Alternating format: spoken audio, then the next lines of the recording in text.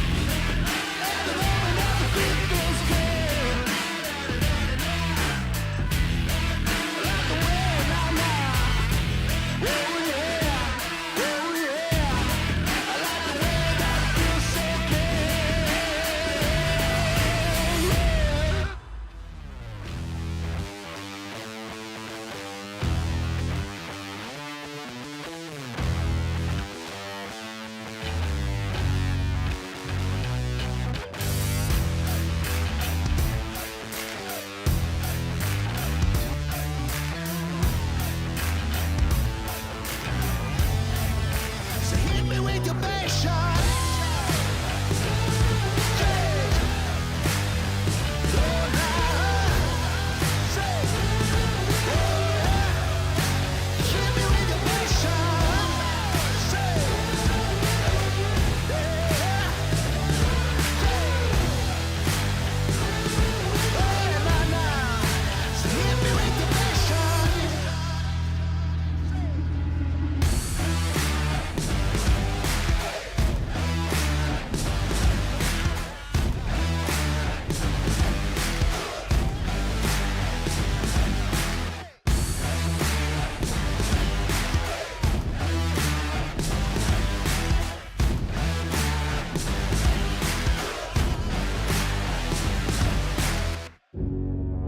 You hit me with your passion, yeah.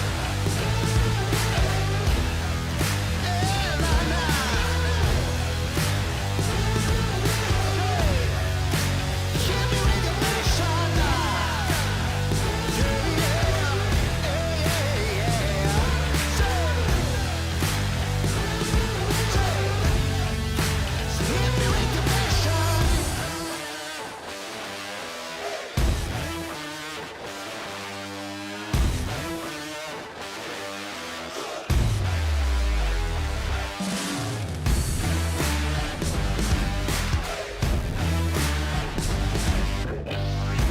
So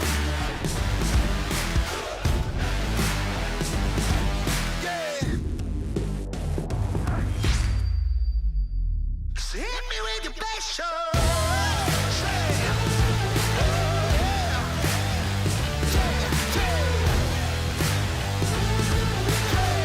me with your passion. Hit me with your passion. Oh, nah, nah.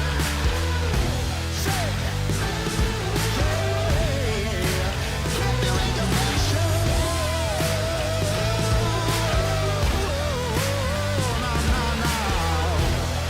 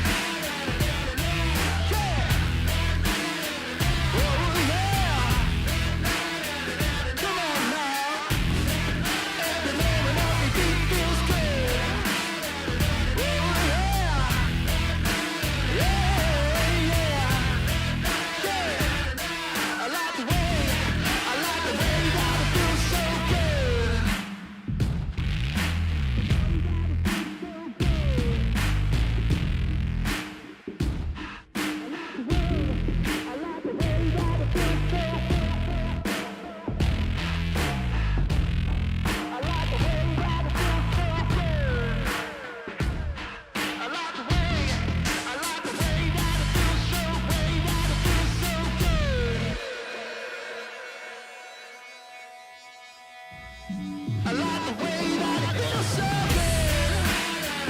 Yeah. Yeah, yeah. Yeah, yeah. And the moment of the beat feels good. Oh, yeah, yeah, yeah. Yeah, yeah. Yeah. I like the way that it feels so good.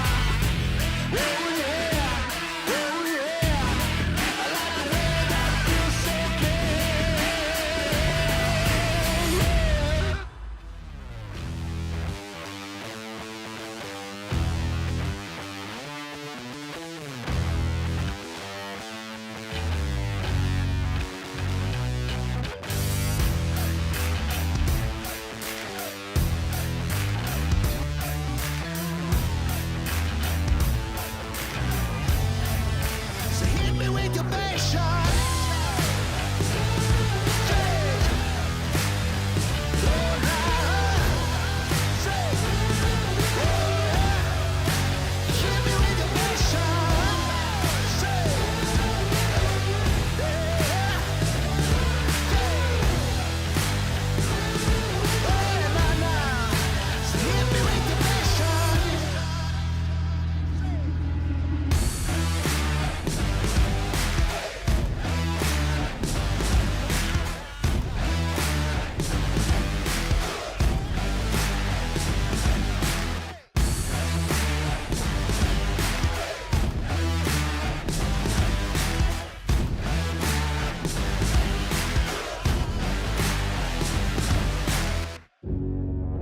You hit me with your bass shot, yeah. Yeah, nah, nah.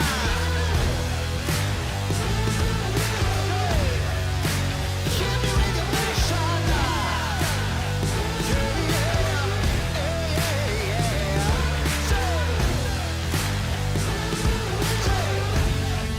So hit me with your bass shot.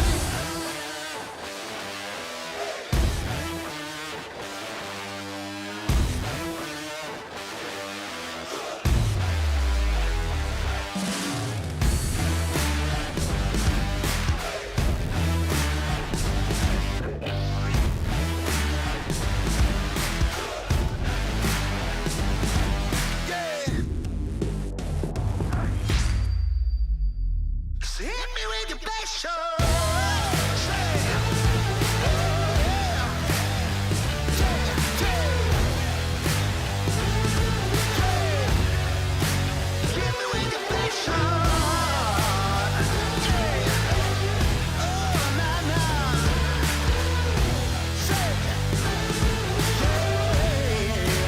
Hit me with your bass shot. Nah, nah, nah.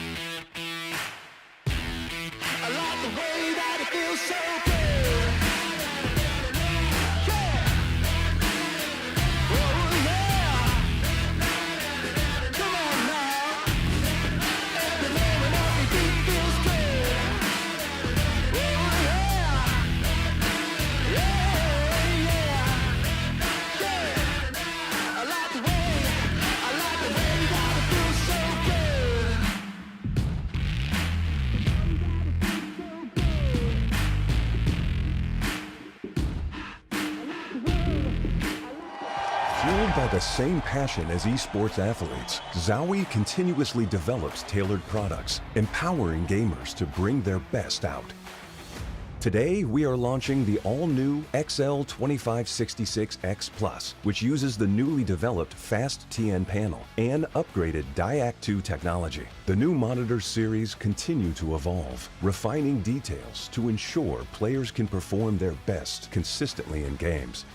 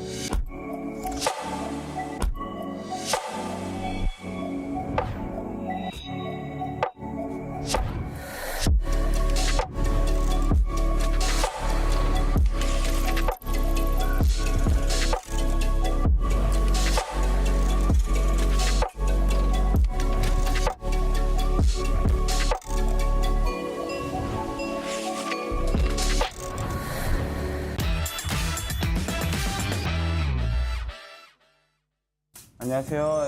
이제 배고파 팀의 성장이라고 합니다. Hey guys, I'm Falcon Trimsy. Xin chào mọi người, mình là Colorit, mình đến từ đội tuyển giới Expendable. Yeah, 이그럭 This is Minds. 안녕하십니까. 저는 이제 배고파에서 오더를 맡고 있는 PO 차승훈이라고 합니다. Всем привет, я Example State of Mind. Hi, I'm H-Win from Team Falcons. Xin chào mọi người, mình là Đức Z và hôm nay mình sẽ tham gia một trò chơi.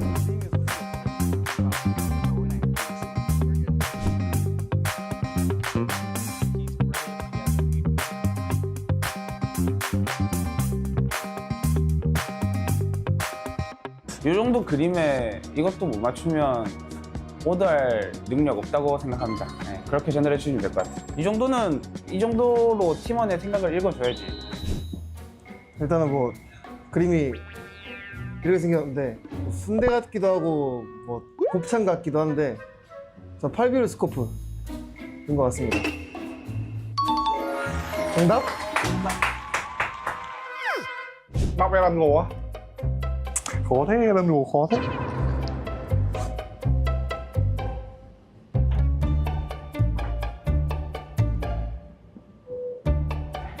Đó đi. Đây là một vị trí ở trong map đấy. Oh.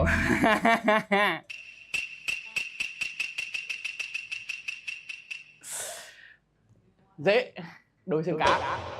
Oh damn. Nếu như mà nó biết đấy là một map thì khả năng nó sẽ đoán được. Còn nếu mà không biết là map thì nó không đoán được. Đỉnh đồi con cá.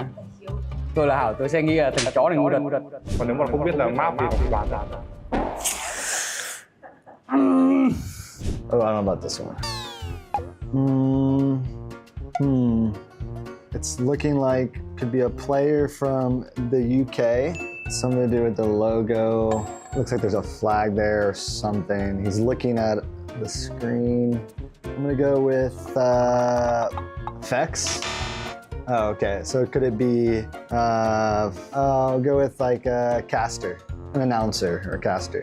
Yeah, I believe in you though. An announcer or caster. I have a caster on there. He's British, he has a beard, and he's got a little bit of spiky hair. So if you do your research, it's Colaris. We'll go with Toffees. Okay, he needed an orange marker. Better than I thought. Yeah, good drawings. I probably could have got this one if I had realized that was a microphone. But yeah, that makes sense. Так, я понимаю, что это указано в слове. Это Саша Батулин. Это его мотоцикл, который он завозит на гору обычно. Обычно он всегда, ему много лута надо. Мои рисунки слишком просты, поэтому я думаю, он их угадает быстро. Батулин. Ну тут на самом деле все в деталях, потому что даже человеку нужно много аптек, много патронов. Я не знаю, почему он не рисовал рядом, он даже написал никнейм свой. И рисует он достаточно хорошо. Này đoán lại sương mù. Đại đi, lấy 10 điểm thôi. Em không nghĩ ra được Up Eagle. No. 어떻게 우리 알아맞출까? 아 이거 힘든데 그리기가? 나 심플하게 가야겠다. 심플하게. Oh man, you guys are challenging me. Oof.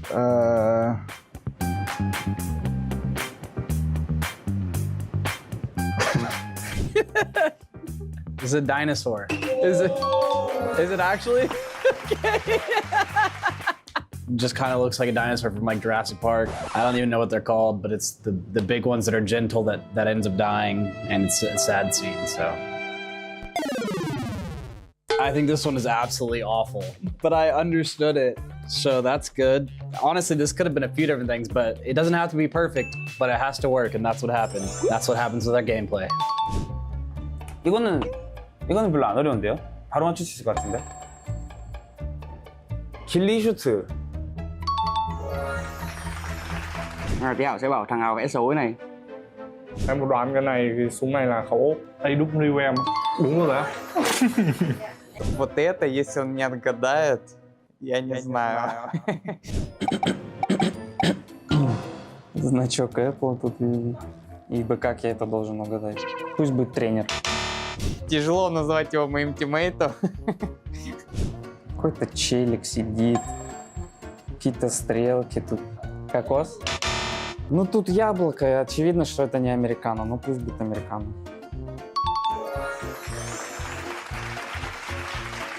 Тупой дип, что он рисует? Яблоко какое-то.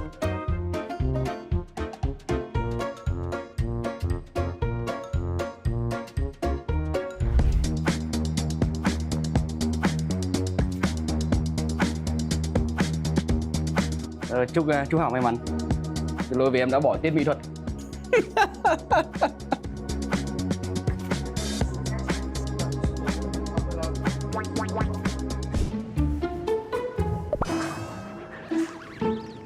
솔직히 이거 어렵긴 한데 맞출 만한 게 이게 그러니까 팔콘에 파마라라는 선수가 얘밖에 없어요. 이거 못 맞추면 성당 씨는 그 머리가 좋은 게 아닌 걸로. 이거 티글튼 선수 아닌가요? 나이스. 그림 잘 그리는데요, 표? Я пытаюсь рисовать карту. Ну ладно, я думаю, поймет. Машина, дорога, солнце, челик какой-то. Пытался нарисовать глайдер, но вышло что-то похожее на цветочек. Ротация пусть будет. Пусть ронда будет. На рандом просто.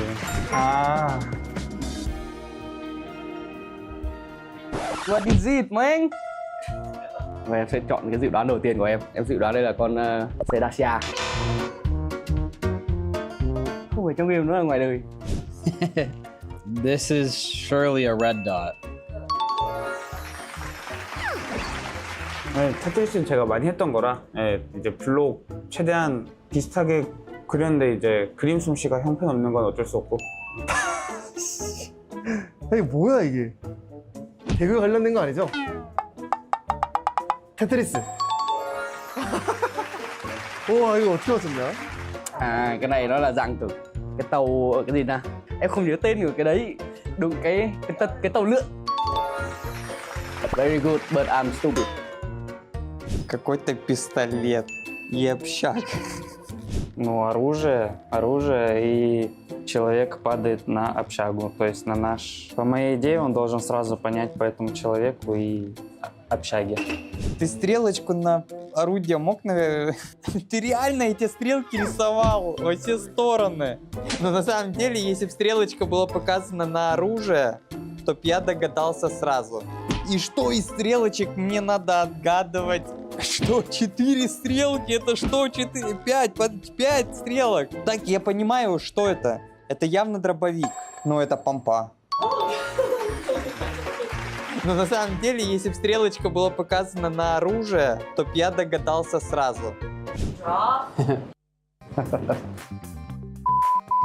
Okay.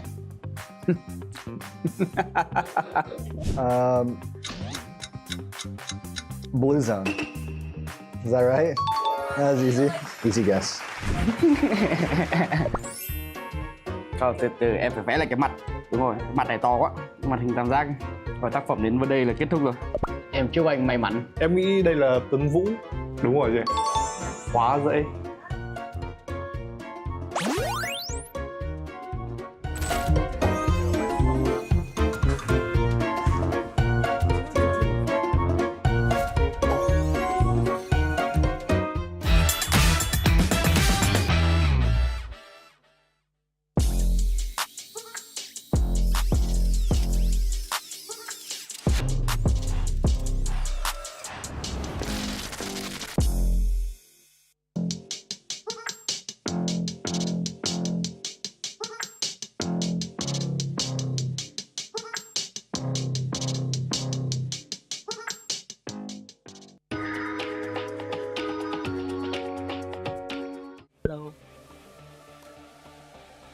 Anh nhìn cái chó gì?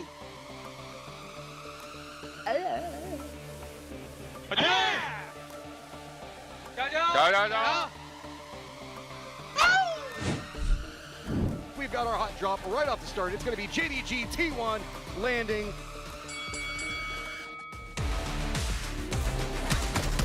Ủa thôi, có mấy trong. Ra ngoài mình ở chỗ bán hay. Thôi có mấy trong đó. Quay đây. Chắc bỏ. Được. Ok. Đợt rồi, vừa qua. 준아 햄버 먹어. 왼쪽 바꿔 봐줄게. 왼쪽 봐줘.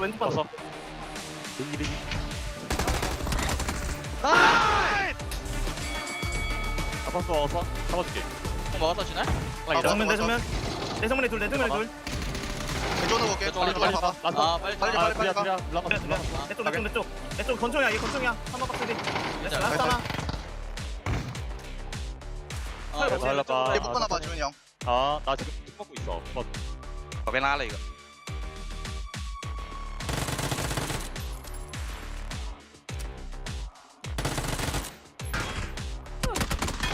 나이스. 더 창구도 있냐? 더 있어. 준비야. 가자. 붙자. 4번이랑 멀리 라스야. 확인. 확인했어. 그러니까 레바 빨리 와봐. 올라왔어. 내 쪽 와봐. 빨리 내 쪽 와봐 일단. 레바 올라가는 게 낫지 않아? 준아 너 언제 와? 일번 뛰어오는 거. 에요. 아유 개미지. 하나 계속 몰라. 일발에 찍은 거 맞을게. 오케이. 크게 한거 몰라. 알만하다. 갈주까지 왔어. 갈주만 해. 라사나야. 갈주 미션 나왔어. 베이스장까지 뭘 생각? 나도 들어봤어.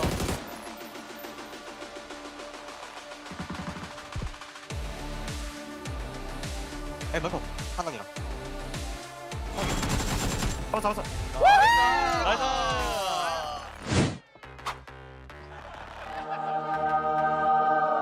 Я могу пострелять первым, чтобы загреть его. Можешь попробовать. Расскажи, когда будешь. Maybe open garage too. I got it. Marshall wasn't here. I showed up. Yeah.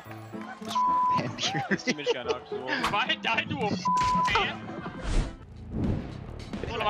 Jinji continues its climb.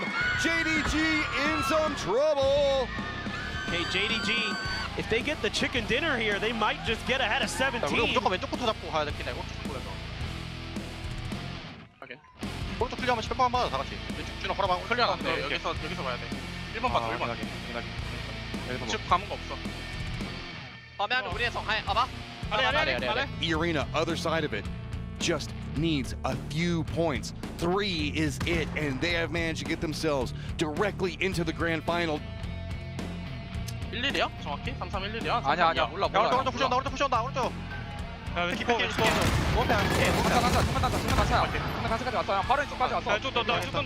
오른쪽으로 밀자. 자, 못 밀어. 가줄게. 가봐. 생각 밀어 봐봐. 나 피 빨아야 돼. 나 넣었다. 나다네. 뭐 나이. 나고 미ตัวนึงมันนึงมีถ่ายเดิน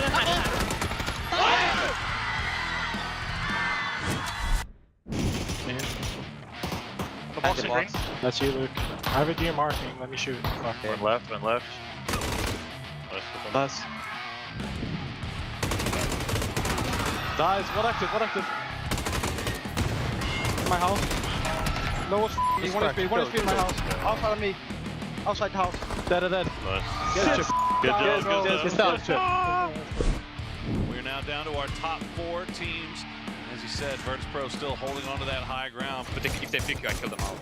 Don't wanna face. Now. You can run down. One BB knocked. I'm just holding this guy in green. Catch up. Он перехилит ее. Дал смог. Ясик рюкзак. You have 2. You guys have 6 smokes. Play for the airdrop and the rock on blue later. На камне именно. Правее синий надо. Правее синий. Blue, I can hold on. Last don't wanna face. One active BB. I'm gonna play one face. Running. Он понимает. Not to your face. One active face. Dead. Running orange. One active face. Running right. They're full running right. One more. Set One. Two solos. Solo. 3 are probably 2 active. I'm running closer. Nick. So. 2 up. Somewhere in the smoke. I'm flashing. He's big at some. Where? I just am picking you. Nice. Myth out of the bottom. Thai fans rejoice as they are now sat tied with GameStop. I'll retake it. Go back in, yeah. มี3ตัวทิมเว้ยทิมบ้านหลังตรงนี้เว้ยวงเรานะ ตอนเขาตาย2แล้ว มันตาย2แล้ว ขึ้นจากแล้วลงมาให้ เขาแตกตัวนึง เห็นละ นั่นไม่ใช่ว่ะมันแต่น่าจะเป็น DW เว้ยถ้างั้น Jumped out. Watch for silly runs. They have a gut run on yellow line. Yeah, they're gonna hit the bus. That's what we talked about. To the right, like yellow line. The radius will do it, yeah. Shoot at the orange mark and then, yeah. 130 Yellow or right 121. 130. Yeah, shoot You have now. 9 seconds, shoot 2. Shoot all. I'm gonna get off the roof now. Spread it You out. don't have time to shoot Getting 2. off the roof so I can go bottom. Keep shooting. วางไง มันยิงไวอยู่นะ2 ตัวแล้วนะเว้ยอยู่หลังบ้านกับในบ้านนะว่าน่าถูกอ่ะมันยิงไม่ถึงนะริมถนนไม่ถึงเว้ยถนนต่ำสุดแล้วมันต่ำอย่างมามีชั้น 1ตัวนึง That guy's lit. Nade right. guy's one Nade deep HP. right on yellow. ระวังหลังรถแน่นอน สมองมีโล่ระวัง กดอยู่ใจเย็น โล่พังแล้วสมอง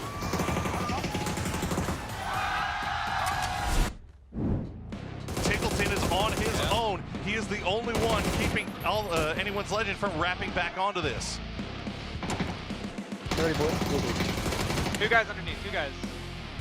But we're in the open. I'm smoking him off. I know, but we have to kill A gap.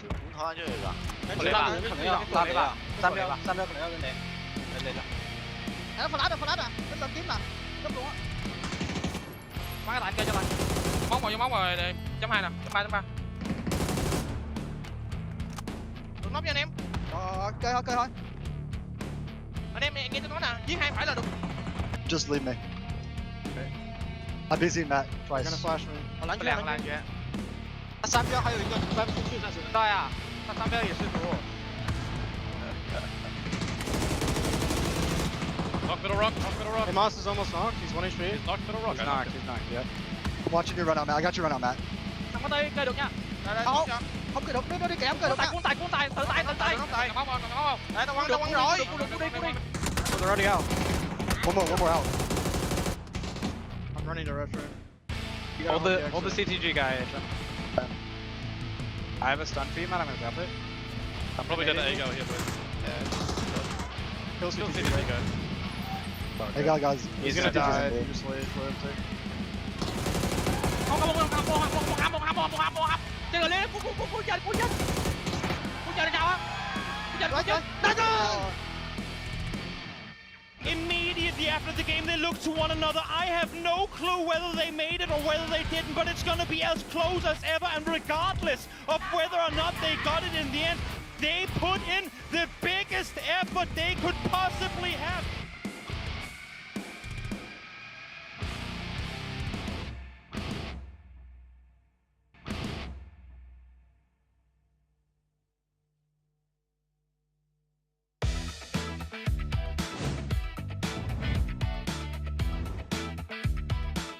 แบบว่าก็ได้มาเจอแฟนคลับหลายๆทีมได้มาพูดคุยแบ่งปันมาเชียร์ด้วยกันอะไรอย่างนี้ค่ะแล้วก็แบบว่าดูแข่งเป็นประจำครับแล้วก็ดูPUBGอยู่แล้วครับเล่นด้วยครับ ดูเหมือนกันค่ะดูด้วยกัน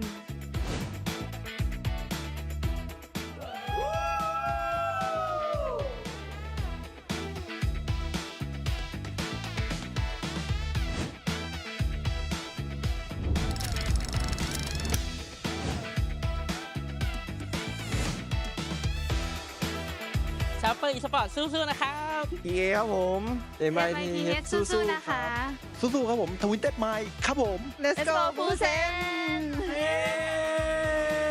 BGC 2025 is starting soon see ya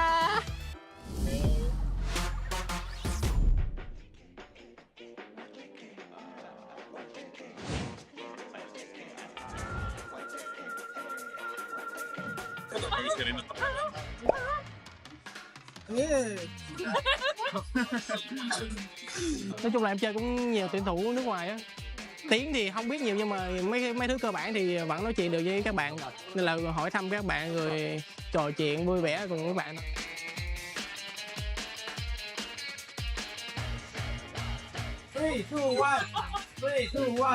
좀 반가운 선수들이 많았고 저가 우승했을 때의 팀원들은 좀 없는 게 좀 아쉬운 마음도 들고 나다시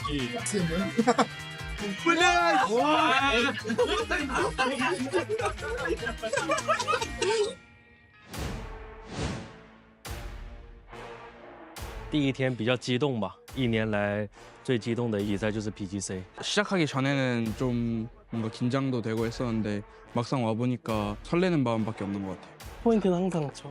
네. 제가 항상 중요한 역할을 하기 때문에 이 스탯이 다가 아니거든요, 이 게임은. 1, 2, 3, liquid! 3, 2, 1, fight! 1, 2, 3, 快强大乱斗，有胆就来！地佛，把人群丢散打，留下4名倒在这个车后的。 나무에 있어, 나무 4번 나무.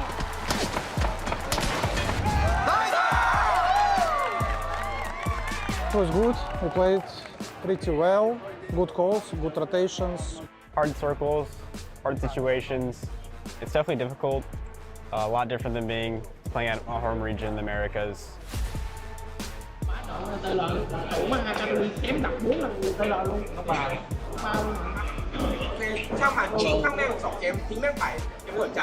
DC라는 무대가 좀 큰 무대니까 그래서 그 부담감을 좀 덜어주려고 자신감을 심어줄 수 있도록 좀 노력하는 것 같습니다. Like as a coach, it's kind of like different stress when you're watching, you know, some like crazy moments and stuff. But it's yeah, it's a different experience.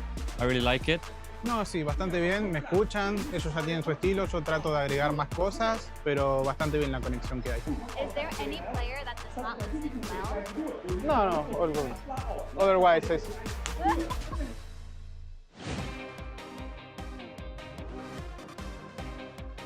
รู้จักกันเพราะว่า PUBG นั่นแหละค่ะก็มาเจอกันเพราะเกมใช่ ก็อันนี้เป็นครั้งแรกผมที่มางานแบบนี้เลยก็รู้สึกดีมากๆเลยที่มาเห็นงานแบบโอ้ยิ่งใหญ่มากแล้วคนก็ดีมากที่นี่ I feel about, I mean, the Thai fans are very sweet. They gave me, I got some gifts already. I got some, they're super sweet.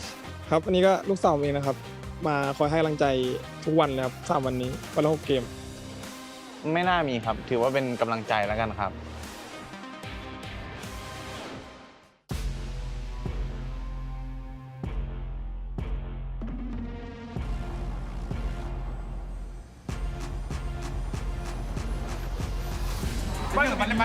มันเล่นซ้ำไม่ได้ไปที่1ทางนะเว้ยเราไม่ปิดสายอ่ะไปที่1อ่ะเราไป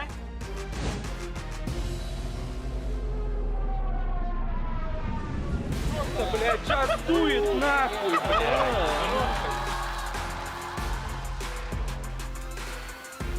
Perfectly timed for E-Arena. They pounce on the moment.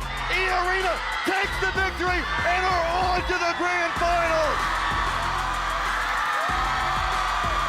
ตอนแรกคิดว่าจะไม่พอด้วยครับแต่ก็พอรู้ว่าเข้ารอบแล้วก็ดีใจมาก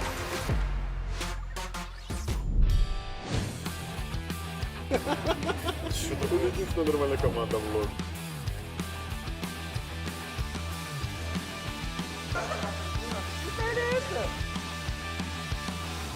Ударь просто.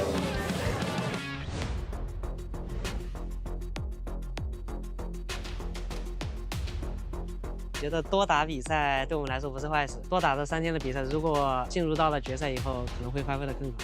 放轻松的去打就好了啊，不要有太大压力啊。As much as we can do, that's how we feel. We're here to fight through to the end. Now we're fighting that. CTG 加油！这期 Q 不好啊！我们热点，他们都得定点，热吧。Left side and then go right. 驾驶波，给压力。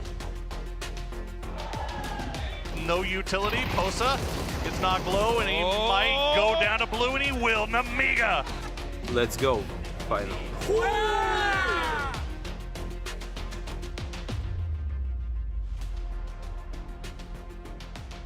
反正我心情是很放松的吧，只要随便拿几分就能进了。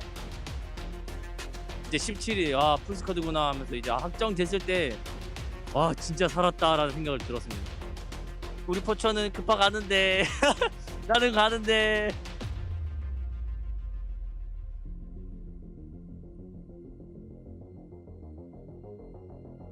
I don't think we showed what we're fully capable of, and unfortunately that's just life sometimes. To my team, I would say like we did a great job this year. I'm super proud of you guys. ก็ฝากเชียร์ทีมละครไฟด้วยนะครับ ตอนนี้พวกเราเข้ารอบไฟนอลแล้วครับ เชื่อว่าก็อยากให้ไทยเราได้แชมป์โลกสักครั้งหนึงครับ Всем приятного просмотра и спасибо, что болеете. Давайте.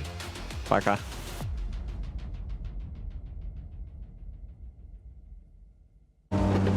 Mysterious climate change in Erangel, a handful of gunplay updates, and some changes to Team Deathmatch and Intense Battle Royale. All this and more as we dive into the Update 39.1 patch report. First up, due to the crash of several Tithonic satellites used in a climate control experiment, parts of Erangel have been damaged and are now temporarily frozen over and covered in snow. As a result, the Blue Zone now has an added freezing effect, which can also be triggered with Blue Zone grenades and the new Blue Zone grenade launcher. And speaking of weapons and loot, rumor has it the crashed satellites have some as well. Ferries in the Red Zone have been temporarily disabled, while Battlegrounds officials deal with the satellite problem and repair the damaged bridge. Next, we're adjusting the power of a few guns slightly. The M416, SKS, and SLR are all getting buffs to their recoil, while the AUG and VSS recoil is getting a slight nerf. The VSS's firing sound has also been increased. There are a few more little changes on the list, so make sure you check out the patch notes for full details. For fans of alternate game modes, Team Deathmatch and Intense Battle Royale are getting some updates, including updated care packages for TDM and the recall system added to IBR. We're also bringing back UGC Alpha with some new additions. Add to all that our new rank season and a new Survivor Pass, which you can read all about in the patch notes. Update 39.1 is here, so grab a Blue Zone grenade launcher, seek out a TDM care package, and give your enemies a cold reception on Erangel. We'll see you on the battlegrounds.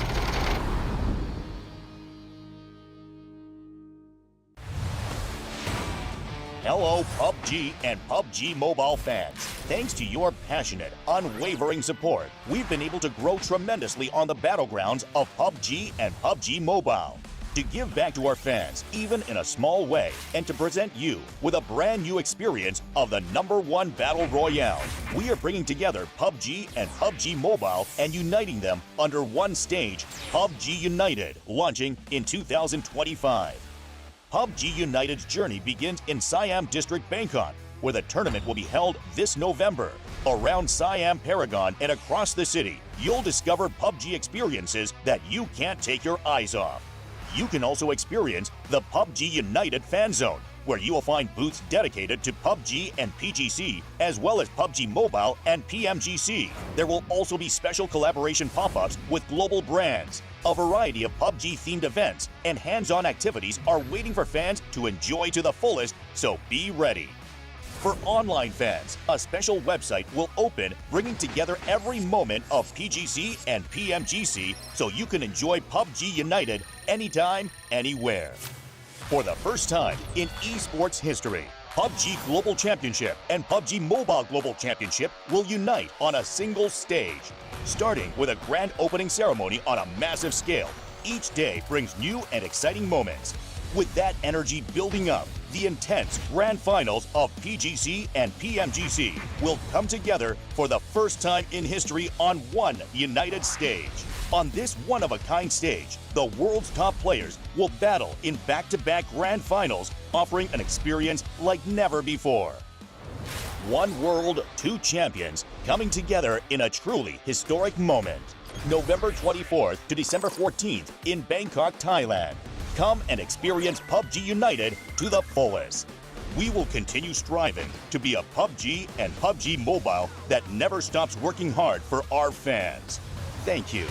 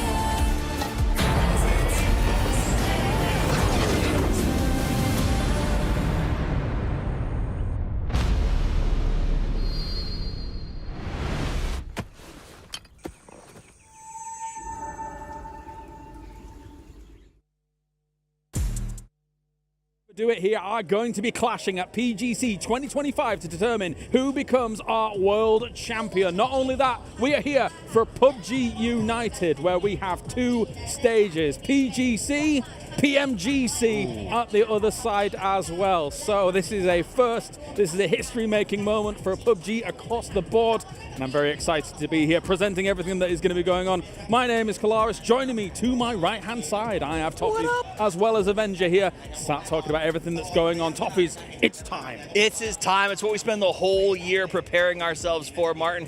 We wait for this moment to watch the best warriors in PUBG take the field, and it's happening on two stages today. And it's honestly so awesome to be here, right? I think this is one of the biggest stages, especially with the combination of the two that we've ever had in any PUBG or PUBG Mobile moment. So it's awesome to be here for PGC.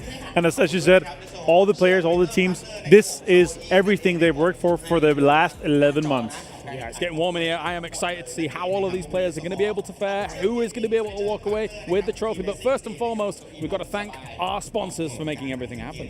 It's BenQ Sawi, the official gaming monitor here through all of PGC, so thank you to you guys. And TT Racing, the only way to be truly comfortable and ergonomically supported while you win chicken dinners in a pure dominance. Absolutely, and of course, if you want servers, we've got them. We've got AWS here as our official partner for PGC.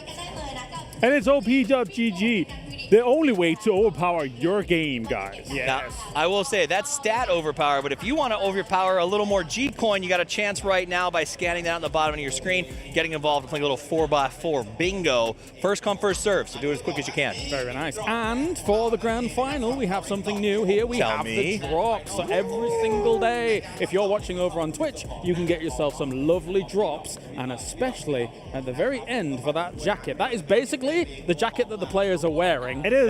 Across the board. That's cool. That's the one we got as well. It's awesome. These drops here, I love having the physical jackets in real life that is also in game. Wearing that at the same time, it's awesome. And the players can't collect those, so if you get all three of the sprays, you'll have better sprays than Shrimsy. Ooh. True, I guess you are actually correct with that. All right, let's get to the nitty-gritty of everything. We have got the schedule coming your way to figure out exactly where we have been so far and where we are currently. What led up to this? The group stages. We had 6 days of excellent groups, which culminated both in a spectacular fashion. Spectacular. Honestly, even the last stage, there was always a race at the end, and that's just proven to be the way PUBG Esports works. Now it's those 3 days of grand final, and it's complemented by seeing that PGC trophy on the graphic. Everyone sees it while they're playing. It's exciting. I really loved the double moving goalposts for the group stage. That was some of the most exciting PGC we've ever seen. Of course, we have the last stage, and then we will have ourselves the grand final. 3 days of games to determine who's going to become our champion. And here it is. Here's the 16 teams, the grand final team. 16 will go head-to-head. Of course, you've got full sense that is already there, and they're all going to be playing via this usual point system. I mean, it's a super system. We've been doing this for a long time. If you are new, you're joining us here at PGC, all you need to know is it's 10 points for the chicken dinner, and it goes down from there, as well as 1 point. This is probably more important if you're joining us. That 1 point per kill is where teams will make and break their entire run. Yeah, 70% of the points comes from kills, so that's where the big focus is for sure here. But yeah, 10 points for those wins. And wins matter a lot. Because if you win the whole thing, James, you win $500,000 plus the crowdfunding. More than that. Yeah, more. Yes. More. And also, you guys at home can be contributing to that as this time goes on as well, of course. You can get yourself some PGC bundles, and all of that qualifies through to the prize pool. So that's exciting. It's always great to be able to contribute towards the ecosystem. And what better way to contribute to somebody's car park than getting the MVP and becoming the owner of a Porsche Cayenne. It is a spicy car. It's in the fan zone. It's parked out there right now. It looks like it's one of their new hybrid version. It's very, very cool, and someone gets to drive away in it. I saw a couple of the players out there sort of just gently touching it, like maybe summoning it. Maybe jinxing it. I think that's a You're not supposed to touch it until you win it. Did you see Tanvu or Example touching it? No, of course not. It's not happening. Okay. Because it'll be selected amongst the champion team guys, and 40% of it comes from kills, 30 from damage. So it is going to be one of our top damage leaders, top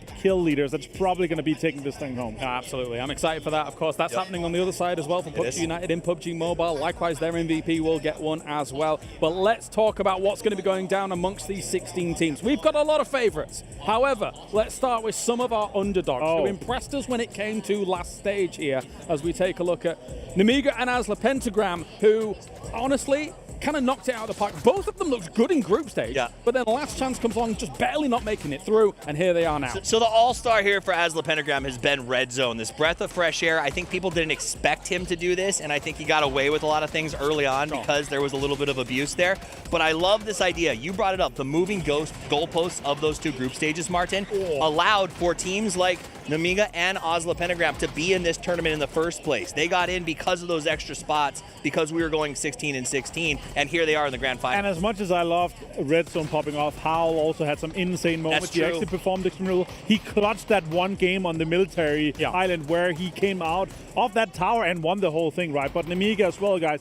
They won their 2 versus 4 against GK, which basically eliminated them. I'm sure they got through, but still, Hello My Bad and Levante has been huge players for this team. I think that's my beef, though, is both of these teams, we can talk about 2 players who helped carry them to this place. You don't win PGC with 2 players. You got to do it with 4. And that's also a question is with Asla Pentagram, right? The fact that Red Zone really is kind of that carry on their side. Yes, they have been able to take 3 victories across their play so far here. But for me, Namiga just etching out and not being able to advance in that group stage, and then looking insane in last chance. I think they had like 180 points. It was crazy. It was insane, and they did it just with 1 winner chicken. Obviously, the last chance dance has hit, but the 119 kills is what blows it out of the water for me. Over 18 games, that's insane. It's insane. Also, keep in mind, to tell 2 stories. On Asla Pentagram side, we got 1 new hot star with 3 veterans who know the scene. On the opposite side, we got 3 guys who've played locally. They've only got 1 person who's been to that international level, so they're kind of that opposite, and they, I think, needed confidence. Well, all of the group stage, all of last stage has given them that. Well, that is the head-to-head between those 2. We can move on from some of our underdogs maybe coming into the grand final, so we'll see as the games go on to some of our big dogs in terms of the Expendables, our current defending, reigning world champions, and of course the Falcons on the other side. Two teams that were able to kind of top out their groups here, Avenger, and I think that for my money, I'm happy to see the Expendables back to where they were because there were some question marks throughout some of the year, but they are high. 100%. After witnessing what Tan was able to do this year, especially from PNC and on, I was so impressed with he coming in. Like the amount of kills, the impact that he's able to have, and the synergy has been at an all-time high here for the Expendables. So I've really been impressed with that. If they can come together, make sure Tanvo stays alive. If Cloris can turn on his MVP 2024 PGC status for PGC 2025 finals, that's where I think they have a huge chance of actually defending it.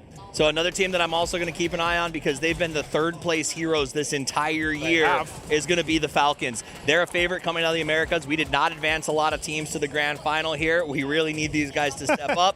I expect them to do so. If you're playing at home, if you're working on fantasy, Kickstart did have a pretty bad sickness a couple of days ago. I've heard he's recovered, but he's still wearing a mask. So that is something that is stressing out a lot of Falcon fans right now. But if there's a perennial professional who can fight through it and show up, it's going to be Kickstart. And if he does, if Falcons start strong day one by game 3, they're en route to win this thing. I think they'd rather get 16th than 3rd again, personally. Yes, that's what they've said through and through. I saw Kickstart fragging out in the Wallman, and he said, you know what, pick me for a fantasy, I'm going to pop off today. And I'm trusting that. The group stage head-to-head here, though, for Tickleton Tanwu.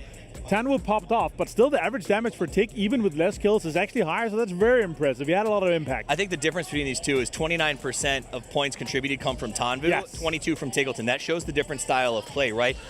Falcons are always going to have more of a team drive. I need to see that number on Tanvu fall a little bit because the rest of the team picks up the slack. Needs to contribute. Yes, I agree. Two of the best players in the world, though, of course, I'm going to be looking out for that Kai. I'm going to be looking out for another championship. I find it very exciting that this is potentially a situation where we get a back-to-back world champion. But one of the teams that is looking to upset that is arguably the greatest team in the world because of the amount of trophies that they have walked away with. Yeah, the most consistent team so far, and especially since the PGS era started in 2023, they have won so many trophies. 45% of those trophies, basically 9 out of the 20 trophies we've had, is what they've won. Like, it's insane. And arguably, if you ask anyone that's watched a lot of PUBG Esports, if you ask them who's going to be winning this, a lot of them would be saying Twisted Minds. It was the first token that I spent on the pick-ons, but I'll also tell you, if they win this example, I think inarguably becomes the GOAT of PUBG for the entire era. 100%. He's one of the only ones that has got all the trophies at the moment. So anyway, let's check in with Pan, of course, who is down at the fan zone at the moment before we get to the festivities. Welcome to PUBG United 2025, which is the biggest event this year of 2025 for PUBG. So it's United of PGC 2025 and PMGC 2025 as well. And right here we are at the registration under this big airplane. And you're gonna grab with this passport to collect all the 8 stations, and for moreover with this drop bag as well. So let's see what station is waiting for you right there inside of the fan zone. Let's go!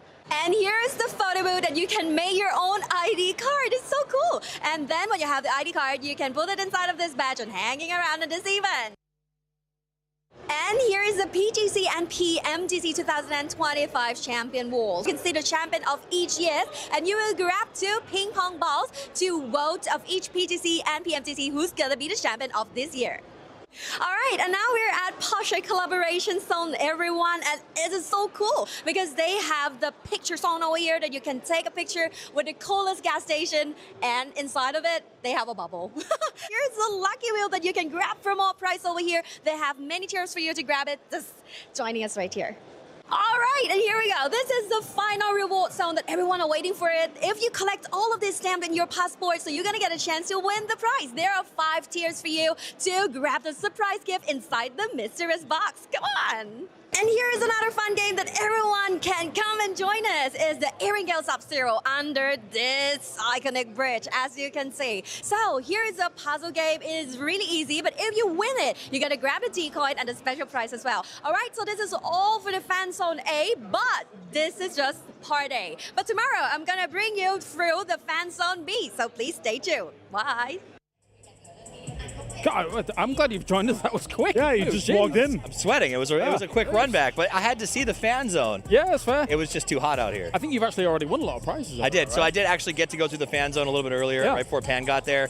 Tons of cool prizes. Got to see the Porsche. They even had a kickboxing match about an hour ago before That's awesome. So it's definitely been fun. If you are in the area, come down, hang out. There's a lot of cool things going on. And PUBG G coins is going to way There's all a over the place, right? Yeah. Oh, yeah, Awesome. there's a lot. All right, well, you guys at home, you need to make sure your pick'ems are in right now. This is very important because, of course, whoa, 63% for DN Freaks. That's insane.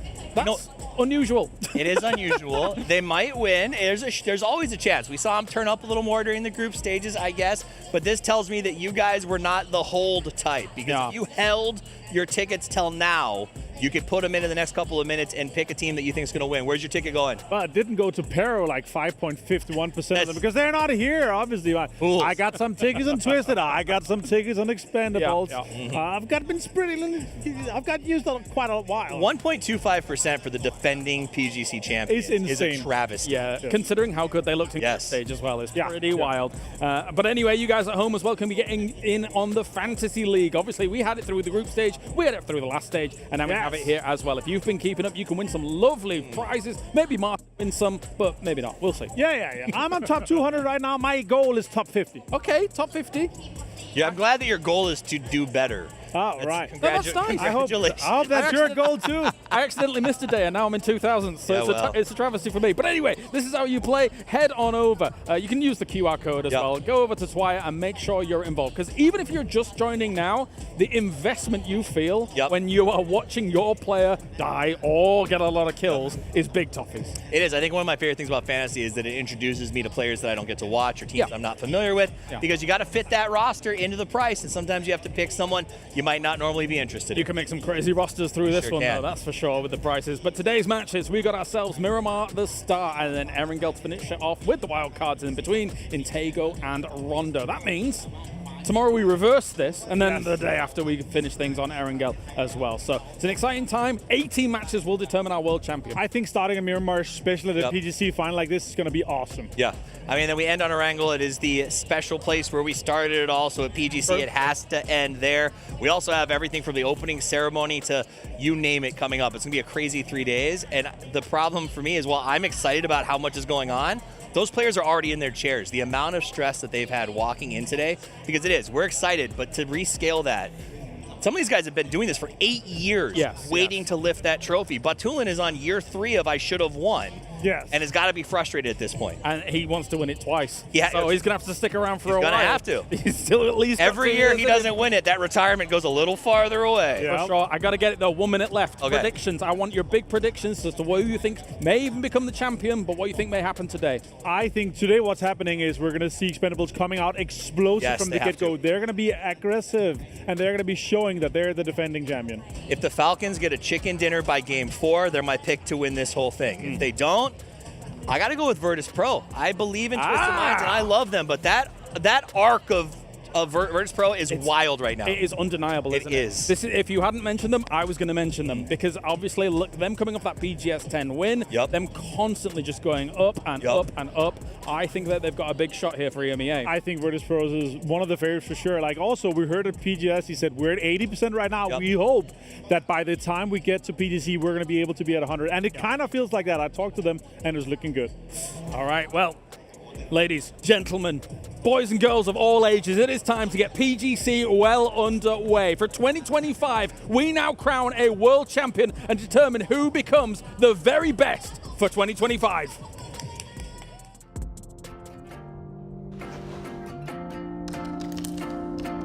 Am I lost in a dream? Can't find nowhere to hide. No sign of home, so I just stand up cool. I keep calling, do you hear it all? Let my voice break through the static and meet you in the fire. I'm crawling, I might lose it all, but it's worth the pain if I'm pushing through. 'Cause every time I'm without you, I'm fighting on in the shadows. So tell me how can I find you? How can I win it from my mind? Say we're gonna reload.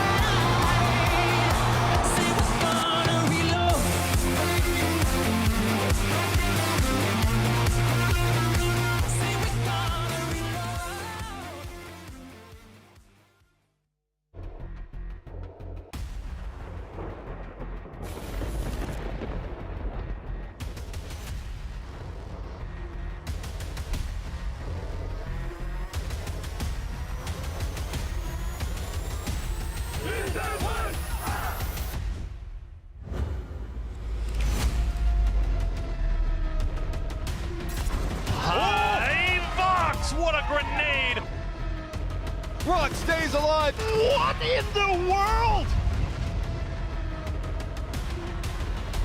And it's Icy getting rolled. Oh, he's actually getting his team in, and in a mishmash of chaos.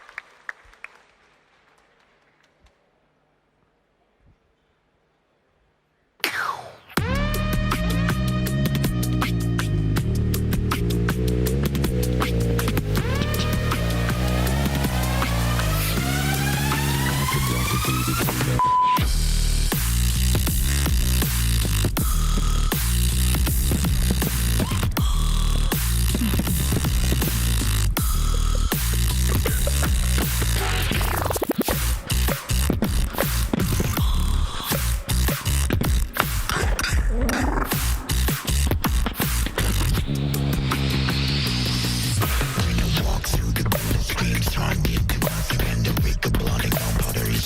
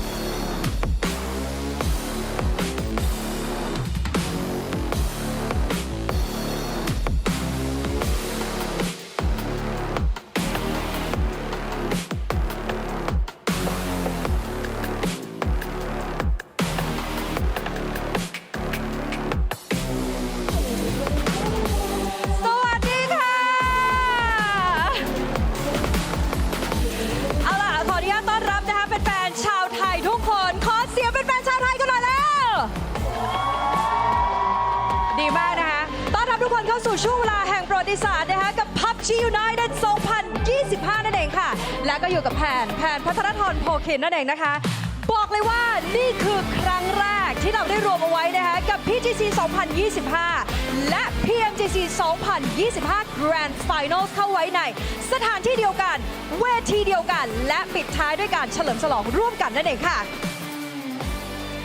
Ladies and gentlemen, welcome to Bangkok, Thailand! And welcome to a historic moment that is the PUBG United 2025. My name is Barney Banks and I am your host alongside the incredible Pan. And today we stand together for the first ever PUBG United. That's PGC 2025 and the 2025 PMGC Grand Finals. One venue, one stage, one celebration. และแน่นอนนะคะตั้งแต่วันนี้ไปจนถึงวันที่ 14 ธันวาคมนี้ค่ะทุกคนเหล่าทีมที่แข็งแกร่งที่สุดระดับโลกจะมารวมตัวกันอยู่ที่นี่ไม่ว่าจะเป็นจาก PUBG Battlegrounds และก็ PUBG Mobile นั่นเองนะคะในงานสุดยิ่งใหญ่เพื่อชิงชัยสู่การเป็นที่หนึ่งถึงแม้ว่าพวกเขาจะมาจากเส้นทางที่ต่างกันแต่แน่นอนกับเป้าหมายที่เป็นหนึ่งเดียวกันนั่นก็คือการพิสูจน์ตัวตนสู่การเป็นตำนานในเวทีที่ยิ่งใหญ่ที่สุดในปีนี้ค่ะ This weekend, the world's strongest teams from both PUBG Battlegrounds and PUBG Mobile will be gathered here for one unforgettable event. Different journeys, but all of them with the same goal, in order to prove their legacy right here on the biggest stage of the year. และต้องบอกเลยว่านี่เป็นมากกว่าแค่งานการแข่งขัน Esports นะคะแต่คือการเฉลิมฉลองของทั้ง2 communities ที่ได้มาร่วมพลังกันภายใต้ธีมหรือวิสัยทัศน์กับ2 ผู้ชนะในโลกใบเดียวกันค่ะ This is more than just an esports event. This is a celebration of 2 communities coming together under one vision. One world, 2 champions.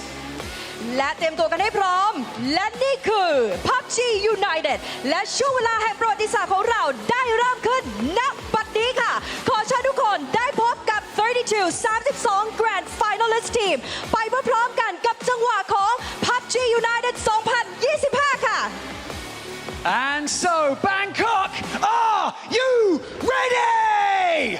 This is PUBG United, and history is about to be made, and it starts now. Let's meet our 32 grand finalists and welcome them to the main stage.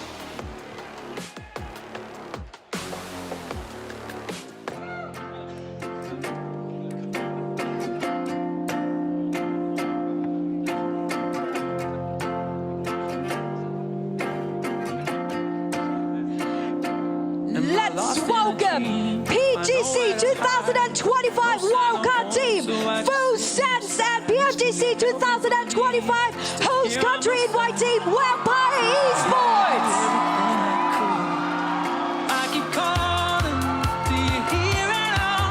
Let my voice break through the static and meet you in the fire. I'm crawling, I might lose it all, but it's worth it. And now, please welcome to the main stage, FN, Pochon, and Alter Ego Ares.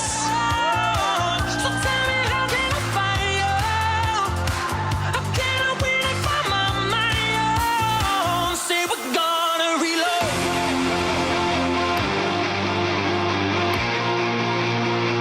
I can't do this from home.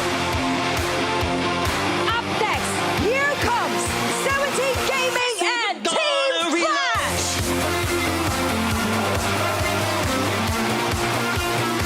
Say we're gonna reload.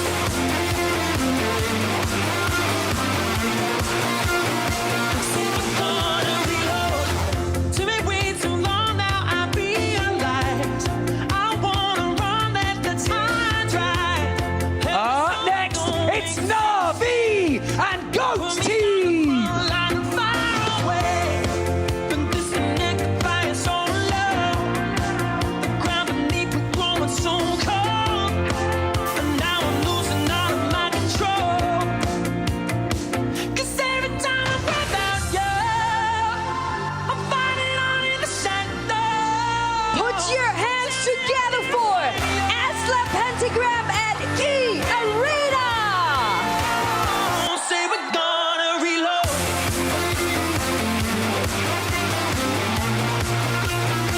Say we're gonna reload.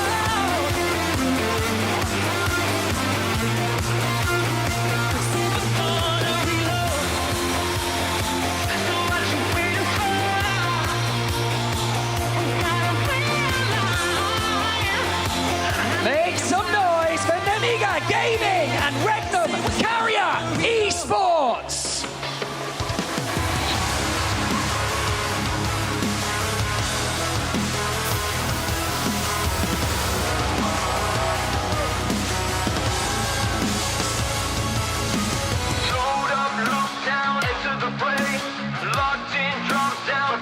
Welcome to the stage, Bagel Pa and Alpha Gaming.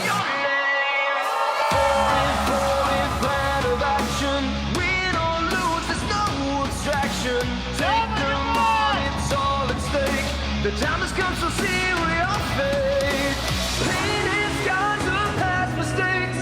We stay strong and refuse to break.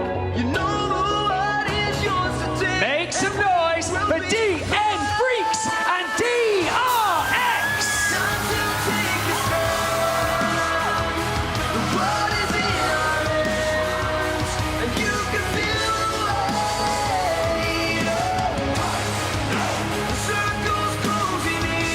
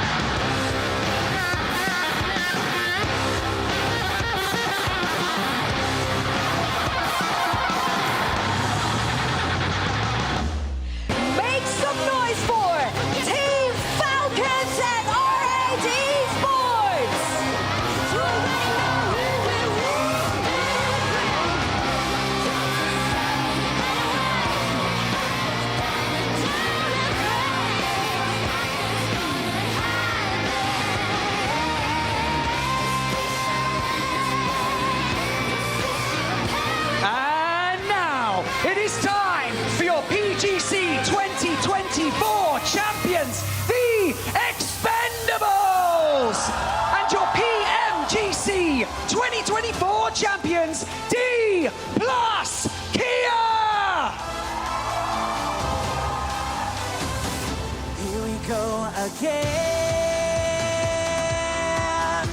The scars are still fresh, but we will overcome the pain.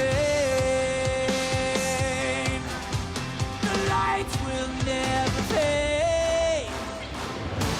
This mission ain't broken. Don't take what is spoken. Our path ahead. และ PGC และ PMGC ได้รวมพลังเป็นหนึ่งอยู่บนเวทีแห่งนี้แล้ว มาร่วมเชียร์ไปด้วยกันและร่วมค้นหาว่าใครจะได้เป็น2ผู้ชนะบนโลกใบเดียวกันค่ะ PGC and the PMGC now stand united on one stage.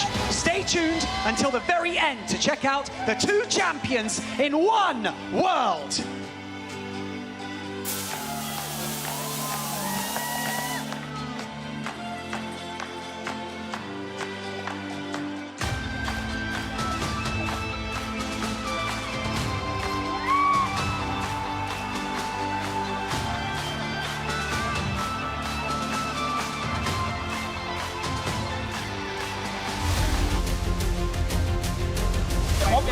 Là cái như là chưa bắt.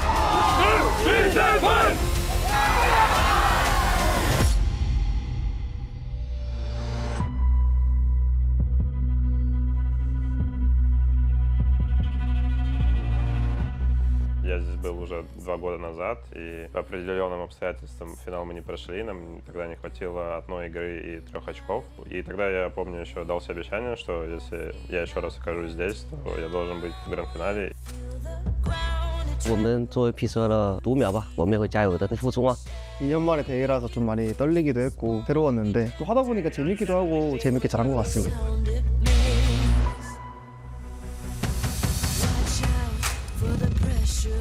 Я вважаю, що кваліфікація у фіналців глобал була найскладніша. Ця система була найскладніша. І зараз відібрались найсильніші команди. การที่ผมไปรอรอบนั้นมันก็มีข้อดีข้อเสียบ้างครับก็คือข้อดีเราก็ได้ดูทีมอื่นเขาเล่นกันยังไงสไตล์ไงแต่ข้อเสียคือเราไม่ได้ลงสนามในสนามจริง This PGC, because we haven't won any other events in the year, we need our win for the year. We've won one event per year and we haven't had it yet. 제가 느끼기엔 PUBG 대회는 그냥 결국 우승하는 팀이 승자고 그 외에는 다 패자라고 생각을 하고 그다음에 결국 어떤 대회를 우승하든 PGC를 못 먹으면 저는 세계 최고가 될 수 없다고 생각을 해서 이번 대회는 정말 증명하는 대회라고 생각하고 있고 꼭 우승을 목표로 지금 저희가 열심히 준비하고 있기 때문에 꼭 우승을 하고 싶습니다.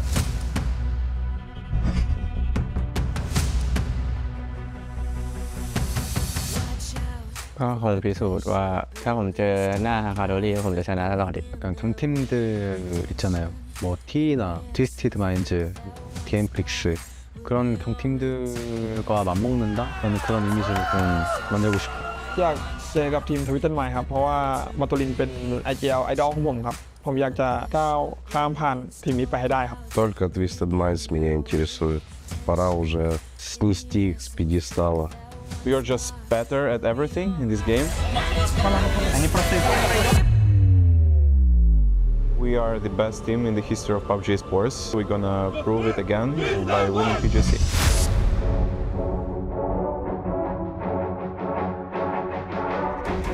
I'm sure me and my teammates just think about the trophy. We just want to lift it, and yeah, that's the only thing I'm gonna think about. 이번이 첫 세계대회다 보니까 아무래도 해외에 계신 분들은 저를 많이 모르실 텐데 알게 될 일이 많을 것 같습니다. Ai cũng muốn vang hết, em không sợ ai.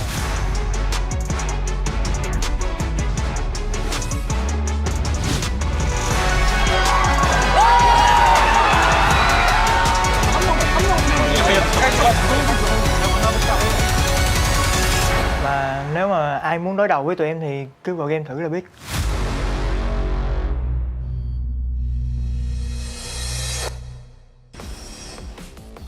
A journey for these players that began nearly 12 months ago in Kuala Lumpur, where 15 teams watched the Expendables raise the ultimate PUBG prize at PGC 2024, is now finally nearing its epic conclusion. The 2025 campaign began in beautiful Shanghai at PGS 7 in May, where we witnessed the triumphant return of 17 Gaming to the top of the table, and a few weeks later, we saw the arrival of a new champion at PGS 8, a clutch victory from a dangerous BB team. The sands then shifted to a scorching Riyadh in the summer, where perennial favorites Twisted Minds inserted their key into the EWC trophy, ensuring not only their victory, but also securing 4th place for their organization in the club championship. In November, teams returned to Malaysia for PGS 9, where Twisted Minds would once again be victorious, beginning to echo shades of their 2024 dominance. Instead, PGS 10 saw the emergence of yet another new champion. A hungry and formidable Virtus Pro squad would bathe the stage in orange. Here in Bangkok, all of these contenders alongside other worthy contenders battled their way through breathtaking group stages, with some needing to survive the unforgiving final stage, and now are mere moments away from the journey's end. But in order to hold PUBG's ultimate prize, these challengers need the challengers to the throne must first fight through each other, and 2024's king still holds court. The grand final of 2025 PUBG Global Championship starts now, where I am Porosaurus, and joining me is Toby to bring you what is the first to be an insane grand final games. And I mean, I feel like we say this every year coming into it, but this year, I feel like, again, has the most competitive field of 16 teams we have ever seen. We saw it in the intro video, all teams saying, we're eyeing that trophy. We know we're capable of going out and getting it.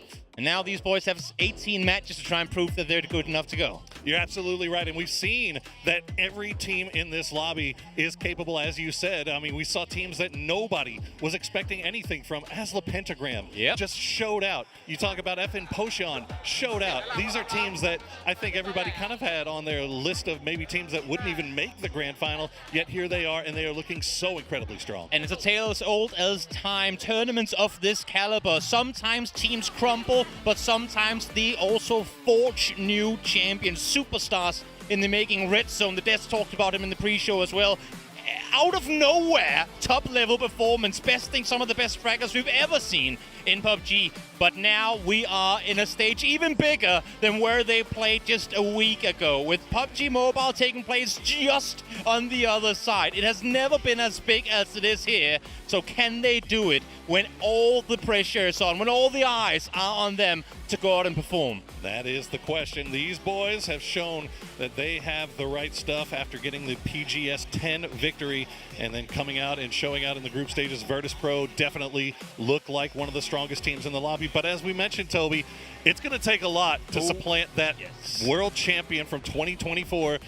The Expendables have looked so strong in the group stages, and I don't know if I expect them to slow down here. Tanvu is looking like an absolute monster. And that's the most dangerous thing, right? We have so many teams that have now proven time and time again throughout the year that, yes, they might come off to a good start, and then in the past you go, oh, but somebody's going to catch them. Going to be on what's going to happen right out of the gates. First 3 games that we get to see here, the team that comes ahead first, if it is, as you say, the likes of Virtus Pro, Twisted Minds, or Expendables, how far can they get ahead before the team start catching up? Because they could be running away with it right from the start. For sure, and that's, I think, the goal for all of these teams, especially if you're a team that maybe didn't have a lot of expectations placed on you. You look at a team like Namiga, Levante has been amazing so far, and obviously the last stage is the last stage, right? It's not the same lobby that you're going to be walking into here. However, Namiga have proven now that if they get a lead, they can hold on to that lead and continue to add to that lead, even, especially on Miramar, where it seems like they are okay going out and hunting. They are not intimidated by a single team in this lobby. And I think that's the big thing, right? I mean, to go back to what we were just saying, the fact that we are now scaling things up. We have made it into the finals. The non-pressure of, oh, well, no one is expecting anything else. It's group stage. We still have something we can fall back on in last year, but things don't go away. Teams tend to perform well out of not having a whole lot to fear. Sure. Now, again, all eyes on you. You have to rise to the occasion. And while Namiga's been able to do it twice over, I feel like this beast might be too much for them to tame, but we'll get to see momentarily as we are about to get into Miramar for the first match of the PGC Grand Finals. I know you guys are excited. You can only imagine how excited we are alongside these players, alongside all of these wonderful fans here in the arena. And we're going to let them know over there on that mobile side just how much we love this game as we see everybody's starting to drop a very easy playing path to start things off, Toby. And this is what I love about us having stages back-to-back. I feel like at some point there's gonna become an audience voice-off of like who has the better crowd. Believe you, I mean, if we're all one big family, I'm all for it. But there's gotta be a bit of rivalry in there every now and again as we get into game number 1. As forgiving a plane as you could possibly hope for a first match here on Erangel to kick things off. And while, of course, there's obviously a lot of question marks about some of the teams that made it through the last stage, even question marks about the teams that dominated in the group stages having that week-long break, there's, I think, the most massive question mark has to lie right on top of the heads of Full Sense, who this is our first time now getting to see these guys in the lobby. They've played well in tournaments past, but now they have to do so here again. They came out first in the walkouts as well. Pressure could not be higher on these boys to go out and perform. And I mean, to make matters even bigger, Belmont literally graduated from university 4 days ago. Oh my goodness. So, my oh my, pressure on these boys to go out and make something happen because all eyes are going to be on them. Circle, it's going to be down towards the south, a lot of room to rotate on in, but I would not be surprised, especially right out of the gates here, if this is where we start seeing trap plays be set up. Try and see ambushes things. Get that mental game going against your opponents in the very first matches, because they'll be looking over their shoulders for the rest of them because of it. My eyes are immediately drawn to Namiga because they have a history so far in this tournament of doing a little campsy doodles up there on that northern side. So if we see any fights take place early, any rotations running into each other, especially up there towards the northeast, would not be surprised to see Namiga make a move there. But so far, it looks like everybody's avoiding each other for the most part as we check in with T1, who are hanging out in Chumacera just right by dead center. As a matter of fact, Heather's got all of Chuma to himself. Plenty of space to loot, but also knowing, of course, with them now being in the middle of the circle, that teams will most likely start headed their way early on. We see one example of that here. Tigger already in his vehicle, hasn't really gotten any loot going, but again, goes to show the importance of getting some of these prime real estates early on. And you might notice that WWCD percentage there on the leaderboard. That is a new feature that we have now as a result of Crafton AI. That is the win rate prediction model that takes in real-time stats from every team on the board and adds them all together. So we'll be keeping an eye on that as the game progresses to see just how well our Crafton AI can predict who might be the winner here as we check in with Bagopa making their way early on. They're going to get a nice high ground spot here with Pio as the lead. Yep. Able to come in first, get the big stables compound. It's one of those spots that's great to have because you get a lot of room to maneuver, but you don't really get to engage in a whole lot because as soon as you peek over the hillsides, you're effectively silhouetting up on that top of the hill. You're exposing yourself to what will most likely be 2-3 different teams. So very dangerous to take fights from that hilltop position. We'll see how they hold up. Navi, meanwhile, already on the move once again, just past the northern side of Los Leones. Now the closest danger point seems to be maybe Virtus Pro, who have started leaving that western side of Los Leones and have kind of run into a very split T1 after looting up in Chumacera. T1 going for the wide four-man split, taking over a lot of real estate here, so they're going to see everything that's coming in, but they do have to be careful not to get crashed. Exactly. I don't mind them taking a lot of space early on, go out, show some dominance, show that they're not afraid of holding on to these positions, but as you say, they have got to have those fire escapes ready to go as soon as a team, I mean, even just considers going in that direction, which already now we're starting to see VP17 and Full Sense on the southern side starting to look their way. Did see T1 finish in Group A, third overall, 130 points. That is nothing to be ashamed of in 18 matches. That is pretty impressive stuff. So we'll see what they can do from dead center, getting surrounded by all sides. And Amiga have elected not to camp out any of these revive stations on the north and instead are pushing in and instead are finding Twisted Minds. First bullets of the grand finals on the receiving end of a team that I think many are saying, when is it their time? When is it Twisted Minds' turn to finally claim PGC? So would not want to see them losing one very early on because, I mean, notoriously Twisted Minds is a day 2, day 3 team. And they know what they're up against here. They know that they have to come off to a strong start. They don't want to play the catch-up game against this type of lobby. Problem for everybody else in the lobby is when Twisted has a strong start, they are damn near impossible to catch after that because they are just too good at holding on to the league. It looks like Namiga will manage to make their way in, and they'll avoid Twisted. They'll avoid 17, but now they have DN Freaks coming in right behind them as well. DN Freaks also having a decent group stage, 122 points overall in 18 games. Not too shabby, but only good enough for 5th place in that group. That was how wild that group was, Toby. Yeah, goes to show the skill behind these players in this tournament. Bago Pump, BB team getting close to one another due to a sandstorm. And we have the first knock come through. I believe that might have been Gedrox tapping out. Little Ghost there. So even if no flushes to follow, at least now they have good confirmation. Actually, know what? No, that's example. 100 damage done. Able to find the first knock. So at least now that's info fed across for Twisted as to who sat where. Should see 17 reset from this fairly easily. There you go. Little Ghost back on his little toesies, and they will continue holding that 2-2 split just on that northern side of Chumacera. A lot of eyes placed on this Virtus Pro squad, who have looked absolutely dominant since PGS 9. They finished in 2nd in 9 and then completely won in 10. And they have looked really, really good so far here. Although now the Expendables, I think, maybe picked out Lucarux. He's all by himself. Will he take the shots? Hold the defense. No. Oh, the Expendables. I think the timing. Clories. Oh, Clories went for the stop, and that is an easy pickup for Lucarux. Yeah, I'm not even sure if it was intentional. I don't think it like was. He drove into the hangar there, and my oh my, not the way you want to go down. I mean, we talked about Twisted getting shot at first as a team that many people expect to win. This is your former, or actually reigning world champions in TE or Expendables, and them losing one early. That's a big one too. A little cavalier on the part of the Expendables, just coming that close to a compound there, just on the western side of Los Leones, knowing that Virtus Pro is down there, knowing that Full Sense is down there.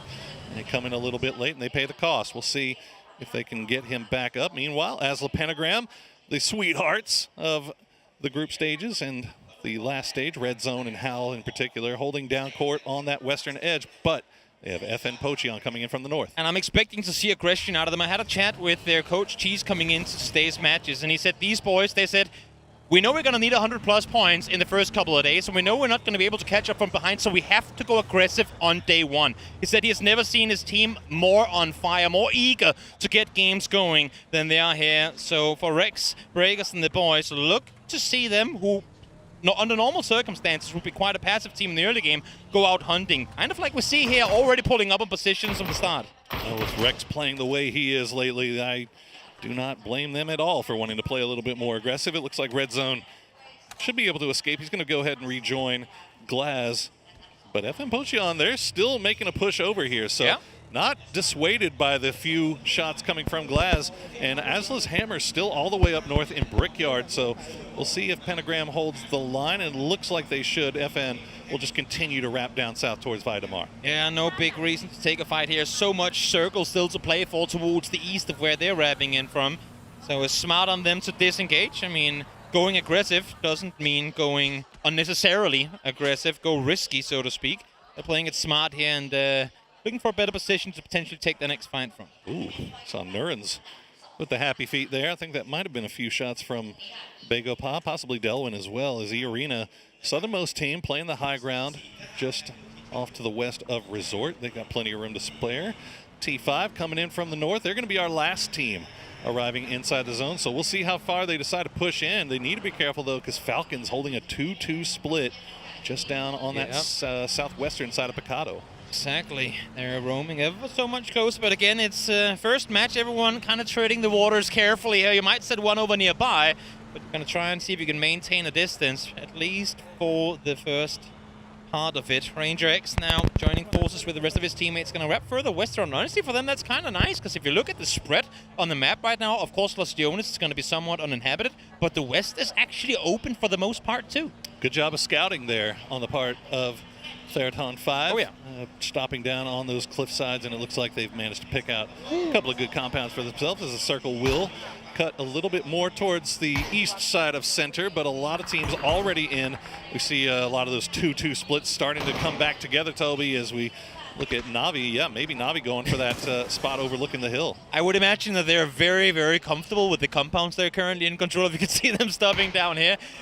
What I do want to address everyone's attention to is the amount of teams that are going to have to wrap in now from that southwestern side. Yeah, and you know what you're going into. Open field, you're driving uphill into opponents. It's not going to be easy. And we're seeing the first teams try to make that exact move right here. It's E-Arena. And where do you call home? They might have to go for the shanties here. Well, 10 minutes in, we've seen one kill, but we feel like that might be about to change as Lucarux has arrived, and DN Freaks will find... Oh, no, Luca going to find one. The trade will come through, though, from Deal. But can DN Freaks get their man back on his feet before the rest of VP arrives? Yep, Nixie right behind, but not in time to get the initial knock on through. Nixie taking shots at the second, but not able to connect. Cumin still down. Deal waiting for that inevitable push with the shotgun. It looks like both teams are committed. You have 17 on the other side of the road. T1 have shots into this. Navi as well, so they have to smoke out the outside before dancing around and revealing themselves as Salute has another grenade prepped and ready to go. Not being able to find the flush for either team. And it looks like everybody's going to get their feet back on. But no, Namiga has now arrived, and Heaven is all by himself. And this is what got them so much success initially. Being able to position themselves for third-party engagements. Issue is they got a bit too greedy on this one. Did not clear the northern side of the building in time, and Heaven now, having found one already, looks to see if he can make it too. Hello, my bad, running off with the tail between his legs, but will be able to get to safety. Maybe fighting off a little more than they should do there. Deal with the shot. He will find next. He's going to find Salute. Will find BB. Deal will get traded. Salute as well. It isn't just trades all over. Freaks, it's down to Heaven. VP, they've got one left alive as well. It's a 1v1 off of an insane skirmish in the hallway. Lucarux trying to get some points confirmed. No one right now looking to pull up on this. It would be clean, easy pickings for whoever opted to commit to this fight, but no one can do it. You got to get the points quick because it's Heaven cutting across from the other side of the road. Look at this, Ian stealing one away, and Heaven now rushing over. VP, Lucarux opting to go for the reses instead of going for the kill, and there you go. Heaven will get spotted out trying to make that dangerous cross across the road. So DN Freaks, our first team out, and VP will be able to reset. Lifts with the scare, that one. 350 damage done there, and now Namiga going, oh wait, so the guy did go down. Great, now we can pull up, now we can claim this. But my, oh my, for Virtus Pro to be able to live through that one. Blessed by the teams with high ground positions to take out Heaven there. Yeah, they're sending two. They're still leaving Levante back on the north side, though. Yeah. And now third on 5, making their way down from Picado. I think they maybe saw the vehicles leaving and thought they could backfill. Levante will, in fact, leave and rejoin the rest of his squad. So Namiga only 3 up, but they have a nice central compound, although it is on the other side of the road from Virtus Pro. This next circle shift is going to be huge. We're almost guaranteed to end out in the open, so it's whoever gets the coin flip right on which compounds gets blessed with the next one. You're going to have a massive advantage here in match number 1 as Falcons look to go into Picado, and for good reason, keep those feet on the speeder, because you're going to be revving all the way east, and look at what safe haven they have available up there. Hard eastern shift now, as all of these teams playing around Chumacero will have to make the moves, and yep, you can see Navi, they stuck with that 2-2 split, and it is paying off dividends. Their expendables will make their way into the eastern side of Los Leones. The western side of Los Leones. We'll see where they decide to go. Keeping going as the pentagram, just going to try to send it right through the middle, and Leos going to be the one that goes down as Glass makes the pull-up. They came in from the further western side, maybe didn't realize there was so much action here. Issue is there was indeed a now on Amiga. It's going to try to shut them down. They have taken a lot of damage already. There was hello, my bad, trying to swap over, but Hammer is there to shut him down. So now a 3v1 in favor of Asla Pentagram. The swap doing him dirty right there. And now Virtus Pro, they hear this coming, and yeah, that's immediate run across the road as 17 is already left. So they've got a free cross, essentially. T1 is left as well, and Beamy going to push through with that sawed-off shotty, but he's not going to see Levante, and Levante will actually be the one that takes him down with the Molotov tick. Red Zone did most of the damage, and he's going to steal the kill. 3 teams entangled in one little building. This could not be more clustered as Lucarux. Again, over 500 damage done already. We're only 14 minutes into this game. Hammer, now solo player left alive for Pentagram. Try to make something happen. But at this point, all you can do is really default back to your corner room and just sit there with a shotgun hoping they won't come to check you. Absolute madness taking place so far here in one single compound. Two solo players. Levante getting shot at by Ferris from range as he hears the footsteps, but he's not going to see Nixie. He will take him down, and now VP continues to add to their already impressive total. They've got one more left to get. Talk about how aggressive a team's going to be. VP have pounced on literally every single opportunity they have had in this match so far. We're 15 minutes in and they've already jumped on 3 fights. Beautiful opportunity for VP and beautiful timing as well, as they knew to wait. They waited for 17 to move, they waited for T1 to move, and then they immediately made that push across. So everything working out in their favor now. If they can just get rid of Hammer without losing another player, they can make their way forward with 3. Good flashbang will force Hammer to push down, and there you go, Correxy will finish him off. The fact that they get to stay alive with 3 through that chaos there as well. They are one of the best teams when it comes to up-close fighting, and they prove they're exactly why. Ooh, full sense. Going for the high ground there, gets spotted out by BB team all the way down south. As we see Bagopah coming in from the far, far west. So fortunately for them, as long as they have the pathing, if they find a route in, they should be able to do this, as there are lots of gaps on the outside of the zone. 40 down alive has left a lot of room here and space for these guys to negotiate. And that's exactly it. We had the first knock come through at 12 minutes, and then in 4, we removed 3 teams of the circle. Hard shifts once more. Full sense, the team everyone was waiting to see what are they going to be able to do with this tournament. Just got blessed with a southern shift there. I tell you what, though, we are seeing Navi right in dead center once again, and we have seen what happens when Navi gets a good position. They keep 4 alive to the late game. They turn things on. We'll see if they can find a way to do it here in this one, as 17 are going to make their way into the western side of Los Leones, right behind the Expendables. Lil Ghost, he wants a piece. Xiaobei going to get spotted out by Rossadid as they lose 1 as they are trailing. Oh, T1 now pulling up on the Navi split as well. Navi needs to do something big real early because they have 2 players way down south. They are going to get into a vehicle, see if they can get out in time, and good positioning of the car there to be able to cross on over again. Said it before, I'll say it again. Have your fire escapes ready, and they did right there. Smart positioning from Navi. Really nicely done by Navi there. We'll see if they can do a little bit more from the position that they have now guarding the south, as Bagopah has now arrived with Falcons. This has been a fight that's been waiting to pop off for quite some time, but we've seen how these fights play around this compound. It can be brutal. Definitely can. Big fight here for the northeast side control, because with the compound comes a lot of vision towards the west as well. Falcons try to fend off. They have been able to get H-Win up here. We're doing a bit of donuts, trying to get safely through, but they have been able to get all 4 into the concretes. Oh, nice grenade from H-Win. We'll find Park Pro. And does that open the door here for Falcons? No, they're going to continue playing from the cover, continue to throw more utility over in that direction. We'll see how much utility they've got left in the bag as Park Pro immediately res. Oh no, they're not even going to get him. The Molotov gets him low, the Blue Zone gets him low, but oh, they're able to stick it once again. Look at Park Pro.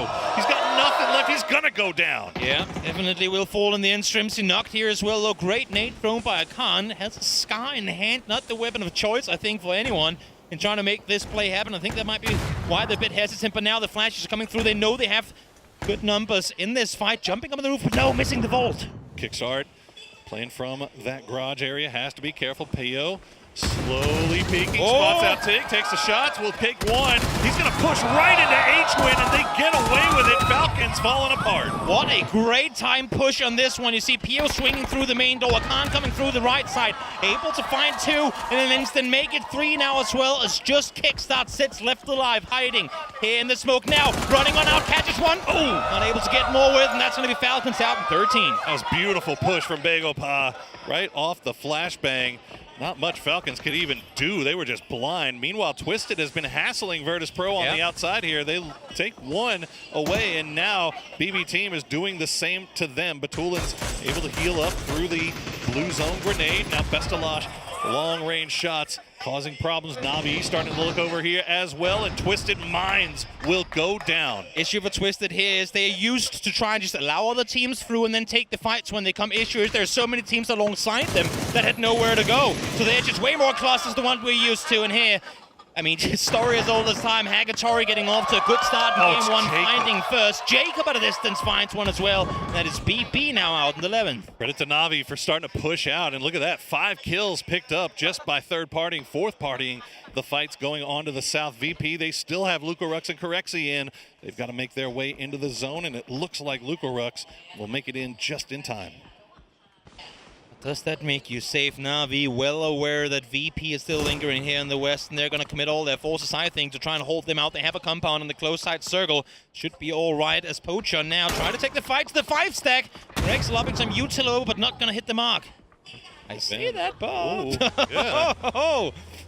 That blue zone grenade got Delwyn pretty low, and he's gone that high ground. So you see Duckjuice and Tanvu, what they have to do to try to get over here and support, but they can't really do much. And now Begopa pushing in from the north as well. So it looks like Delwyn might be on his own here as Breakers will push through with the Panzerfaust in hands. I saw a C4. Oh, Yep, there it is. You can hear it starting to tick. Abandoned building, abandoned building. If he's upstairs, he's not going to live through this. We see it in the smoke there as well. Oh, Delvin, can you get high enough up to survive this? He could. Can, okay. Well, that'll slow him down for a little bit as we broke it. We broke it. The car alarm's going off. But now, the rest of the FN Poach, like, you don't have another C4. We're just going to flush you out, my friend. So Delwyn still on the clock while Duckjuice and Tanvu, just all they can do is stay on the low side and wait. And we see the aggression that they said they were going to come with. Can they make something of it here? Breakers on the stairs by himself, it seems, for now. I know he has a Panzer, which is great and all, but a bit dangerous. Rex, those spots Delvin on the outside. Good on him to stay out here, keeping in mind that could be a play issue. Akan is there for the steal. Yoink.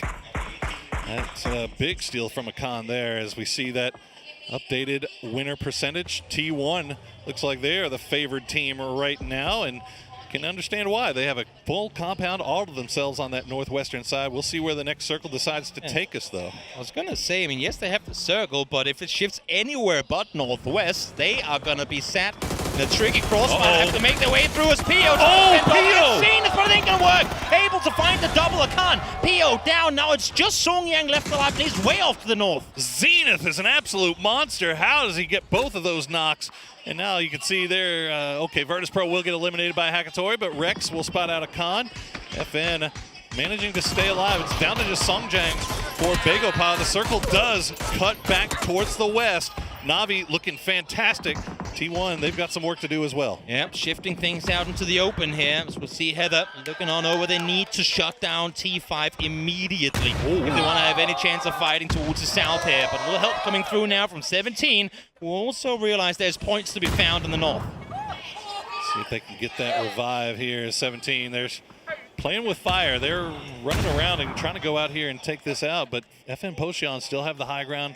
The Expendables could get involved at any time as well, but it looks like they're content with just trying to survive. At this point, T1 now taking shots from range, getting a little bit more active on that northern side. Meanwhile, Full Sense, Toby, the team we have only just welcomed into the lobby, are 4 alive, playing out of the southeast. Thing is, from where they've been sitting, they haven't really been able to engage in any fighting, so 0 kills thus far. Could end in a one-point game. It's Ian. Oh my lord!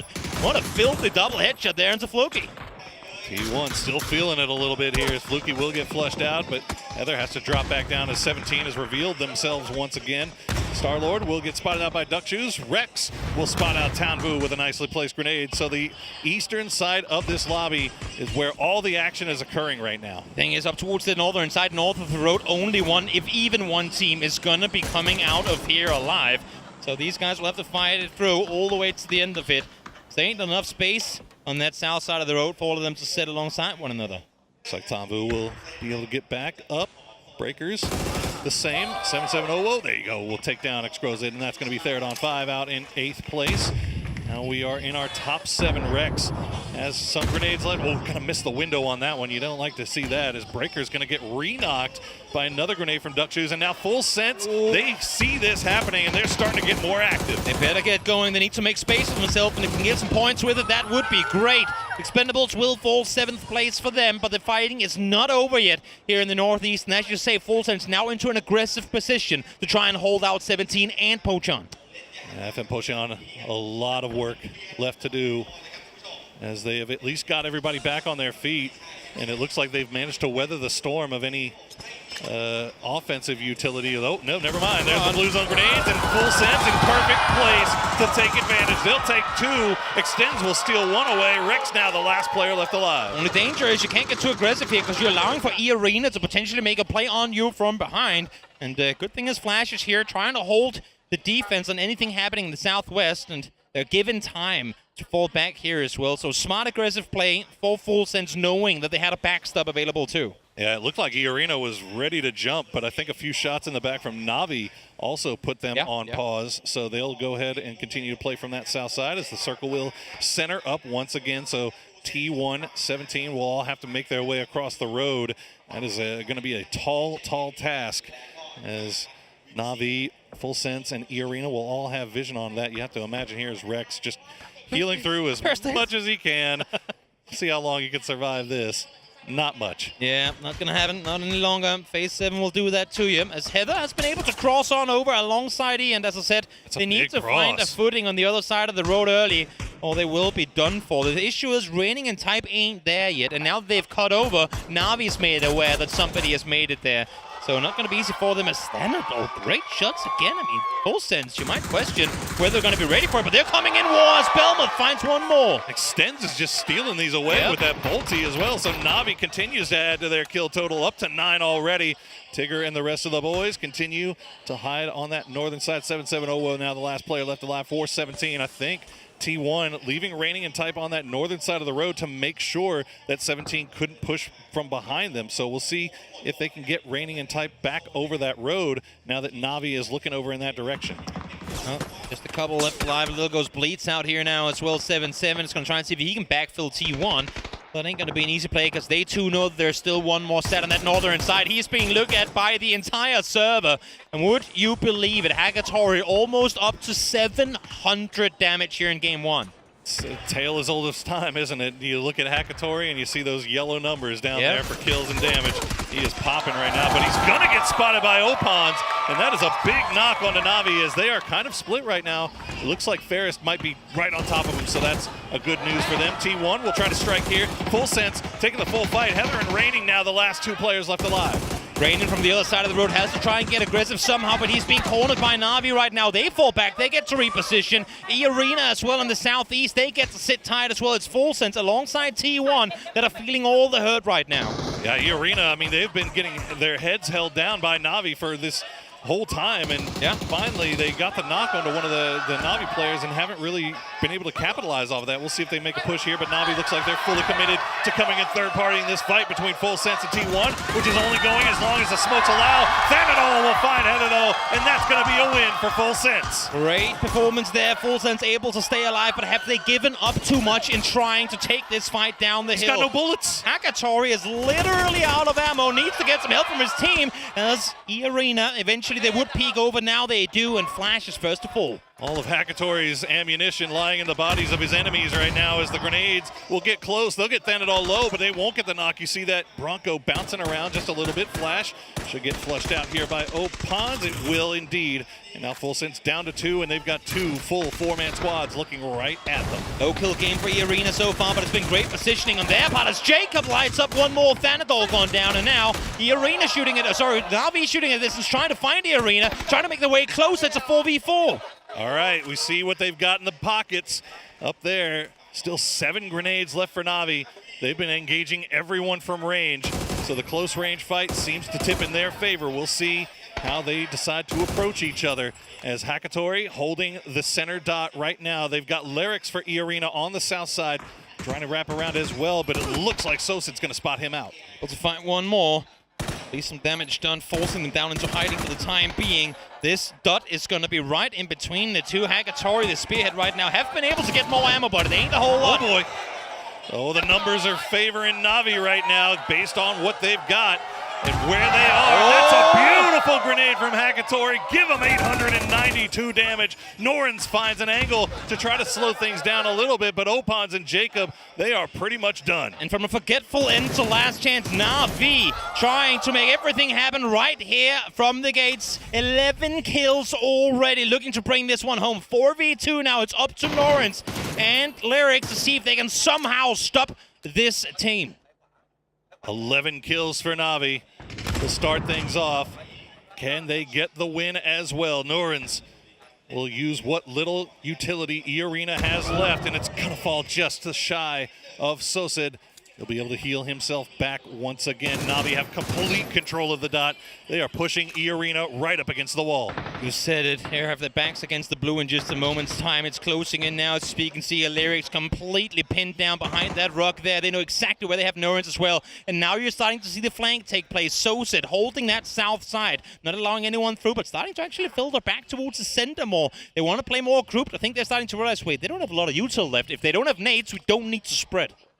Not much of anything left for E-Arena here, but we'll see if they have the gunplay to do it.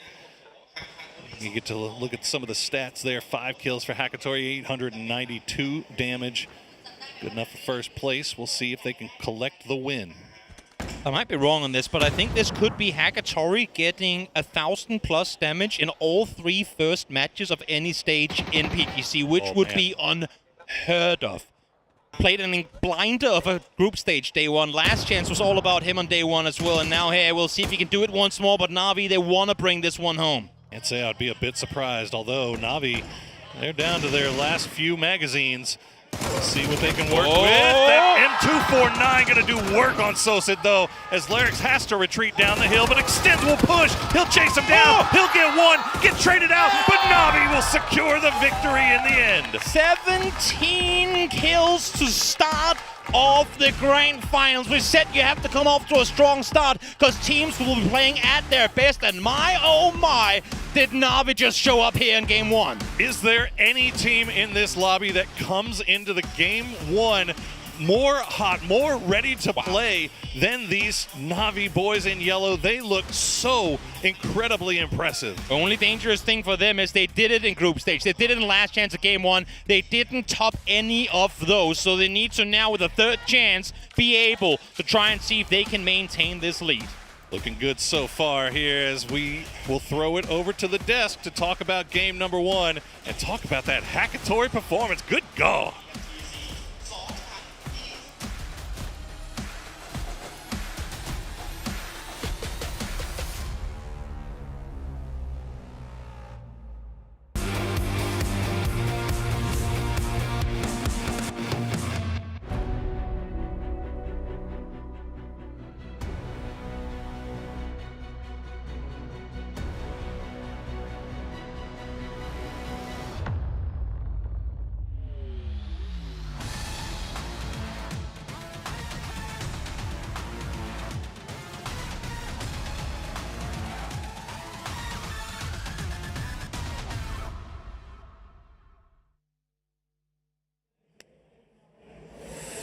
Navi with an extremely powerful win to get things going here at PGC as they walk away with Miramar with game number one, Chicken Dinner, as I have Toffees and Adventure to talk about this one. Toffees. The Team Navi comes in aggressive, and as Toby said in the cast, this is another 1,000 damage game for Hakatori. Every first game of PGC, he has come out swinging, and it continues here today.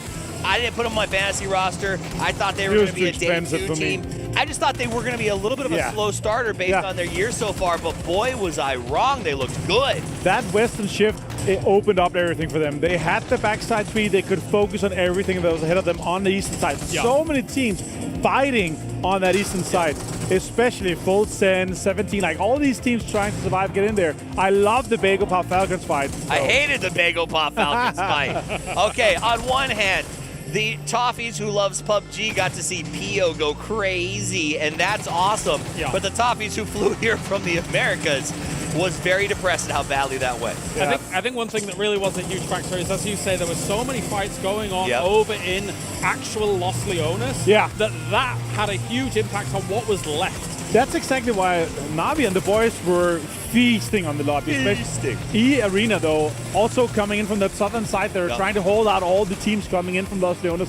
And all, like, again, that's another case of you don't go into the city unless you know it's going to end there, right? Everyone's going to be on that outside. They're going to be waiting for you. They're going to be gatekeeping to try to get into that new circle. You guys are understanding. Never go to the city and get your arm to the teeth.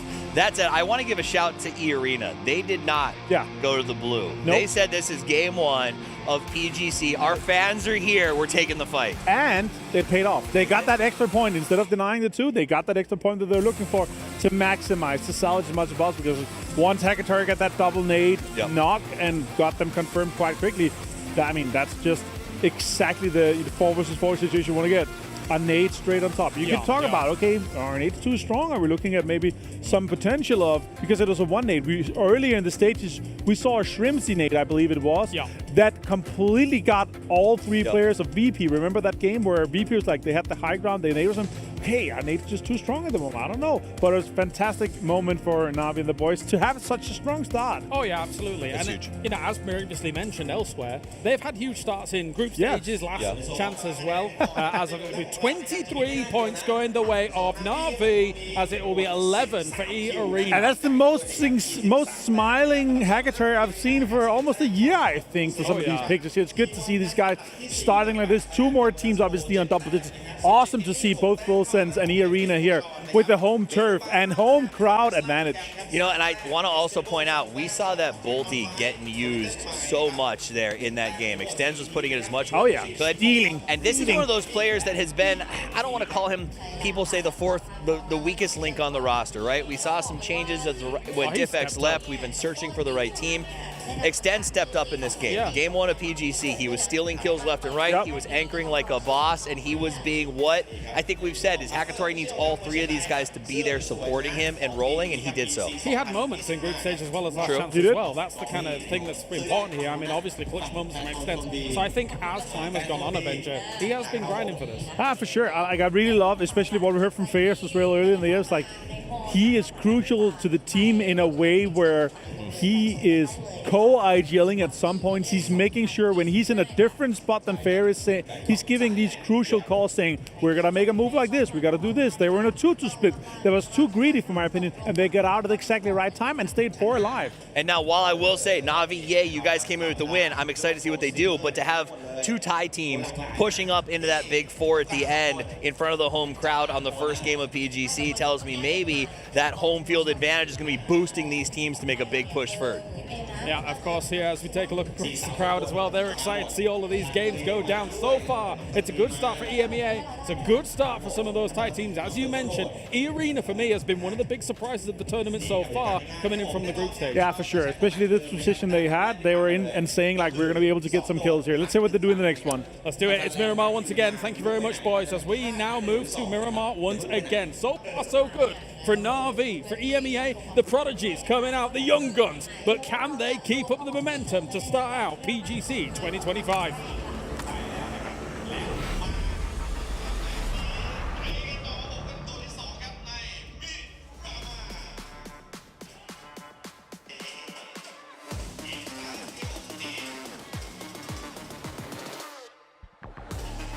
Huge start to the campaign here for Navi with a big victory in game number 1. But as you mentioned, Toby, we've seen it before. Can they keep it going? But let's give them their flowers while they're blooming, right? What a performance from Hackatory and the boys. Can't even call them Hackatory and the boys anymore. They extend Sosa and Ferris. They are all delivering. Definitely. And I went back and double-checked my questionable statement earlier. It was true. Match 1 of groups, Hackatory 1,200 plus. Absolutely. Match 1 of last chance, Hackatory 1,200 plus. And while he didn't crest the 1,000 this time around, it was as close as can be expected in a game where Navi is set in a compound for the majority of it. So incredible beginning here for Navi. What a performance, yeah. And again, it's game 1. That's why we play 18 of these things, right? You gotta deliver all the way through. But you gotta say, having come from basically just sitting around watching everybody else play for the first couple of weeks here, full sense, looking decent. Got a good circle, made the most of it as well. They knew when to aggress on the northern side, and what I loved about it, as we see the first circle go towards the north here, what I really loved about it was that they kept Flash on that southern side. They knew that E-Arena was in the nearby vicinity. They didn't want to overcommit on the northern side. In the end, they had to commit, which ended up getting them taken out, but they were probably going to fall regardless of which direction they would run there. So definitely made the most of what they were given in that first match. Absolutely. We've one game in, and we've already seen a compound of death, doom, and destruction. I'm sure more will come as you get to see that live updating chicken dinner percentage brought to us by Crafton AI and AWS, which takes so many things into account. It's a really, really cool feature. We did see it had, I think it was in circle 4 or 5 where it had T1 favored, and they were looking good until the circle hard shifted yet again. These hard shifts just being such a big player so far in this tournament. And this game in particular, look at that. Just, 33 damage out of a triple 1K club. Come on, man. Give it to him. That's like a toe tap with a pistol. Not to be, though, as these teams will now start making their way up towards Hacienda. Most likely not to Hacienda, but at least in the nearby vicinity.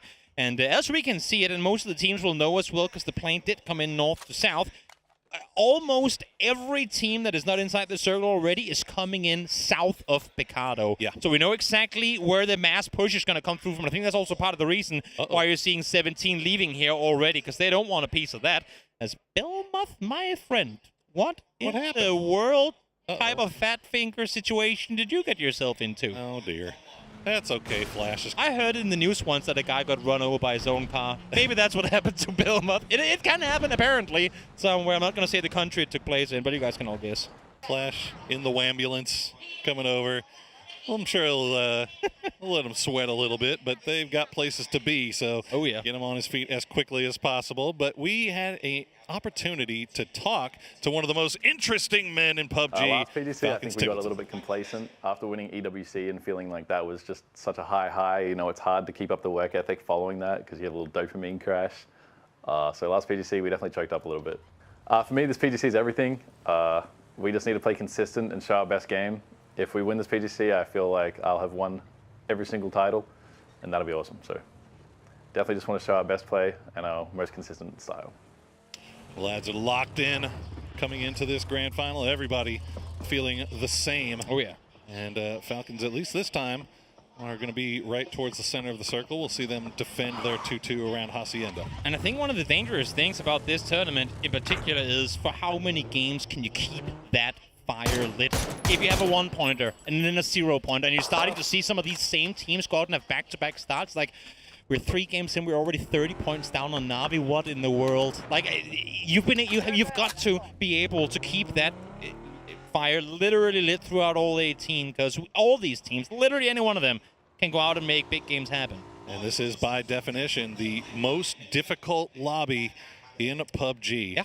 So finding consistency going to be a very, very tall task as we check back in with Hackatory and see them making their way in on that eastern side. Nobody really behind them just yet, although full sense they've got to find somewhere to go. We'll see how these teams that are way, way down south decide to try to rotate in. Yeah, I mean, looking at how Na'Vi is positioned right now, I'm actually a bit surprised they're not flexing one further up towards the north, but goes to show, game 1, don't want to take too big risks. At least that's the play style of some teams. Others going, we need to assert dominance right from the get-go, and then they maybe oversplit themselves in the positions they're set in. But Na'Vi with a good chance to send one up, at least try look towards that northern side of the valley, going from Hacienda over towards El Azahar, but not eyeing the opportunity just yet.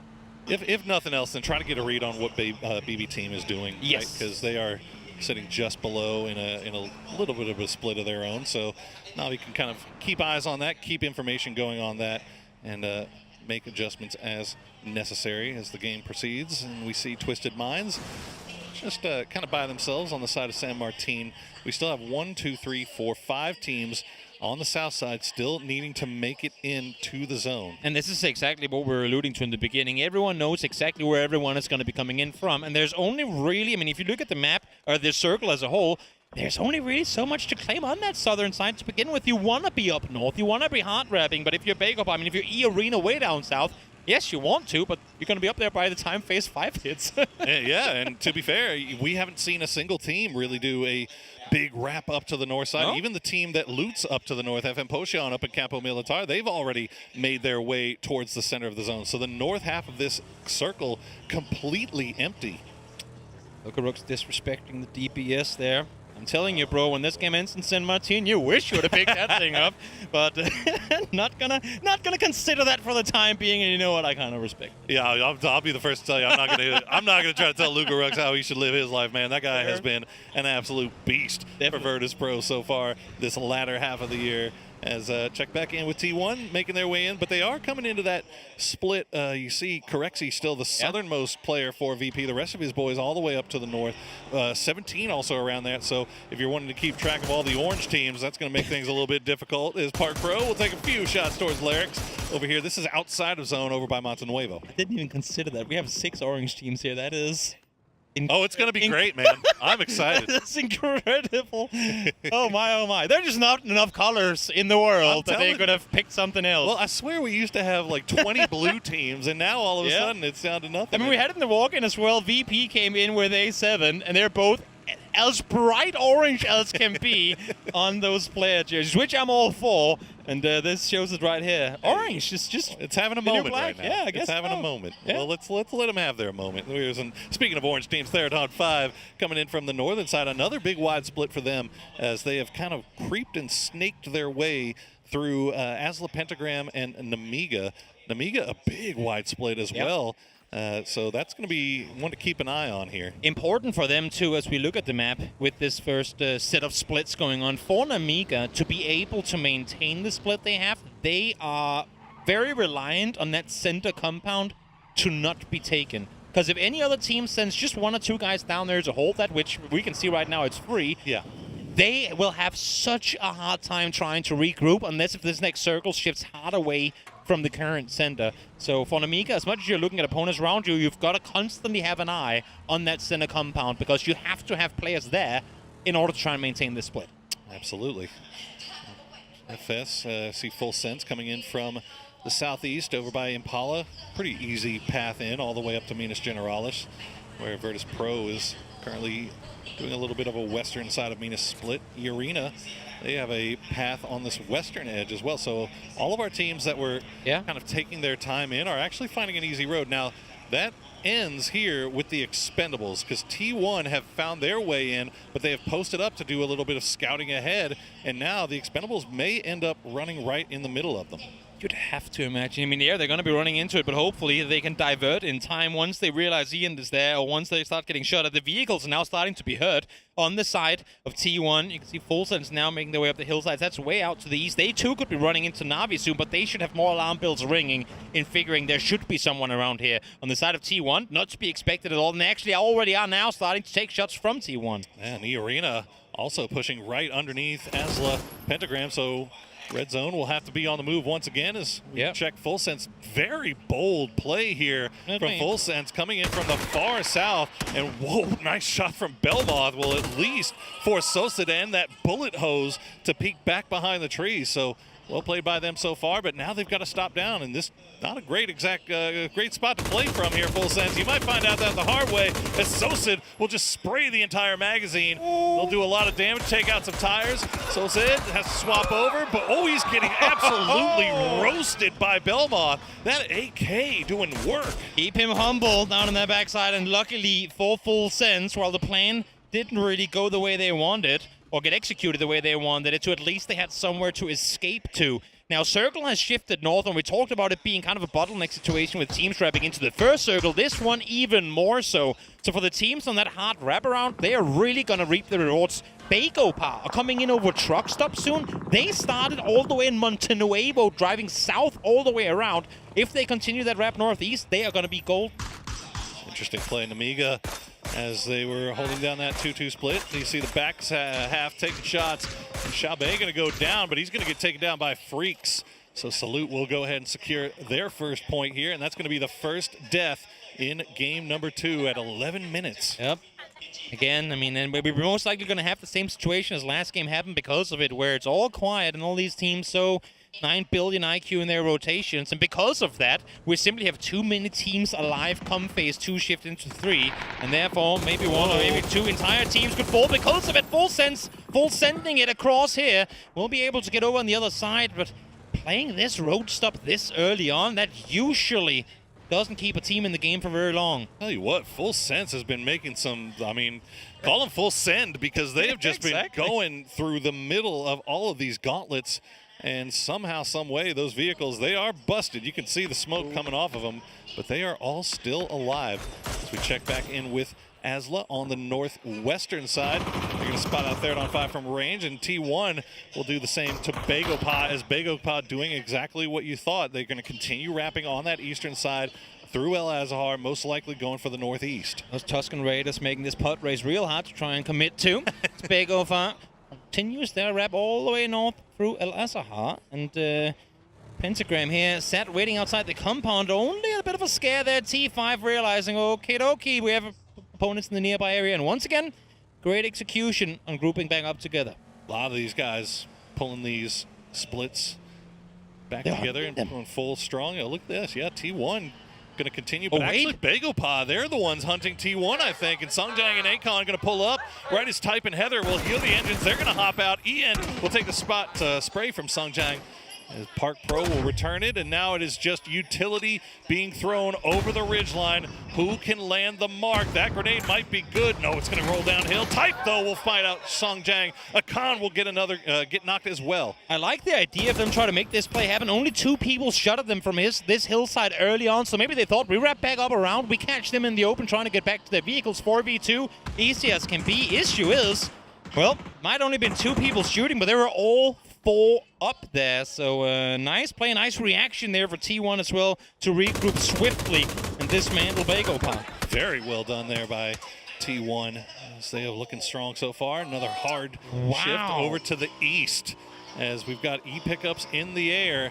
And a number of teams off to the west now have to find a way in. But the north side, what was looking like a pretty free path in on the north, now no longer so. And I've thought about it many times over. What is the most difficult circle on Miramar to play? And I have to put this one at least in like a top 2, top 3. This entire valley going east to west, so hard to maneuver around, unless if you have one of these very, very few prime positions to play from, as Pio lops the nade on over, right under the vehicle from Tanvu, but not going to hit anything. Tries to start off with the grenade, unfortunately does not land. Tanvu and Clories will make it to the shack. Pio and Park Pro, though, they are getting pressed from all sides, now down to a duo. Tanvu tries to return a grenade, return the favor, as Park Pro will retreat from Navi in his vehicle. You can see on your mini-map, Navi starting to press down there on the south side. FN Potion doing kind of the same as the Expendables. That was a really tough rotation for them. They lose 2 in the process. A lot of teams still having to make that west to east shift, and few teams actually saying, we don't want any of that. Asla Pentagram wrapping all the way north around, and you might wonder, where is Twisted? We can't see them on the map feed.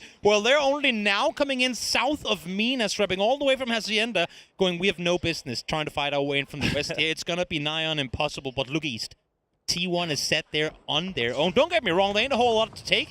But even if there's nothing to fight over, you'd much rather fight 1 team than 3 teams in compounds. Well, Namiga, they've been holding on to this split for so long now, all the way into the 3rd zone, and maybe biting them here a little bit, as you see Gedrox and Hello My Bad having to lie prone. Full Sense taking shots over in that direction. Falcons, though, now right on the doorstep of Full Sense, coming in from the west. PO and Park Pro still just running around in the open. I think their best option, is to take on this fight with the Expendables. If they can do it quickly, they might be able to get away with it. Good grenade's going to go into Tanvu's shed. It's going to get him down to half HP, but the flush won't come. Oh, able to get out of the building before the molly spreads as well. Somehow, Tanvu's still alive here, making a run for it. And for Pio and Park Pro, well, they used everything they had. They went, darn it, and then they went back into hiding once more. I know, Nixie had eyes on him. Now Star-Lord and the rest of FM Potion will take shots over in that direction, but somehow the man himself, you just never die. Oh, there we go. Never mind. Nixie is going to spot out Pio before the smoke can bloom. And now Park Pro will have to make that run over to his teammate to get him back on his feet. Yeah, they know that the entire server knows exactly where they are, and they're feeling the hurt of it now as well. Nixie taking shots through the smoke, but they have more pressing matters to attend to. They've just, I think, Correction must have heard those Twisted Minds vehicle coming in on the southeastern side. Obviously, might not know that it is Twisted, but at least now alert to the fact that they have neighbors. Well, Full Sense, they've been playing with fire for the first part of this game, and now Flash is going to go down. They'll drop the smokes to see if they can get it back up, as the circle will cut back down to the south. Best of luck in the BB team gang. They are sitting pretty on the low side here But again, this is one of those positions that looks great, but you're not going to get a whole lot of fighting going on here. But there's a lot of fighting going on everywhere else in the map as Falcons now have vision onto Namiga. Namiga trading back and forth with Flash. Yeah, 1v1 here for a couple of points with it. If you can stay alive, Leo's trying to do exactly that. Belmoth fighting its way through that northern side of this as well. We were saying it before, how this position in the early game, yeah, there's just so many angles from where you can get shot at, and both these teams now realizing this. Falcons coming in, slowly approaching from the western side, and then you have Freaks in the south wanting these points as well. That's the problem for Falcons, isn't it? This is looking like a tasty dinner for a lot of teams that are playing on that western side. Let's see if we can third party it and get something off of it, as Nurens is going to go down, get shot out of the vehicle, I think, by Zenith. So Namiga Gaming will get taken out by Salute. PO and the rest of Bagapa still alive as they defend their territory against the arena, but he's got to go for the reload. Oh, he goes down, and Falcons now taking the fight towards DNF on the western side. And there's the phase 4 cataclysm that we knew was going to happen with so many teams staying alive through the early mid game. Now they are forced into one another. We see 4 teams fighting their way through the west here, and Falcons, while losing one, will be able to press. Actually, no, as a matter of fact, they're all 4 still up. H1 left behind. Let's see if Freaks can get up to at least 2 as Falcons continue to try to send it on the south side. They spotted out Heaven, the last player left alive for the Freaks. They're going to go ahead and push into this compound. It is just barely inside zone. Heaven, 32 HP left, will throw the smokes down, try to slow things here, and switch over to that sawed-off shotgun. Actually, a full shotgun there. The Pumpy try to prevent the push from Falcons, but you see the utility being sent in as Pentagram gets eliminated by Twisted Minds. And if you're Falcons here, you got to make this play happen quickly, knowing there's one upstairs. Issue is, how many times have we seen these buildings be defended, and successfully so, by solo players, and for even more so, it's outside circle as well. So not easy. Try and make a play on this. Double blue zone did come in, but Heaven is able to stay alive with 11 HP. Not for much longer, though. Strimsy finds him with an 8, and that's a sigh of relief for Falcons. That was nicely done by Falcons. They pushed him all the way into a corner, and they're like, well, this is the only place he could be. Let's throw a grenade, and wouldn't you know it, that grenade will hit. Navi now in a little bit of trouble as they are getting shot at from both east and west. T1 have vision. FN Potion, they have Zenith and Rex up there as well, taking shots down, but it looks like the smoke wall will at least allow them to survive a little bit longer, although they do lose extends. 7 teams hogging the north here, trying to make their way on through. When that is to be considered, Falcons on the north side as well. So Set opens up, and 249 in hand. Will swap over to the mini and try and see if he can reposition himself. He's the flank player out on that northeastern side, trying to bait the attention his way to allow for Fairist and Hagatori to maybe make a play, but they're stuck in the buildings for the time being, so can't really come out and help him. Yeah, Sosa kind of on his own right now, but it seems like that's working out pretty well for him. Raining going to eat a little bit of blue zone. Ian will spot out the rest of the team, and I think T1's starting to figure out that they've got a man all by himself down here in Sosid.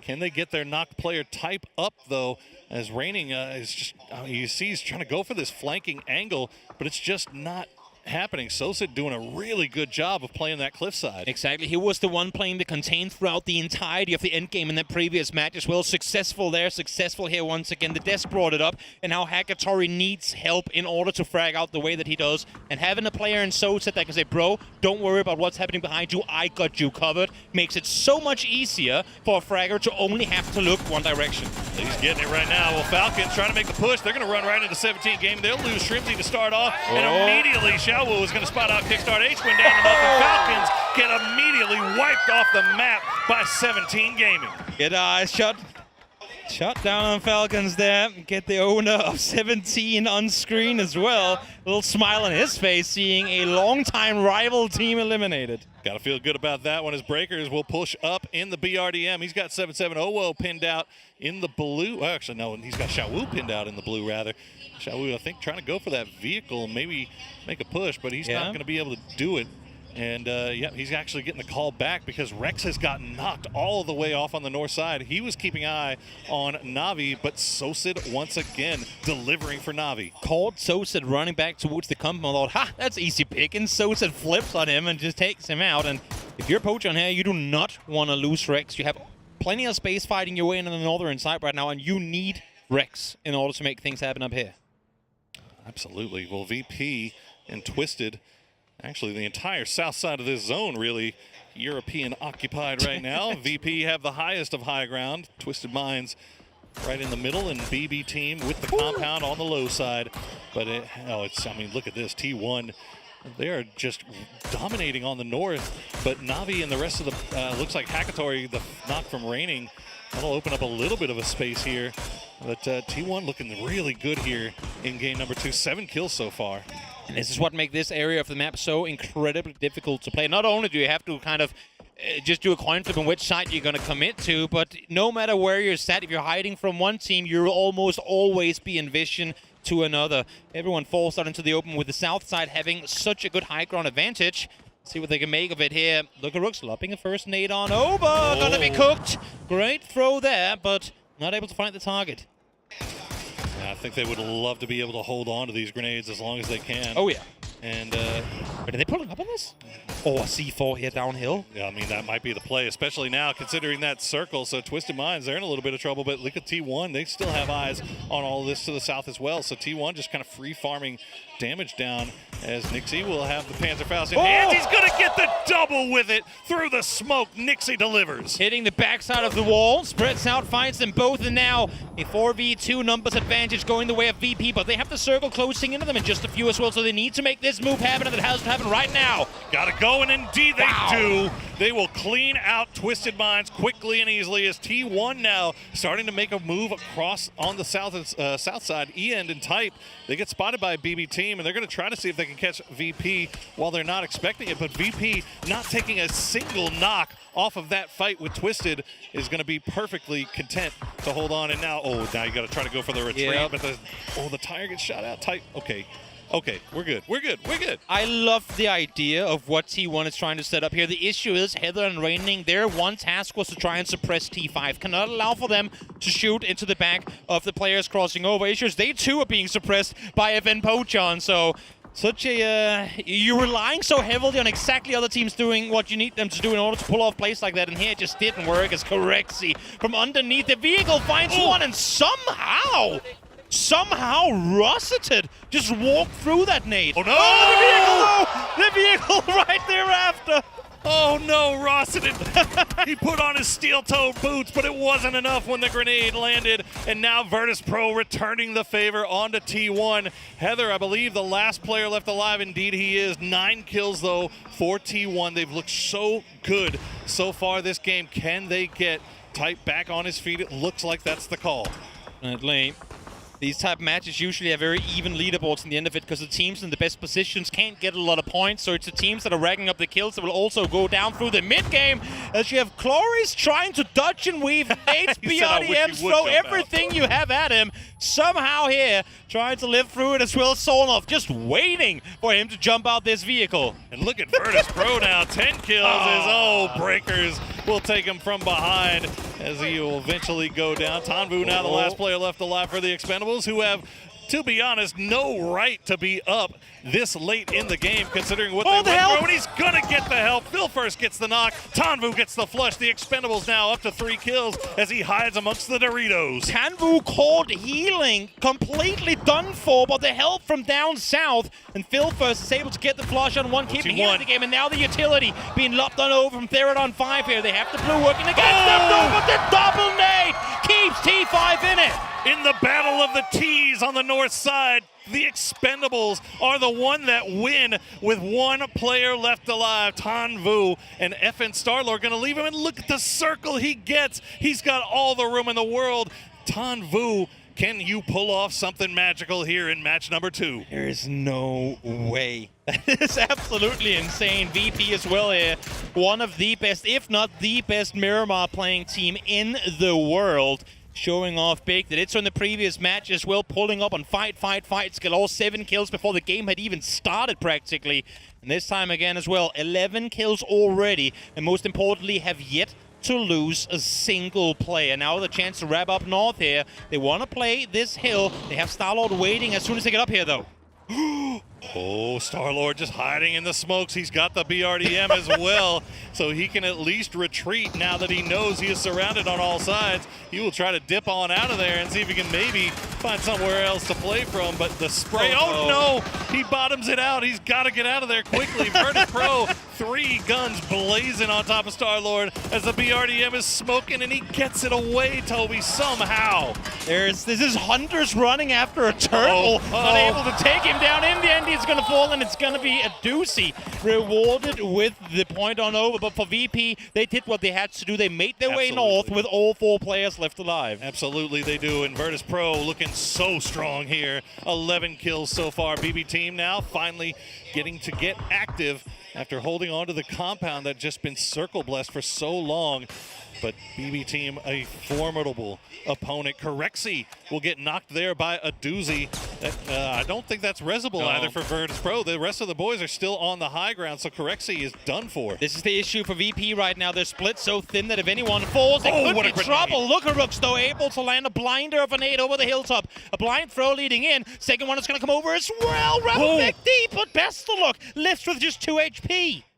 Just barely getting out of there, and another one will get sent in his direction down to half HP. They know that Bestalosh is here. Aduzi having to send it across the road on the south side. He's got Beamy keeping an eye on him, but he will find it. He won't get knocked. Nixie has to drop down to heal up Bestalosh. Easy will get the heal off just in the nick of time. He is causing so many problems, and now he'll get the knock on the Nixie. VP team took too long to get out of the compound, and the numbers advantage have therefore gone in favor of VP. But as I say that now, it is down to a 1v1. It's Beamy versus Filfirst. I'm not seeing anyone able to get any rests off of this, despite the fact that you have 5 players on their knees. Filfirst, 0 bullets in the DMR, has 40 in the AR to work with. Try and see if he can claim points. Do you go for the points here, though, or do you go for the win? Spots him. He saw him on the rock. I think you have to go for the win right now. Filfirst, only 38 bullets left to play with. He's got a lot of smokes, though, and that could be all he needs. You see, he got some utility left in the bag as Beamy tries to make the mad dash. He's going to put himself into grenade range. Filfirst already sending some back over. Lucarux feeding that information over to Beamy. Well, Filfirst will take him down before taking a lot of damage of his own. He's dancing around on the hillside, 31 HP. He knows Beamy's on the low side. Bestalosh going to give him a little bit of idea of where Beamy is peeking from. They'll keep an eye. 23 bullets left for Filfirst. Can he pull it off? He cannot. Virtus Pro win match number 2. Incredible endgame here for Virtus Pro, and no right to come out victorious with how BB team left the building. But I think it's the fact that Tanvu wasn't down early. They couldn't just commit to the hillside right away when 3 of VP were fighting Star-Lord in the top. You had Theratot 5, you had T5, you had T1, all playing around on that northern side, and BB team just had no opportunity to make that move early. As you said, you still had Virtus Pro, you still had Twisted Minds on the south side. If they left, they were absolutely done for. In the end, they do get second place with a nice little, a few kills to go along with it, but Virtus Pro looking so strong here in game number 2. Absolutely incredible finish to Miramar for the Polar Bears, the opposite of their natural habitat, succeeding here in the desert. As we go back to the desk for a breakdown of these 2 Miramar games we've just been witnessing here.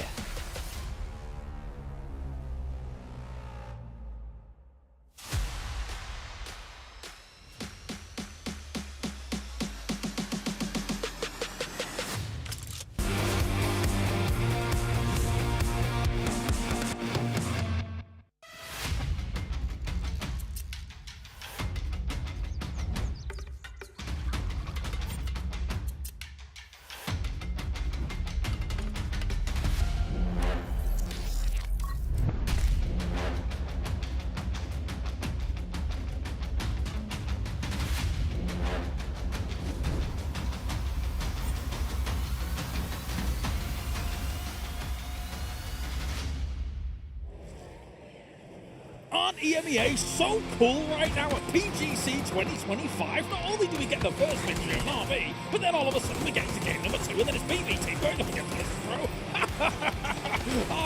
Okay, I'll calm down. Would have been cooler if Nixie didn't get flushed. Oh, you have him on your fantasy team. I sure do. Well, I picked these guys to win, but I mean, like I had to put them on because they're that good. That's and fair. then Beamy, once called Bloomy because he was never in the fight, goes out and clutches this thing. What my captain. No way. I don't have any.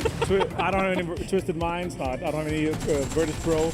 I have a Twisted Minds player. He died very early on. That's very sad. But yeah, I love a good old beamy clutch. He's done it before. We've seen him. He did it at PNC the last game. I was running out and hugging him, obviously, but this is a huge clutch. Yeah. The 2 nades to delay the peak and also no bullets on the other side of the VP team. He had to drop the DMR to get enough bullets for his AUG. Yeah, no one likes stripping your DMR, but he did what he had to do. And they honestly got very, very close. That exchange was impressive. A lot of stuff happened in this game. I also got to commend 17. It was like a good old-fashioned 17 versus Falcons like the old days. Sadly, 17 just wiped them off the map during the fight, though. It was really impressive. 17 looks, their rotations are strong. Their middle is working.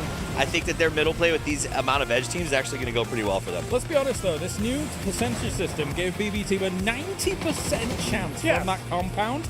And I was questioning it because Virtus Pro's quick rotation to that east side to be able to assault from there was a masterful play. It's obviously not taking in consideration the new circle where it shifts. It's like base and the right. So they had the compound looking strong, but you could see with the high ground advantage that VP took once they kind of pushed away If and Pochon, eliminated Tanbu. That high ground advantage was really what enabled them to take them on quite nicely here. Not a lot of flexing right now. No. I have it in my fantasy team, but I'm hoping they're able to step up a little bit. Yeah, I mean, you can see it in his face. I feel like maybe they feel the pace of this lobby has kind of amped up just a little bit here. For sure. Especially if you're coming from last stage. I think it's really good to play last stage if you can guarantee get out. It keeps you warm. Yes. But it is and I'm just going to say it, a much lower level in terms of overall play. And this is the best teams in the world, right? That's not even a crazy statement. Yeah, That's it just objective. feels bad to say the rest of you guys stink. You're missing 10 teams I know. that are come here from the group stage, look spectacular, and now they're playing up against them. And Virtus Pro is one of those names, and they're one of the names that is going to be looking to gun for the championship. 26 points go their way. Yeah. That is a massive victory for them. BB Team with 12 points. And they took out our, I would say, favorite, Twisted Minds, in a masterful execution push. With an open with the Panzerfaust, sure, that's 2 knock. That could have been a nade instead, but they absolutely demolished that. They got in quickly, got out, defended the kind of push that come from the other side as well. I love that. That was super I think that actually outlines it really well. When we talked about favorites to win this game, we talked about Twisted, we talked about Falcons, we talked about VP. 2 of those favorites were wiped cleanly by teams that maybe shouldn't have been able to do that to them in this game. VP has been the exception to that as they come out with 33 overall points to take that run. And when we saw Virtus Pro pull ahead at PGS, they never let off the gas. That's got to start to worry you if you're everybody else. No, definitely. 25 points for Navi, still sat now in that second place, knocked off number 1. It's only 2 games deep, but yes, there's still 16 more to go. T1 with 20 points. So it's not only EMEA having a good start off here, it really is also South Korea looking good. Absolutely. Yeah, absolutely. I mean, I love the T1 push. The amount of kills that they obviously got from this one was huge here. I was hoping to see a little bit more from Type. I have in my fantasy, but Ian, he stepped up and he's Is he back? Is he back? Is he back? I could see that happening. I would say you're right. Type has been getting a lot of love, but he is not the end-all of this team. Ian steps up, makes some big plays, and I think T1 looks like a very good roster. This is a team that as I look forward to next year, I expect big things out of them. Turning it on early is exciting. No, definitely. All right, well, gentlemen, I'm getting word that we are ready to head to a break. And when we return, we have got the wild card maps on the other side. So PGC 2025, it's just begun. There's plenty more to come.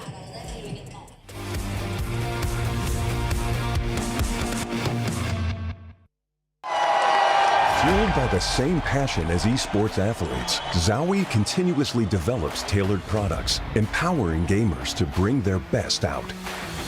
Today, we are launching the all-new XL2566X Plus, which uses the newly developed Fast TN panel and upgraded Diac 2 technology. The new monitor series continue to evolve, refining details to ensure players can perform their best consistently in games.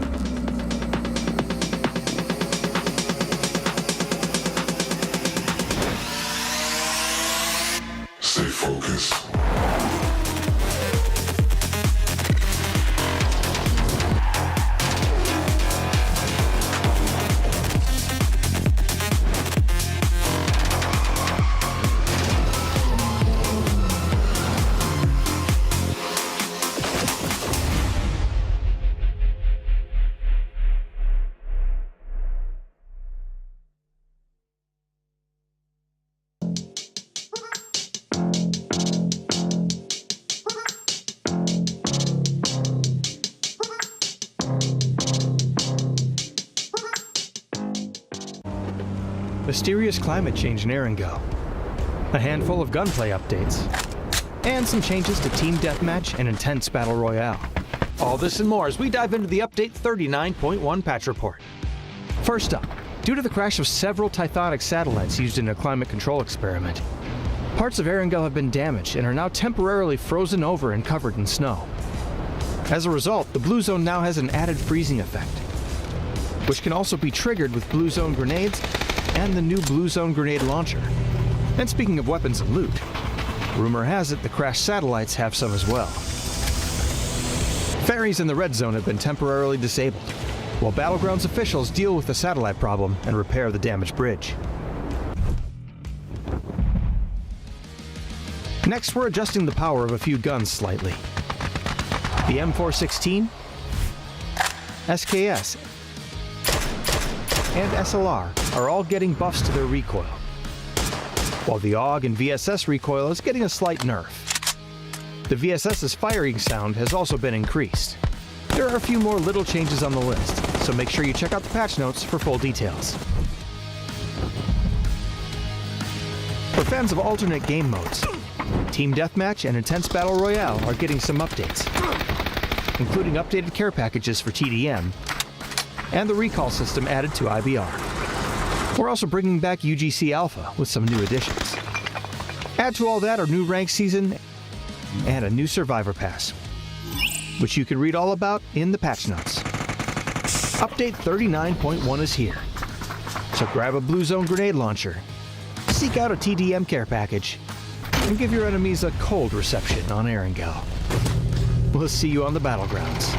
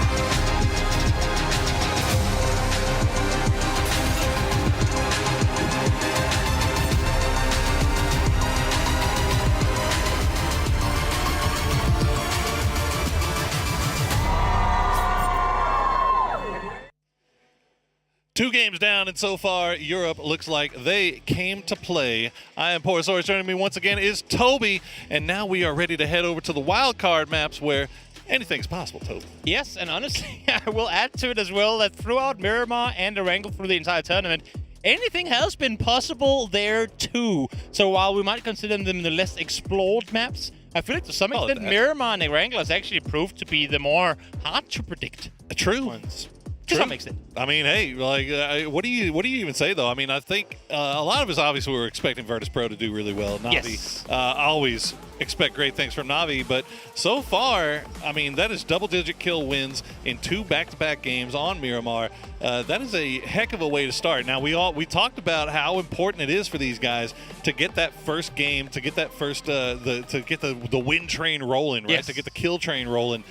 Do we anticipate to see more from these two as we got 4 games remaining? I don't expect to see VP doing anything to slow down. I had a chat with Batulins coming into, just in one of these off days that we have. We were sat down by the pool, had a brief chat, and when a guy like Batulins, arguably the GOAT of like brains in PUBG, when he comes out and says, Toby, you know what team I'm actually kind of worried about? It's VP, because they put in more time than anyone else. They came into this year knowing what they were going to be capable of if they dedicated the time to it. And he's seen it on their side. He's seen their aggression in scrims. He's seen just the amount of time they dedicate to always grinding this game. And we're now having the pleasure of experiencing it come to fruition, because VP are playing like they've never done before. Get to bear witness.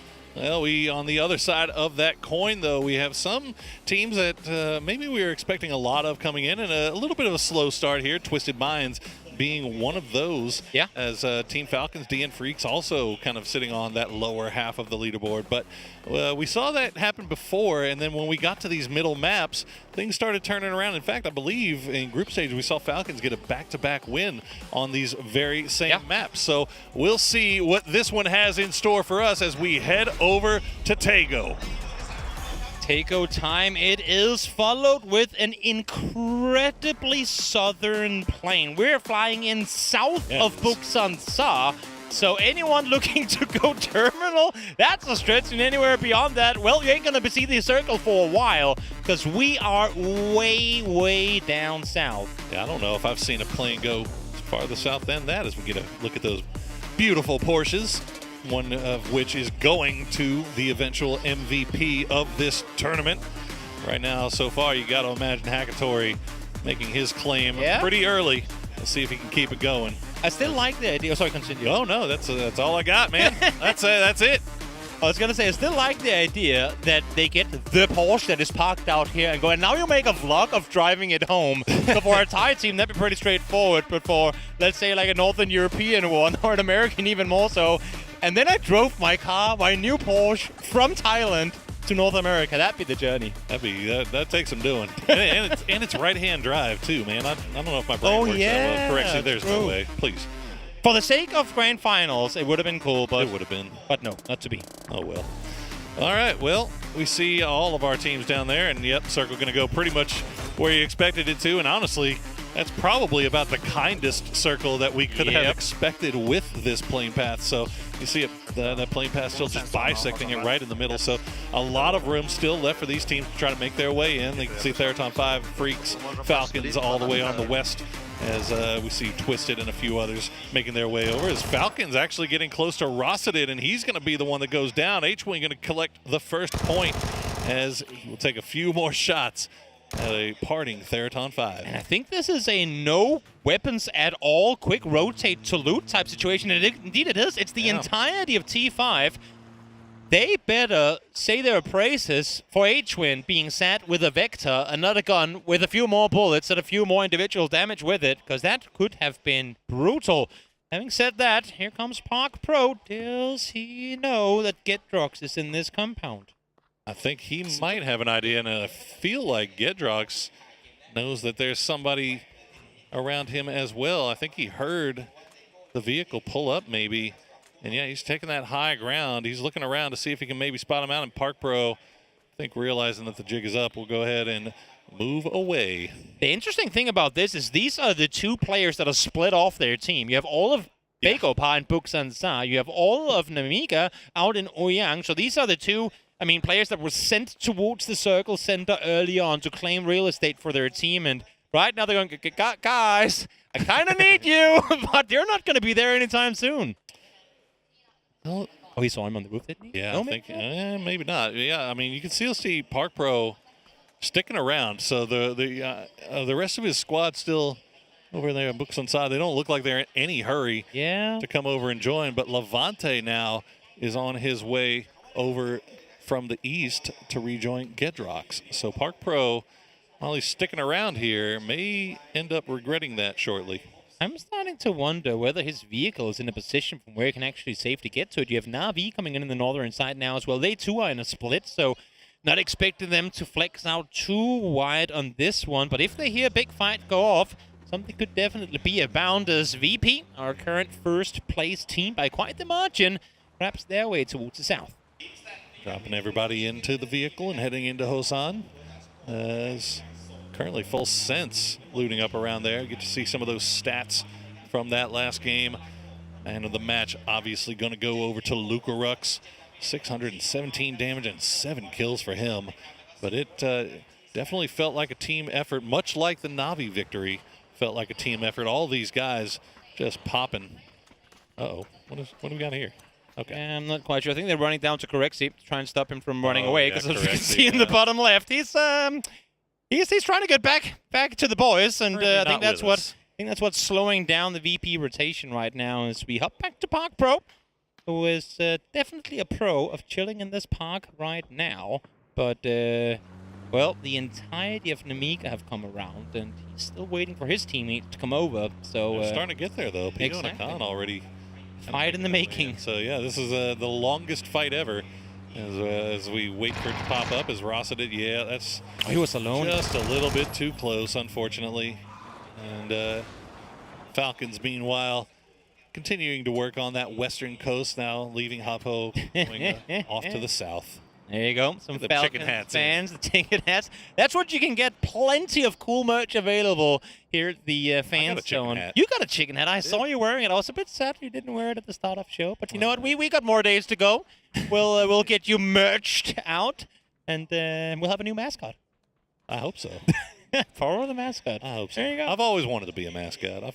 See, that's the problem with mascots. You have to be like to fit in the suit. You got to be small, and I'm 6'5". We'll just make a 10-foot mascot. Nobody Big chicken running around on the stage, and it's all Poro. Nobody makes 6'5" mascot. Unfortunate. We're going to get on that. Well, Clories and the rest of the Expendables playing just off to the east of Swamp there. They're in a little bit of a four-way split. And, oh, look at that. They needed this. I get that. Goodies from heaven. And no, Park Pro, you have been spotted out, my friend. But Gedrock's not going to hit that seat swap as clean as he would have liked. As now Hello My Bad going to push him from behind. Gedrock's just wasting his time while Hello My Bad tries to get a little bit closer, get him from the other side. And there you go. Clean as you like.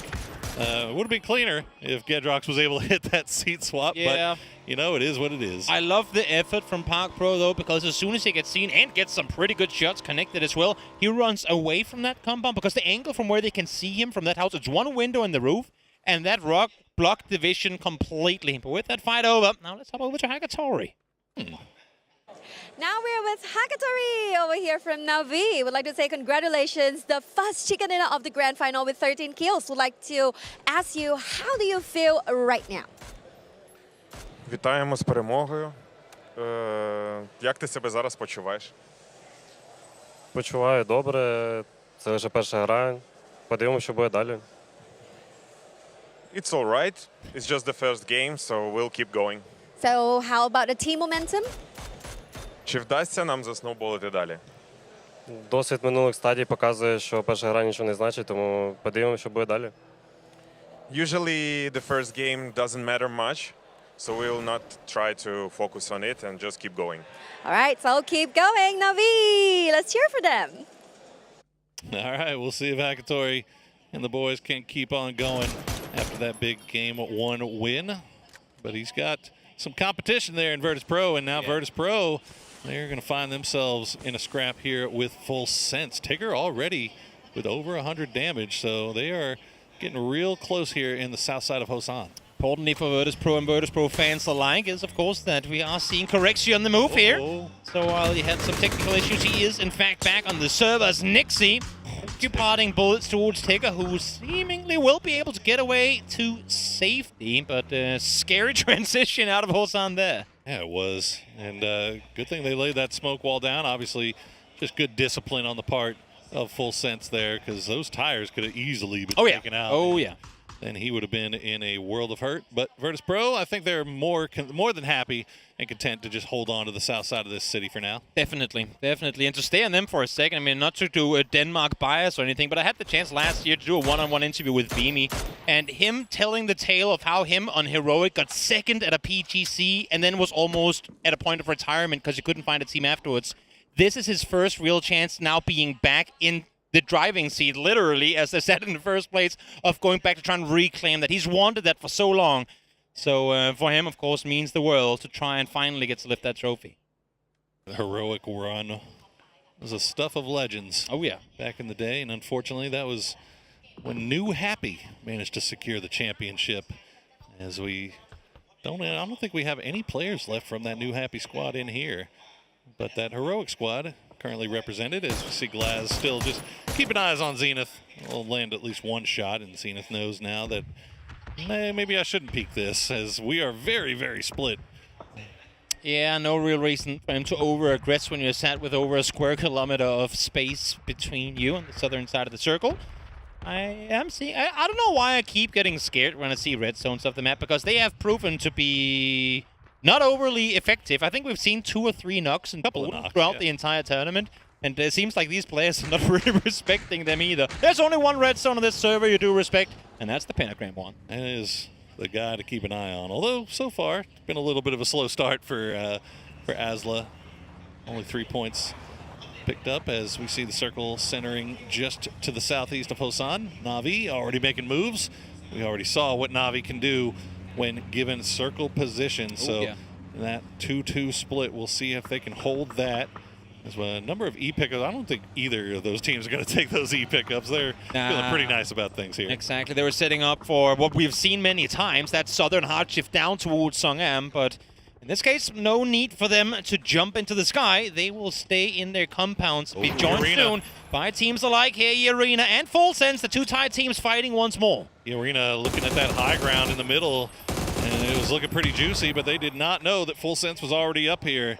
And fortunately for them, they're able to pull off without losing anybody so far. They're still getting shot at from the south by BB team as well, so it's not by any means a safe spot for E-Arena, but they're good for now. A phase 2 commit to a shack, you can be darn sure that those tires ain't gonna be there for the, well, give them 30 seconds at most, and they should all be popped, so unless if we see those shifts continuously go south of Hosan, for them to try and get out of that position at any point really is going to be close to impossible.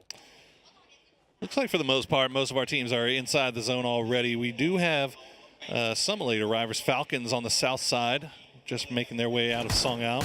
Third on 5 on the west, and now DN Freaks coming in from the north, and it looks like the only one that may run into trouble is Theraton 5, but we'll see where they decide to go. As Full Sense still reigning large on the top of that hill as we check in with those aforementioned Falcons. Yeah, and they're going to have to try and maintain this space for as long as they can. At any point when you get into a high ground position like that where you don't really have any hard cover to fall back to, you need to be aggressive. You need to keep teams at bay. They do have Thanadol set east, but outside of that, ain't easy to maintain space there. For Twisted Minds up in the north, they... I mean, they've been taking shots over in the direction of T1, so they know approximately where they are, and I'm not sure if Lou here is just sat waiting for his mechanic to come around or what the play is here. Where but a tire like used to be. They're trying to hold off this position. Ian is the closest opponent for them, though. Yeah, T1, I mean, they look like they might feel froggy here. We'll keep an eye on it. Falcons, though, I think they might have gotten shot at by Howl from Pentagram. And Howl, he's going to go ahead and hop in. And he's actually driving right into Falcons. Maybe turn that one around, buddy. Yeah, Pentagram, very wide split right now. And so Hal not going to get any support from the rest of his teammates. And that will open up the smallest of doors here for Falcons to come in on the south side. But at least they have a hill to kind of scout out where things might go next. See him. You can see they're both looking around this corner there. I was going to say, this Jiggle Peak has me thinking they know exactly where it is. Perfectic second one to line up there. They know where they have Ian now. They weren't aware before, fully aware this time around of the fact that T1's in the nearby vicinity, and still, with that information, they're keeping Example way up towards the northwest.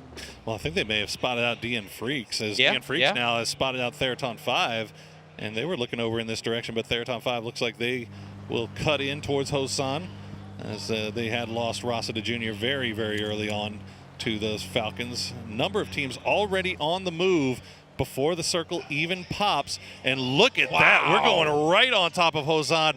So Theraton 5 and the Expendables going to make their way into the west side right at the perfect time. The city might not be all that is in this circle, but what else can you play in this circle outside of the city? Southside Hill is already taken, and everything else is open fields. You can see what they're driving through here. There's nowhere for them to stop before they hit the walls of the city. Tell you what, man, you've heard of this city ain't big enough for the both of us. Well, this city I don't think is going to be big enough for the 16 of us, as we see a number of teams running into each other through the hills. Na'Vi going to be shots taken from T1 and Full Sense. Pio all by himself. The rest of the team not anywhere even near. He's just going to try to make a full-on send, and he finds a way in, but 16 HP is all he's going to land with. Able to make it inside the buildings too. His teammates ain't with him just yet, though. They're going to come right here. Akan and Xiaoyang trying to make the same thing happen, but that's not going to be an easy run to make, because now all the teams are aware of exactly where he's wrapping in from. Great timing on the knock on Ian, though. It's going to allow for them to make that play happen. It was absolutely huge timing on that knock, and Bego Pa get away with absolute murder here,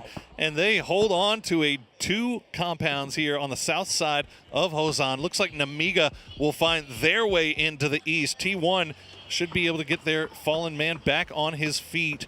And God, look at that. 1, 2, 3, 4, 5, 6, 7, 8 teams. Now, half the lobby have entered in some way Hosan. Believe you me, if this next circle goes anywhere near there, we're going to see almost the entire the rest of them join it.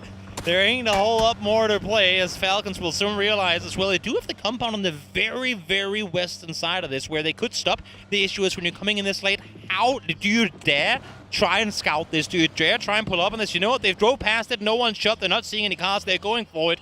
And that's a good scouting on the fly, and a great pit stop, at least for now, for Falcons. Really fortunate stuff there for Falcons, and very heady play from them to realize that BB team was the only one taking shots, although BB team starting to flex out a little bit, and looking at, we'll see if they decide to take that fight any further. How's the Pentagram, meanwhile, kind of squaring up with FN Potion on the hills, but this is outside of zone. They've got to come to a conclusion here, and FN, or Full Sense rather, have vision, so a few shots taken from Flash will force FN to reposition. It's like I said before, the only way Full Sense gets to maintain that high ground is by keeping all other teams at least a couple hundred meters out. You cannot have one team nearby, because we've seen it on Everest before. If the top team gets contested, everyone collapses on the hill up high. So need to try and maintain space as the two Korean teams now start fighting one another out in the blue Pentagram, and Evan Pochon trying to come out victorious in the southeast. Oh, Pentagram in a little bit of a bad position here, as they've got 3 inside a compound, but Glass is nowhere near. And there you go, the shots will be enough to take down Hammer. So 2 knocks now for Pentagram.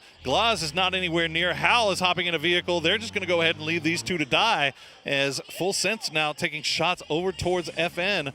So it looks like Glaz and Howell will try to make their way in under those watchful eyes of Full Sense. But where do you go, Toby? There are so many teams. The issue, right? They were holding it till late. Now the circle goes the only place they wouldn't want it to, down on their side of it. That's where teams already sat, ready and waiting. Glass first one to fall. Hammer down already as well. Here comes the last. Should be easy pickings for Belmoth. Indeed it is. And Pentagram fall early. Just forced to make a bad rotation. The new circle does pop, and it's going to go hard shift down to the southwest. So half of Hosan now no longer in. So BB team, Falcons, that little situation down there is still inside the zone. DN Freaks starting to look down as well. Twisted Minds very far outside of zone on the north side. We'll have to make a wrap down to the south. I don't know what BB team gave the circle guts today, but they've been on the receiving end of these last two of some very beneficial shifts. Hopefully for them, they can make something of it. Last game, they weren't able to capitalize and get the win. Yeah, these chances, at least for now, to make something happen too. 17 making a very dangerous wrap, and fortunately for them, FN Potion not together yet, so they're able to get through.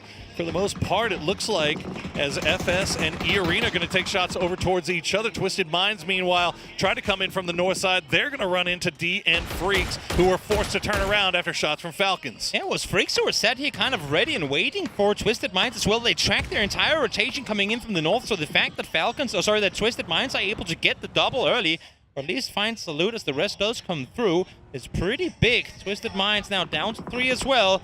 How do you maneuver forward when there's a big pull of a BRDM looking at you? Oh, Lou will pull up as Guman has to hop back in, and will retreat once again as you see the kill feed lighting up. Namiga is getting a little bit more active. Deal now is with his back at the blue.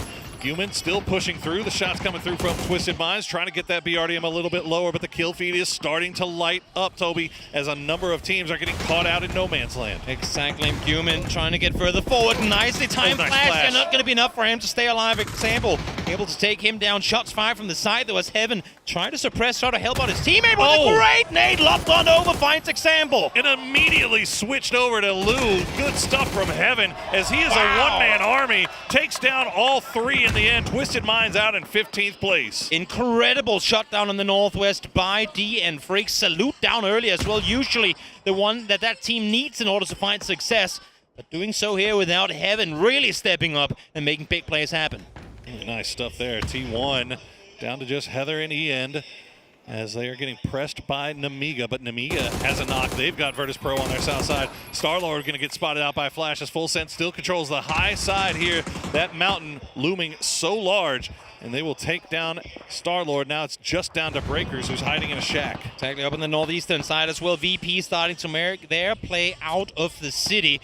They have both the rest of Amiga and T1 ahead of them. They need to be very swift in how they approach these fights, and they're doing that right here. Nixie already finds the double. Yeah, VP just cleaning house on the northeastern side of this zone. Full Sense, meanwhile, still trying to see if they can maybe get involved from range. E-End dancing around, avoiding going down to the explosions.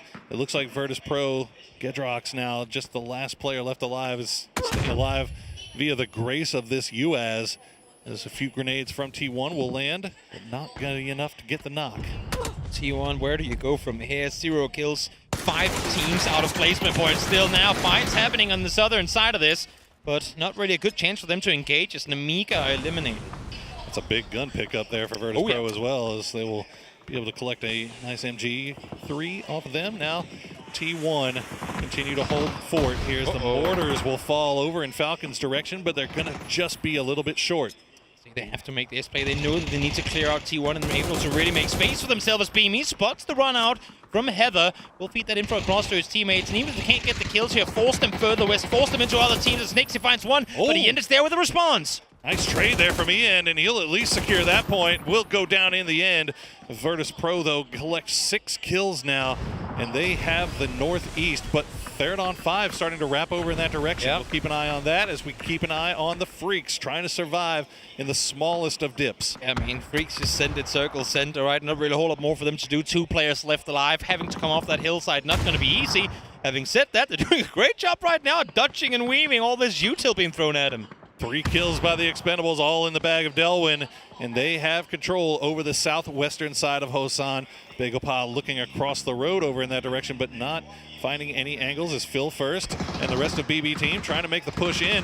They're going to come into the south side of E-Arena, but they've got to be ready for a fight as immediately Phil first knocked down to half HP. Yeah, second nade could get the better of him. That's 7 pieces of util thrown at that rock, neither of which connects. As a matter of fact, it's going to be Phil first with an nade to find one. Norrens, though, will get him in the end. 2 players down on the side of BB team as Jacob now trying to set here alone.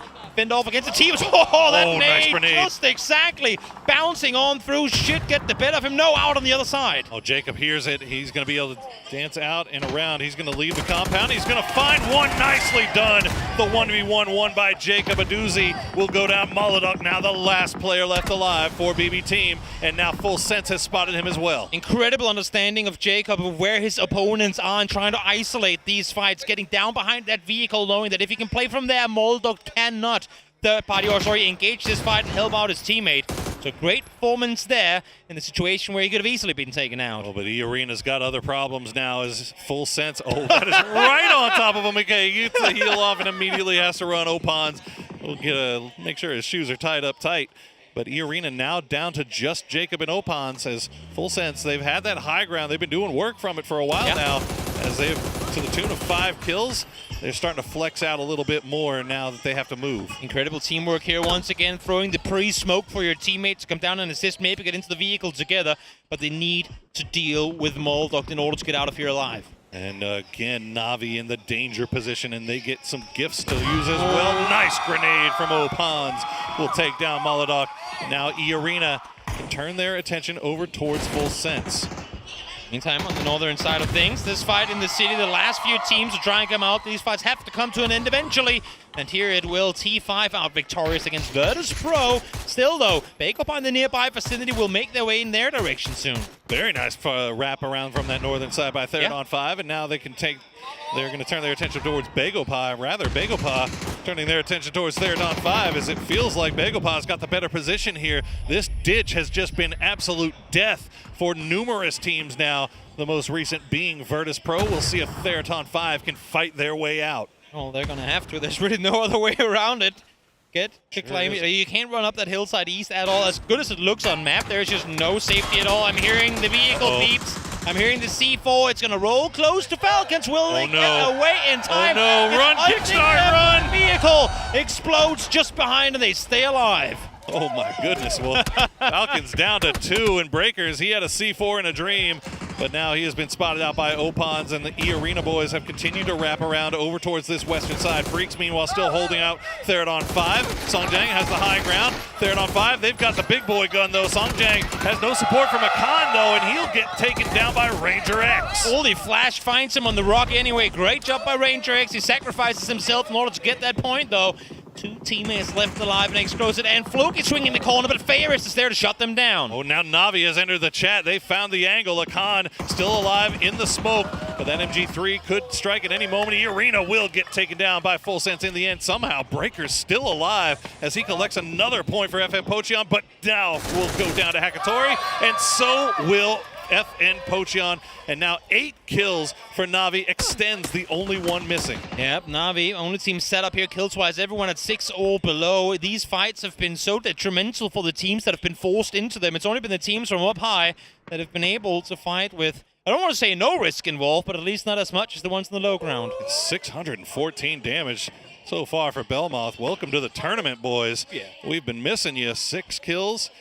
As they make their way in from the south. That is going to be a tall order, though, with Navi with 3. Still have that high side. Falcons, meanwhile, they've got the duo that were on the south side. Will continue to make their way up, and we haven't gotten a chance to talk about them so much just yet, but the Expendables have been playing out of the city. They lose 1, but they still have 5 kills. Tanvu and Clories now looking over in the direction or towards Falcons. Yeah, it's been a quiet game on the western side of the road here, but Circle shifting back in that direction is gonna light that up at least a bit more. And for Falcons, if they can somehow, I mean, obviously Expendables know they're out there because they've been shooting at one another, but if they can somehow get into that next dip, I don't think Expendables has a whole lot of util to work with right now either, so they could be safe there. It looks like they have a little ridgeline to work with as well, as Theraton 5's Exquisite. They know where he is. Yeah, they know exactly where he is. This might be Exquisite going down to the blue in the end, as he just tries to heal a little bit longer, doesn't want to donate the point. Oh, there's a first aid just sitting there, looks so tasty. Oh, Duck Shoes will spot him out. And in the end, Exquisite will go down to the blue. But we have made it to our top 4, Toby. It's a 3v3 v3 v2 as Kickstart and Shrimsy continue to wrap around on that western side. Full Sense still have to fight their way into zone. Belmoth again lighting up. I mean, he's the one tasked with making sure Navi can't do a flank around on them, and every single time Navi has looked south towards him, they have been met with a hail of bullets. So good on Belmoth to step up here and keep the likes of Navi in position. See those live updating chicken dinner percentage chances brought to us by the Crafton AI and AWS. Right now, the Expendables with a 53% chance, according to the numbers, based on where they are, based on what they have. They are looking pretty strong as they spot out Full Sense, but fortunately for Full Sense, they're able to get somebody in, but Hakatori will spot out Belmont. That's a knock coming in. Or Tanvu can find him. Hakatori sure will, able to get the second through the smoke as well. Boy. Rest might be possible because he is behind the vehicle, but the flush has come through, and you know what, it's Tanvu. He couldn't hit the knock, but he will get the flush. Hakatori, almost 500 damage here. Thanadol will be able to stick the res onto Belmoth, but Full Sense down to duo. We'll see how much longer they can stay alive with 2 teams looking right down at them. Falcons playing along that ridge line have managed to avoid the eyesight of either of these squads so far. We'll see how much longer they have to do that as New Circle will pop, and Thanadol and Belmoth, you are in trouble, boys. You're staying alive for the duration of that smoke, and I think that's about it. They do have 1,300 damage done between them, though, so definitely packing a punch, but these nades are getting ever so much close on that third one. Should have Belmoth's name written all over it, and will find him with that one. Hakatori running with no fear whatsoever through the open and wanting to clear out Full Sense. Just absolute reckless abandon. Bounces off his helmet, and Thanadol will try to take a spot. He's gonna get the knock onto Hakatori. They sent one man down to do the work, and he gets spotted Nice spray from Tanvu will take down Pickstar, and another shot from Sosid, who has been on fire so far here today. Na'Vi, successful in match number 1, comes back here in match number 3 with a duo against them, a solo in the south as well, but they're looking as in control as we've ever seen him. 11 kills already, lacking Hagatori, but now it's up to Sosid and Ferris to bring this one home. Expendables will get Clories back on his feet, so they're back up to a trio. Thanadol will hide just on the outside of this blue zone grenade, and he still has to crawl a little bit farther to get inside zone, and it does not look like he's got a whole lot left in the bag, you would imagine, to play with. We'll see if he can maybe make a move here. As nice spray, though. We'll find Ferris. He's just jiggle peeking this right now, and the underhanded grenade might not have been the play. And there you go. He gets taken low enough to go down to the zone, and now it's Na'Vi versus the Expendables for the win. I mean, I feel like he's done everything he could here to allow for Expendables to get into a winning position. Sosid, though, finds Clories with a Lynx in hand, but he's in a 1v2, and they know exactly where they have him. Almost 800 damage for Sosid, and he's going to find another one. Can he pull off the miracle? It's a 1v1. Sosid versus Duck Juice. He will secure the points for Na'Vi. Clories, they're actually going to go for the res here. Sosid going to use that opportunity to try to make the push. Can he get it? He can! What a win for Na'Vi! Before the grenade explodes, they managed to get the spray. Immediately jumps out of this seat and goes, "What do you want? What do you want?" It's not all a Hagatori train. No, Sosid is here to clutch out games like that as well. And my, oh my, what a turnaround. Hagatori who? Sosid has been an absolute revelation so far here today, and boy is he feeling it, and he should be. How do the Expendables throw that at the end, going for their heel instead of going for the 1v1? They might end living and regret that one. My, oh my, for Na'Vi to come out victorious there. You can see Thanadol probably not so upset about Na'Vi not winning, but going like, boys, I gave you all chances in the world to bring that one home, but that's the second time we see it now. Teams crumbling with the winning play. It was BP team last game, and here we see it from TE as well. There's so much pressure on these guys, especially when you get down to the final few players remaining. You never know what can happen. You never know who will step up to deliver a win. This time, it's Na'Vi and Sosid.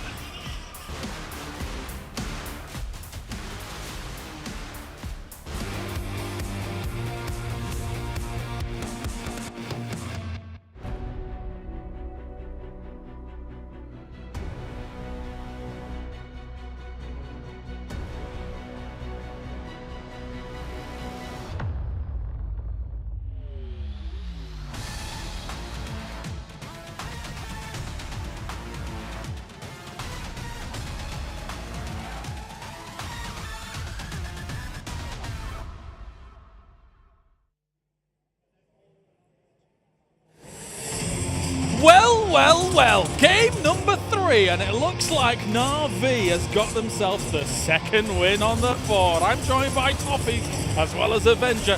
Toffees is elated about another EMEA victory. I'm elated that Santa came early for Na'Vi. It dropped presents upon presents upon presents on them, including a Lynx that ultimately was what they needed to win this. They were tagging people left and right. You're right, Na'Vi, that's 2.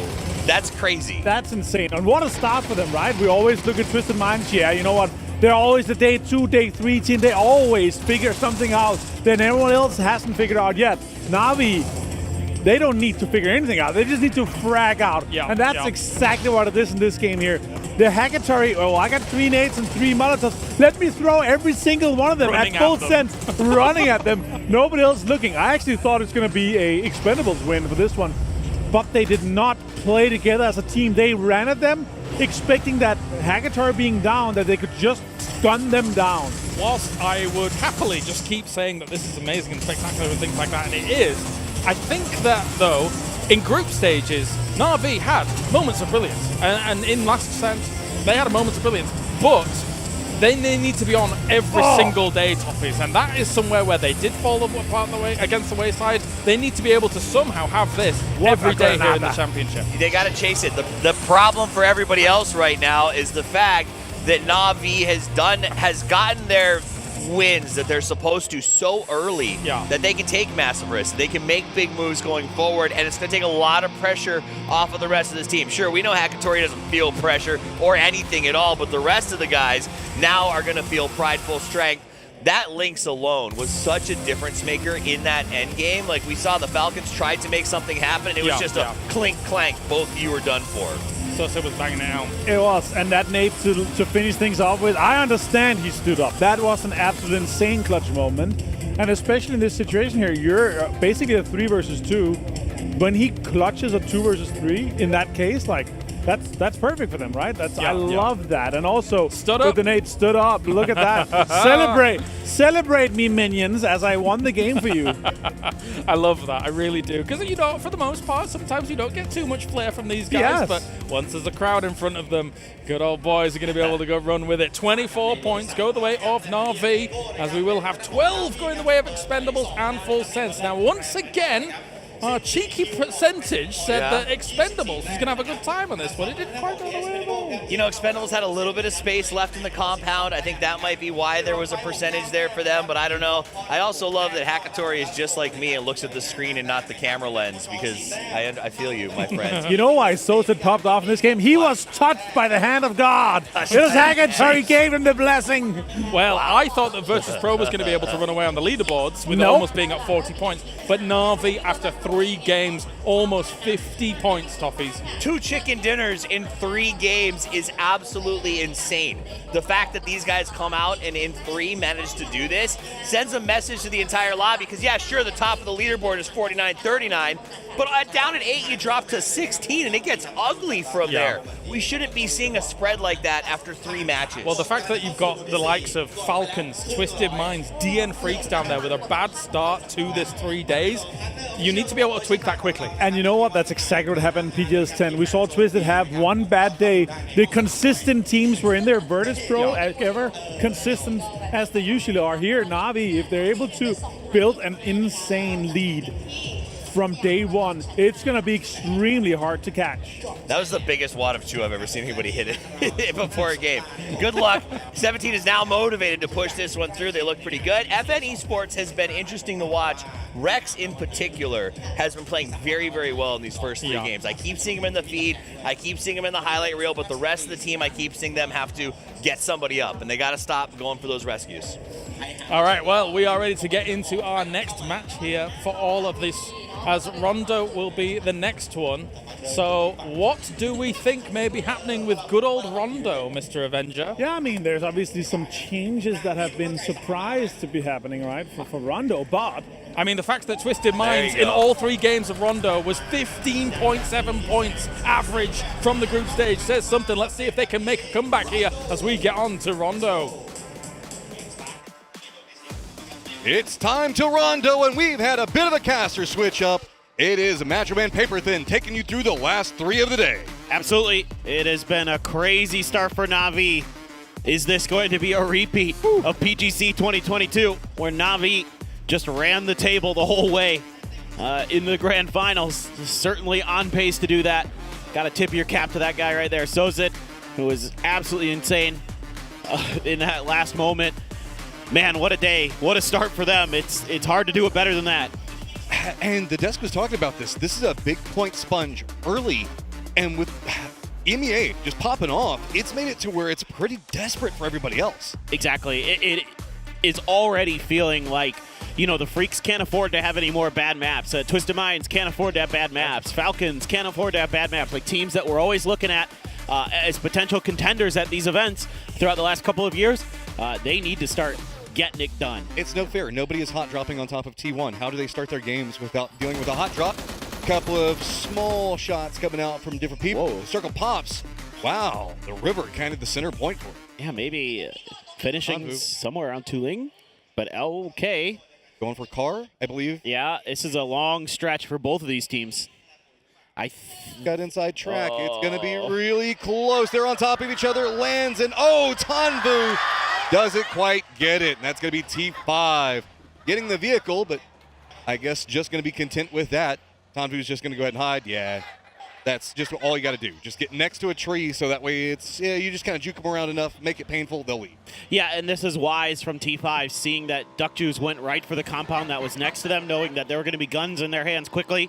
So it's time to just claim our prize and leave as Theraton 5. Clories, though, scooped up a micro Uzi, and the Expendables didn't take too kindly to this kerfuffle. Hey, look. It's a decent weapon if you're on the back of a motorcycle, right? It's probably one of the best ways you can get. Looking out, emergency pickup called for FN Pochon already. Yeah, oh boy. Oh, Glorious.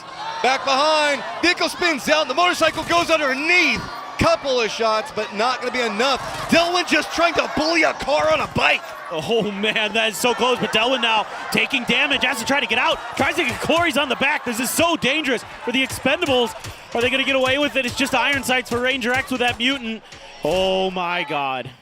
I got to give respect to the Expendables on that, though. They were like, no, okay, you got the car, but we're not going to make it friendly for you. That's fine. It's fine. He's reasonable. Nothing wrong with that. Should be okay. I don't see, well. That's like the saddest thing is when you put somebody on the back of the bike, they just look so depressed. Carry me home. I've been out. 5 does want this. Vehicles back out. Yeah, they saw the knock in the kill feed, and they realized it was pretty close.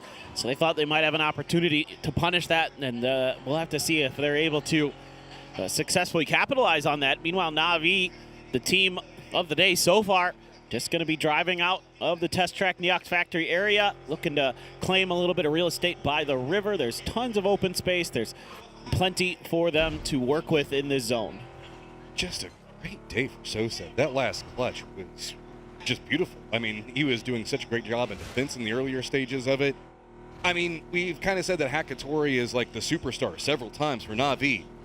Now that we're starting to see Sosa, Fairest finding more and more of their own comfort levels, their own clutch abilities, this squad's just going to get scary. Yeah, exactly. I mean, if you can get other people firing as well behind Hakatori, that is a dangerous, dangerous team to say the least. Full Sense has had a really nice start. They're in third place coming into these grand finals. Let's hear what Tigger has to say about this Thai team playing in front of the home crowd. ก็น่าจะเป็นทีมเนมิก้าครับเพราะว่าเขาก็เป็นหน้าใหม่ด้วยแล้วก็ทำผลงานในรอบลาเชงได้ค่อนข้างดีเลยทีเดียวครับก็พวกเราก็หลังจากที่ดูรอบกรุ๊ปสเตจและลาสเตจมาค่อนข้างเยอะครับพวกเราก็มีแผนปรับตัวซึ่งจะดูทีมรอบข้างให้มากยิ่งขึ้นว่าเราควรเล่นสไตล์แบบไหนให้มีแต้มมีพอยต์มากที่สุดครับ Hit on a couple of interesting points. Full Sense is in an awkward spot because they had to just watch the group stages. They had to watch the final stage, or the last stage. And now they're just having to jump directly into it where everybody else has had several days to at least warm up, get back used to being on land. They just have to come out the gate swinging. Yeah, and so far, not bad. 24 points in 3 games is pretty decent.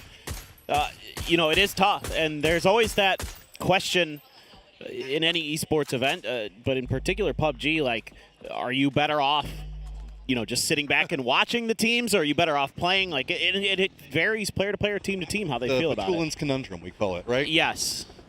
Where do you fall when, you know, you have 9 days off in a row, and are you cold? Are you getting good reads on everybody else and how they're playing the game? That kind of stuff.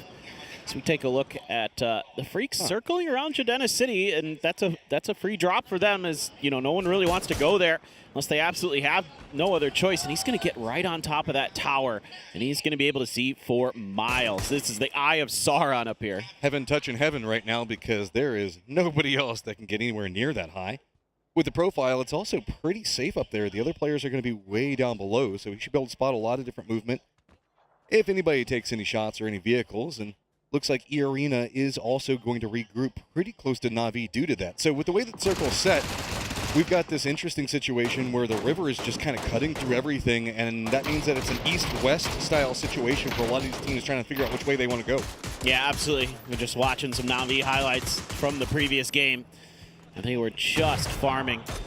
And on top of that, some really nice nades to clear some space, and of course, the final moment. Beautiful stuff towards the end of this. So sad. I mean, he was just farming level 3 gear. I mean, they had so many crates drop right by them, and you saw he had a Mark 14, he had a Lynx. Just Unbelievable. All the tools. And yeah, I mean, stand up whenever you do that. Multiple members of his team already went down. He clutches it in the end. Na'Vi just rampant so far. 2 out of 3 games, just dominant. Yeah. Oh, and I love to see that. Like, let them know. The crowd was loud here, too, when they were able to close that out. So let them know. Get on your feet, my guy, and just tell them you're here to play. Squad's not yet inside of the circle. Are going to be T5 up to the north. Twisted, very far to the north. Namiga, as well as the Expendables, very far to the northwest. Begapa is going to have a couple of people that are just touching the circle. Should be there in a second. Falcon's going to be behind that, but Asla Pentagram has called themselves an emergency pickup from pretty far away as well. Yeah, it's going to be a little tough for Asla potentially if they're looking for something more central. There's not much that's been left open. Jadena City's been occupied by FN as well as the outskirts by the Freaks, so there's not much that's going to be available. We're in an awkward spot where Twisted Minds is in 14th place going into game number 4. I don't expect it to stay that way, but no, very intriguing.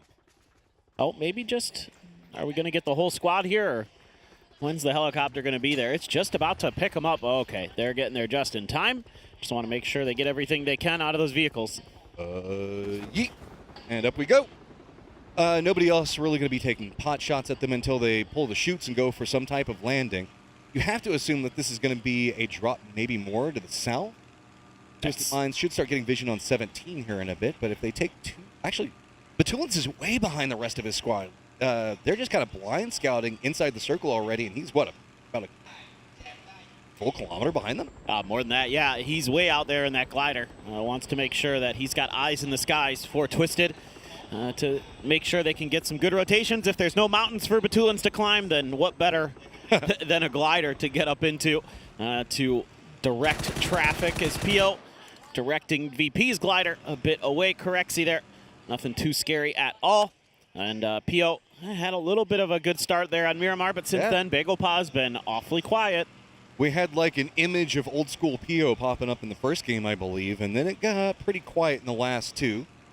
With the emergency pickup called from T1, I feel like this is a safety play, depending on which side circle ops into going. Falcons now just getting into the zone. This is... VP has probably the most options in movement, but they've got to be careful because they can also be contained in their point. They've got the bridge back behind them that can take them to Jadena City. But there's a lot of squads that might be able to leapfrog getting into position early, and I think that's why we see Corexy kind of going around with the glider. Yeah, absolutely. I mean, it's part of what has made VP so good in the last couple of months is their ability to just really understand timings, look for those third parties, look for those macro plays, and they've been damn good at it. Speaking of timings, T1 going to get yoinked right as the circle pops. Do they go with it? Nope. Looks like they went ahead and cut and decided to stay where they were at, and that's a good call. Yeah, absolutely. It's a really well thought out and timed emergency pickup for T1. They can hedge their bets if they need to go to the other side of the river, but kind of was wondering if this was going to be a 2-ling finish, and starting to shape up to maybe look that way as Asla does find a little bit. 3 of these houses going to be there. They're just saying goodbye to Corexy. Should be well on his way out. Couple cluster fights that's just going to happen right on the edge of the zone potentially. Twisted is going to go to the east and get away from Namiga, but E-Arena is taking shots at T5, and that's going to be Fluky ahead of them, I believe, inside of a glider. I don't think that T5 has any real options other than go for this. 17's going for a more collapsed point. Raining found himself right next to the Falcons. T1 trying to hold, but this is a bit dicey on the outside. That's going to be a big flash, and it looks like the Falcons do manage to get away from most of them. Yeah, that flash might have just bought T1 an extra life here as EN needs to get these heals through. They've got the reinforcements arriving behind this, but there's a Panzer in hand here for Shrimzy. T1, though, able to get to the other side of the house. Not going to be a threat just yet with the Panzer, but surely there will be a moment. Namiga wildly roaming around the outside, has stalled up kickstart. T1 hears the footsteps, couple of peeks between, but looks like Falcon's trying to slow back down the pacing in the firefight a bit more to give Kickstart the time to get over here. Looks like he did manage to get away from Namiga, so full reinforcements for the Falcons now. Yeah, oh, that timing on that. Very nicely done by Shrimzy. Was so ready for that position. And that's going to be raining down as the Falcons continue to try to dissect T1. Just one other player up for T1 right up next to all Falcons. Goes for some good shots onto H when EN He's been popping off today, but there are a ton of Falcons players on the other side of that doorway. Namiga also setting up around the outside of this thing. If maybe they can catch anybody and rotate from building to building. Ian in some trouble, and Shrimzy's going to find him. Yeah, that's great capitalization there by Shrimzy, realizing that there were other shots coming in. Alerted him to the fact that Ian had gone on the outside of the house, was able to take advantage of it. Heather, though, not content to sit back. Going to cook the heck out of that grenade. That could be a knock. Oh, doesn't get it. Ooh, Shrimzy gets out just in time. Securing the kills around them. Namiga now really the referees for anybody that wants to move out of this area. Heather the last one up, and he is just firmly entrenched here. He can hear the footsteps coming. Holds for an angle. Does get the knock on a one, but can't stay for too long. Has to go upstairs. Yeah, that's wise. He was dead if he stood down there. Just trying to buy as much time as he can. Shots ringing out from his back as well. But on the stairs here, they don't see him! They don't see him! They weren't expecting him on the stairs, and Heather demolishes the Falcons. The angle there was just enough that they looked past him. Unbelievable. Just walked. He just had the freest shots at their back. Namiga going to go ahead and pick up Heather, though. Get themselves at least one kill, and Falcons in a bit of disarray at the end of that. That's heartbreaking for the Falcons. That should have been their fight. They had it won fair and square, and it's just one little out-of-position player that you don't expect that costs you a game. That's brutal. Absolutely brutal. Always check your corners. That's tough, man. I mean, you don't expect to not see that player when you're doing that. It's so tough to realize that that was even possible for them. They have to just be thinking there's like a bug or something, you know? Like, it's just unbelievable. New circle pops. It's going to be full sense in the middle of it. Twisted pretty close as well. 17 just to the south. Azul also in good position right along the coastline. Around Jejina City, we still got T5 very far to the east of it. Of course, FN Pochon and the Freaks all just kind of stacked up over here. No free movement happening for them just quite yet. To the southwest, we also have Bagopod that's not inside the zone. And to the north, it's going to be the Expendables. FN seemingly very aware that Heaven is up there, and he's kind of in a tricky spot right now. I don't know if he has any real viable options to get out of there. The rest of the Freaks have already gotten in their cars and crossed the bridge and gone to the other side. And they're trying to make their entry. Here we go with Na'Vi again, though, getting lit up from the other side by Nurens and others, but Opan's danger close, trying to use some of that info from his teammates to get those grenades to connect, but not going to find the mark. Na'Vi not wanting to stay on that one too long, realizing that they might have to just give up that section of the coastline, regrouping a bit further back. Actually, no. Full-on surrender of the coastline, so that should allow E-Arena to regroup a bit better. But to the north of this, multiple people from the Expendables have gotten in, well, right next to the circle. They have got eyes maybe down on Na'Vi's reposition. Yeah, you're absolutely right. The Expendables will be very diligent, very patient in setting up their traps and their plays, and they've got a little bit of time to consider this. Might have been noted by E-Arena on the other side as well. So some things to think about, able to avoid any early disasters or cause any early disasters like we saw in the beginning of the game. So for the Expendables, just keeping on as we get to take a quick look back here. They just don't see him. They just don't see him. They had eyes up on the top of the stairwell, and he just shifted in back behind them absolutely perfectly. A bit of a misplay, yes, from the Falcons, but also just very cleanly played from Heather. Yeah, I mean, he took the timing and ran with it. That's hard to do it better than what he did there, because he moved again as they were coming up to obscure the vision of the second player. FN Pochon trying to cross the bridge from Jadina. It's going to be Asla Pentagram doing some gatekeeping. Not too hard on it. Howl on one side. FN just has to dodge out the nade. Catches some air time, but they are now going to be shifting their way up into the north. That could put them in E-Arena sightline if they're not careful. Yeah, this is a really nice stretch out from Asla. That's such a good compound to have. They are going to take a knock from 17, though, as FN going to continue on trying to find some safety behind that ridge. Well, with Hammer taking some shots at the bridge, that has kind of revealed his position, and the Freaks might be trying to backstab. He has to be pretty careful. E-Arena now getting vision on the other side of FN Pochon. This is pretty scary over here. I don't know how they can really rally back as Breakers is all by himself. Yeah, Heaven's going to try to make a go to cross that bridge. Let the rest of the Freaks cause a bit of distraction here, trying to track down Hammer. He's going to go for the coup. But, oh, my God, that grenade just absolutely swatted him. He needs one more bullet from the Freaks, and he's down. They don't know how it connected. That's why they pulled away from the shots on it. Just needs a bit more, and DL is going to get the knock onto him. That's really nice work there from the Freaks. That was going to be a bit of a tough slide to get in. To the south, we've also got Begapa right down below VP, trying to hold out T5. That's its own situation as F and Pochan trying to get back together, but they're going to go down, just down to Rex, and he's got to go. Yeah, this is such an awful spot to be in for FN. There's just not much you can do here if the other side of that river is in play. DL sees Glaz. Well, Asla really can't defend against this. Remember, they were the ones that made FN go over there, but due to the way that the Freaks have now just encroached onto them, that's allowed Rex to kind of squeak by and sneak into the circle. Yeah, that's huge for Rex. The Freaks just got to claim whatever points they can here on the edges. Rex, yeah, there's just nowhere to go. There's a Tanvu in the circle. That's its own problem. New circle is popped. Twisted in a 2-2 split, feeling pretty good about it. Down to the south, Begapa going to have to move yet again. T5 going to have to regroup, and probably BB going to go ahead and step away from their 2-2 split.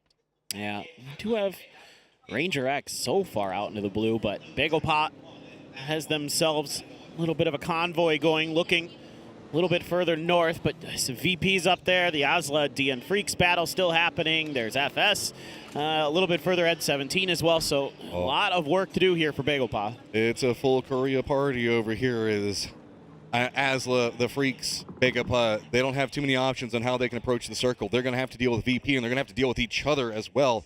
FS inside their compound feeling good, but E-Arena doesn't have to move too fast to get inside the circle, so they can kind of hold this one out. Begapa just kind of rallying together, trying to see if they can run into this, and it is a bit scary, but not too bad yet until you run right up into the face of FS. Yeah, this is where it gets very, very dangerous, and they had to pull off of that compound hit. They're looking for anything in this circle, and there's not going to be a ton. 17's in the mix. They find the dip, but there is the Panzer ready. Oh, it doesn't get any more knocks.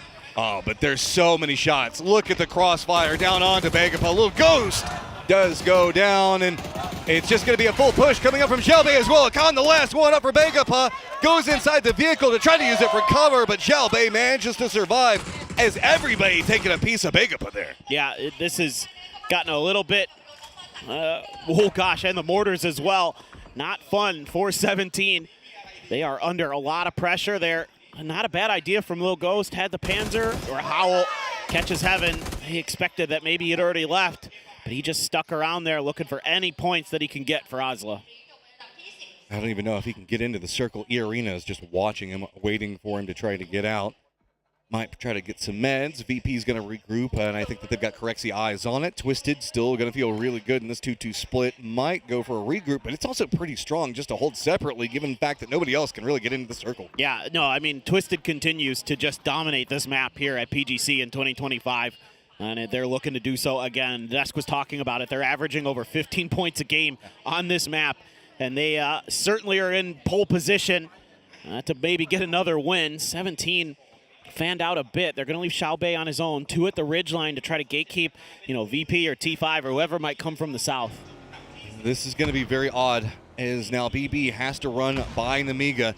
Namiga's waiting for a couple nades, see if they can get the damage. Just weaken this early, but a couple of shots going to be coming up between a doozy. Best of luck, causing some problems.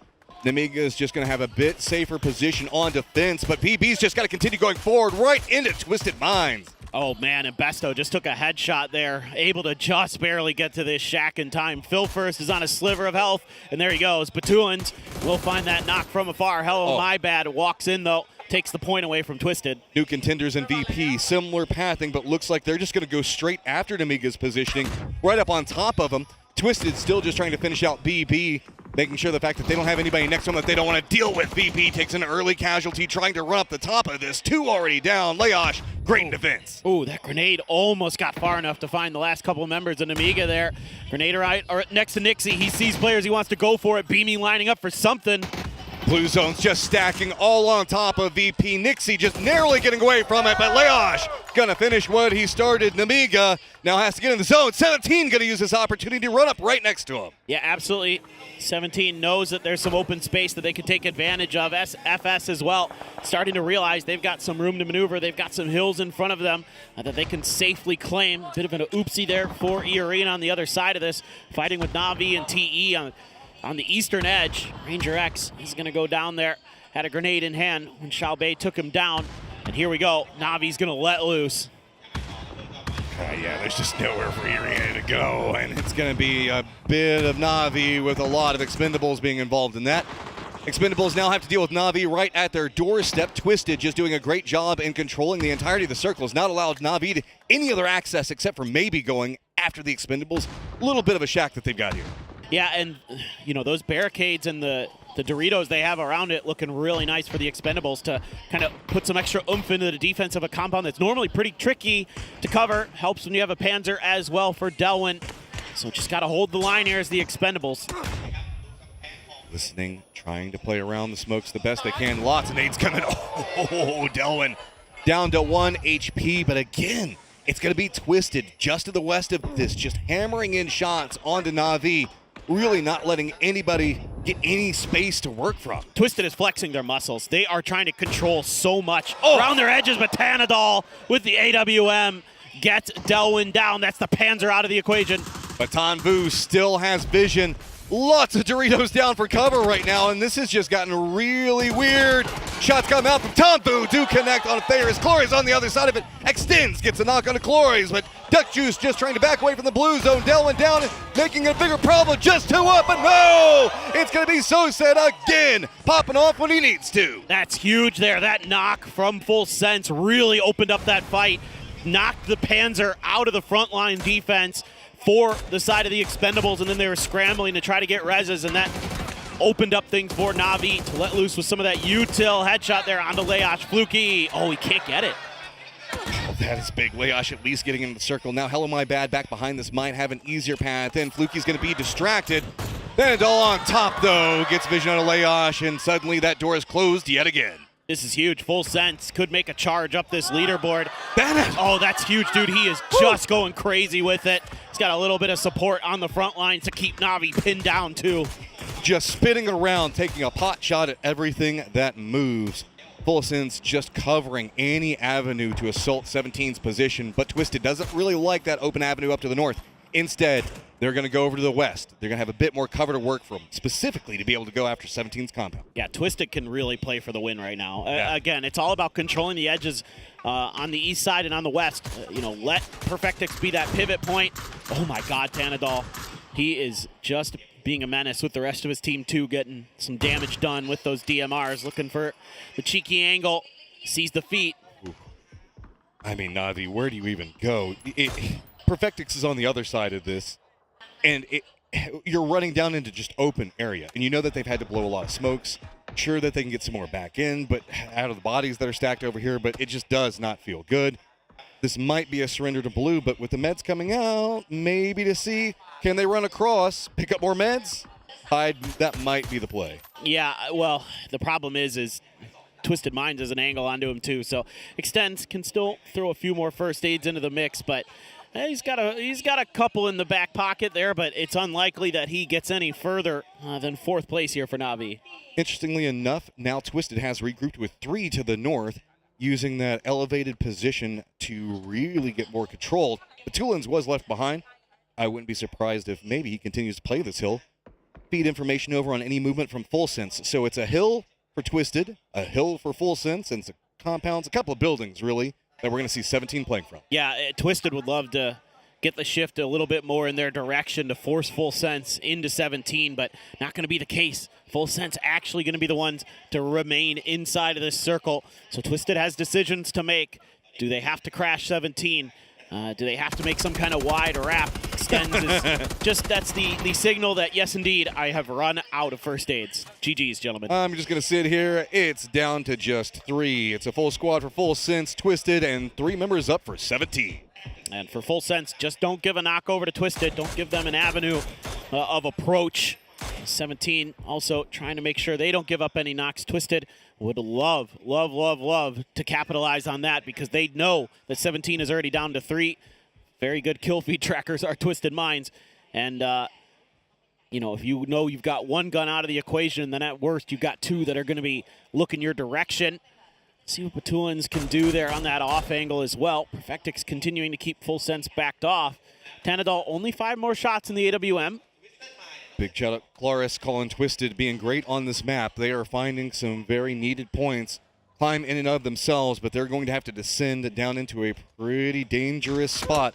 Multiple members of 17 were trying to see if they can get vision, but it's going to be on to Batulins. He's got to cover, deny what he can.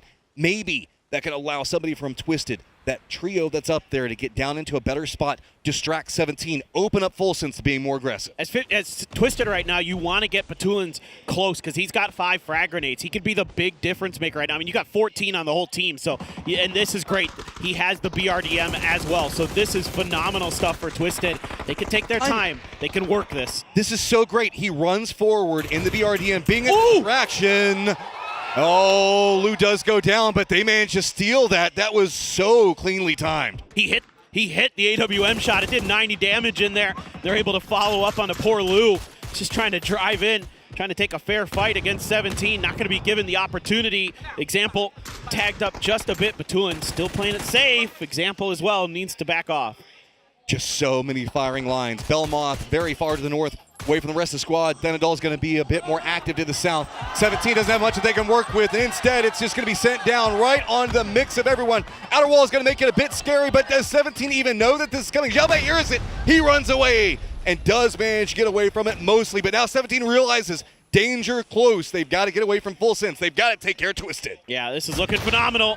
Example gets the knock, and he's going to be ready for the second. Of course he is. Big plays coming up for Example. He's found a way to knock on the door, and 17 in a lot of trouble now. Well, this is just opening the game up for Full Sense to claim the win here.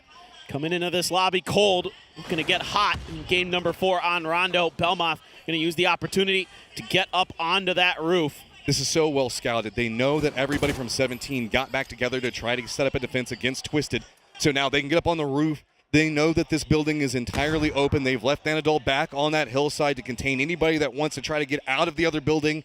This is very heady play coming up from Full Sense. Xiao Wu taking a really interesting approach to this fight, knowing that he has no real hope to res his teammate. So he's just going to wait in the ditch and hope that maybe Twisted can find a couple knocks on a Full Sense, and we can see a resurrection of Xiao Wu from earlier in the year when he was just going crazy. Some of those solo moments when he won some big games for his team. And we get a readjustment here from Thanadol. Wants to find some new angles and some new toys.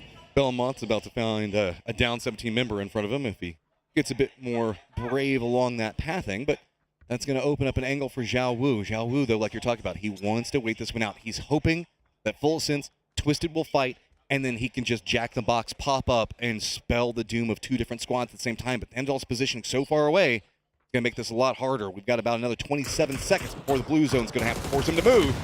And now it's just committed fire onto the BRDM, and no surprise, that is an avenue of escape for Twisted Minds. Yeah, I liked this a lot from Full Sense, making sure that there is no escape valve for Twisted Minds, that they can't change the game a bit themselves with that very powerful vehicle. Thanadol, is he going to go for it? Tough to shoot between those fence little grooves. Not going to hit those easily. Xiaobei does eventually bleed down. Thanadol did go for it. Might have caught some damage in there. And Xiao Wu spotted out.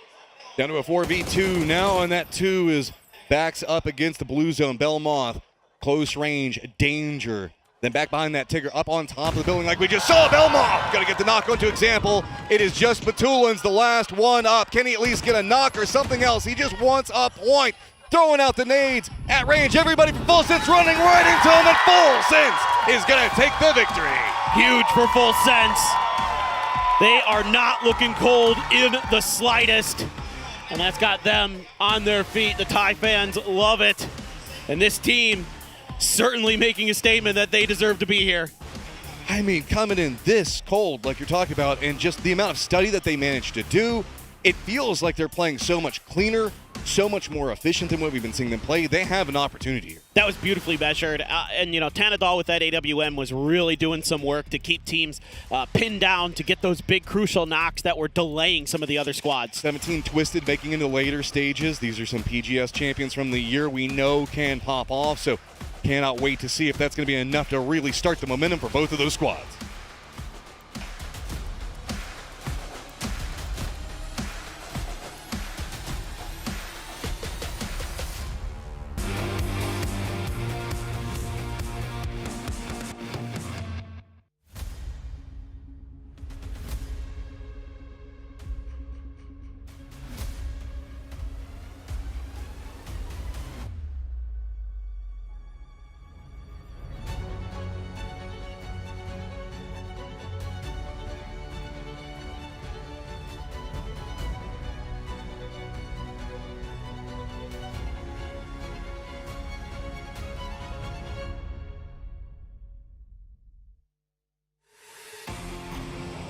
Our team that comes into the grand final as the direct invite gets themselves a win here at PGC 2025 Grand Finals and finds themselves in a fantastic spot against some of the heavy hitters towards the very end here on Rondo. Joining me, Toffees as well as Avenger, to talk about this game. I can hear you guys. This is fantastic. Avenger. Yeah, obviously this was an amazing game and another situation where we see Twisted Minds do well once again here on Rondo, but what a shift. We had a lot of water in play. There's a lot of compounds, but once we saw that shift away onto the Twisted Mind compound, they actually left this compound to kind of let anyone else take over because they knew if they could control the western side themselves, they could later engage it. We saw the BM in play, but the Thanadol 8 LVM, man, that was the big stinger for me in this game. It was. You know, we saw Lynx be the game changer in the last one. We saw the AWM come here and make a big game changer in this one. But I just love, for me, very excited to see Full Sense come out and get a win on day one. I do think there was a lot of bluster, a lot of talk about the automatic bid. Yeah. And, you know, we'll call a spade a spade. You look at that and you go, A, is it fair? And B, will they be able to put up wins with that incredible cold spell leading into this? To come out in game 4, get a victory, tell all the haters, guess what? We can win in this lobby. And anyone who was worried they're cold, obviously they're not. They made some great plays. They were very strong. The core of this team has been together since 2020, and they've been sort of searching for the right fits. If this continues, then Thanadol and Tigger definitely are those solutions. I can appreciate that, Cell, considering what they could do here. At the same time, you know, looking at these highlights, we saw Na'Vi, said once again with another banger grenade to be able to get them some extra damage in. They have been on fire. Again, I just wonder if they can continue it from day to day to day. All right. Let's make this theoretical here, right? But let's say Soset and Na'Vi wins and Soset gets the MVP. Would that be insane? You couldn't think that would be kind of crazy. That'd be crazy. He's had so far. Soset wouldn't get the MVP because the second you drop in that last game, you're going to get shot in the back of the head by Hakatori. Hakatori's going to pop him, 100%. You're convinced by this idea. Listen, if there's a Cayenne on the line and we've already secured the victory, you two need to be careful because I'm going to get the Cayenne. You know what I'm saying? All right, so we're allying against Toffees, is what he's saying here. Well, it has been that way already. EMEA. All right. Well, I am a Full Sense fan now. What, because America's is kind of in the bin at the moment? We're not Thai. We don't have to have reasons for our choices. You say America, so you can just change that. I'm a Thai fan. Yes. You know, beautiful countries. We have had a good time here, admittedly. Absolutely. Bangkok's been amazing so far, and we've seen some amazing plays from the Thai teams there, so it's been great.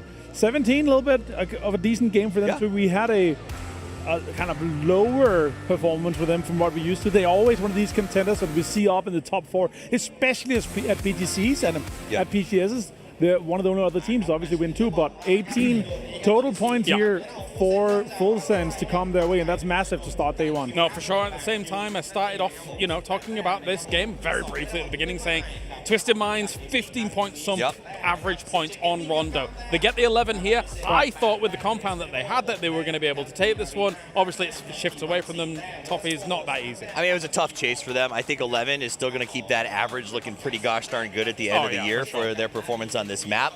And the fact is, you're right. Coming out of their drop spot, it's just a nice transition for them that often results in less kills early on and then sort of some salvage if you get a shift away. Well, here's the overall standing so far here. Full Sense. As we say, the direct invite. No group stages required. No last stage required. Currently in second place after 4 games. That is pretty big. That's a little bit of a home turf advantage, you could say. I mean, they've been out here. They've been watching the game. They've been able to play from the comfort of their home or their practice area, right? So that's huge to come in here. And I mean, that kind of proves a little bit. Sure, we're going to have to get a little bit deeper in the games, but it kind of proves there's no huge disadvantage to not having played if you are putting in the hours and if you are grinding throughout. Other huge names up here, of course, Virtus Pro in third place with a 42. And from there is a bit of a drop-off after just 4. But a drop-off to where it should be after 4 games.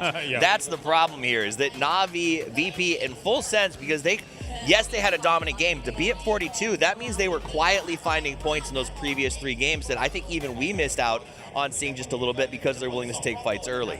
My saddest one from this one here, looking at match 4 here, DNF only on 10 points so far. It's one of the teams who've had huge eyes and huge expectations throughout the year. They've had a lot of podium finishes, a lot of second places here, but still, PGC was supposed to be there. Salute always say, guys, I don't care. I'm just going to play. I've got no pressure. Yeah, it's going to be, well, we'll see if it can continue here throughout all of our next games. It's time to go to a break. When we return, we have got Erangel on the other side of it for PGC 2025.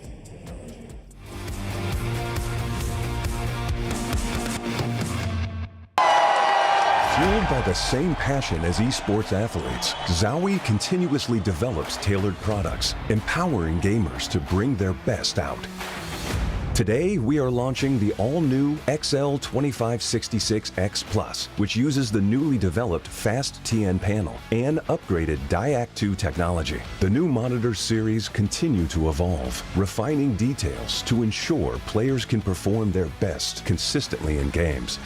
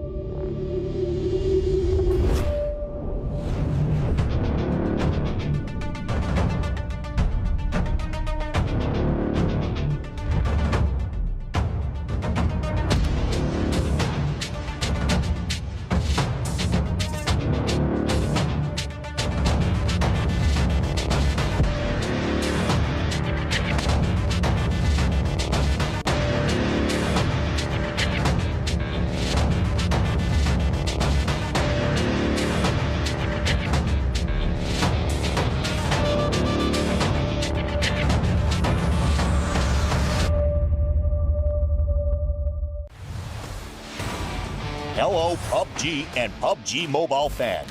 Thanks to your passionate, unwavering support, we've been able to grow tremendously on the battlegrounds of PUBG and PUBG Mobile. To give back to our fans, even in a small way, and to present you with a brand new experience of the #1 Battle Royale, we are bringing together PUBG and PUBG Mobile and uniting them under one stage, PUBG United, launching in 2025. PUBG United's journey begins in Siam District, Bangkok, where the tournament will be held this November. Around Siam Paragon and across the city, you'll discover PUBG experiences that you can't take your eyes off. You can also experience the PUBG United Fan Zone, where you will find booths dedicated to PUBG and PGC, as well as PUBG Mobile and PMGC. There will also be special collaboration pop-ups with global brands. A variety of PUBG-themed events and hands-on activities are waiting for fans to enjoy to the fullest, so be ready. For online fans, a special website will open, bringing together every moment of PGC and PMGC so you can enjoy PUBG United anytime, anywhere. For the first time in esports history, PUBG Global Championship and PUBG Mobile Global Championship will unite on a single stage. Starting with a grand opening ceremony on a massive scale, each day brings new and exciting moments. With that energy building up, the intense grand finals of PGC and PMGC will come together for the first time in history on one united stage. On this one-of-a-kind stage, the world's top players will battle in back-to-back grand finals, offering an experience like never before. One world, two champions coming together in a truly historic moment. November 24th to December 14th in Bangkok, Thailand.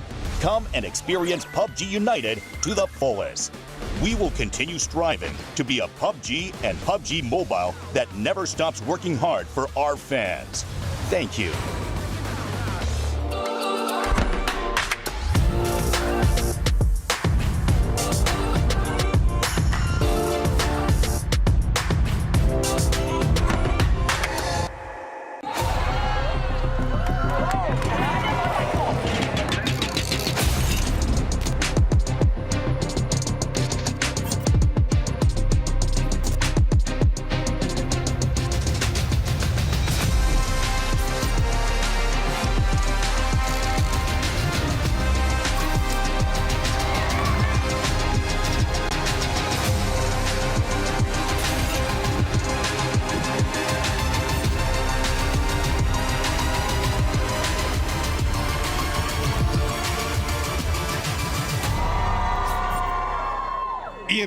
EMEA, and SEA. It's been pretty lopsided, and finally we have somebody else that's managed to take a victory paper.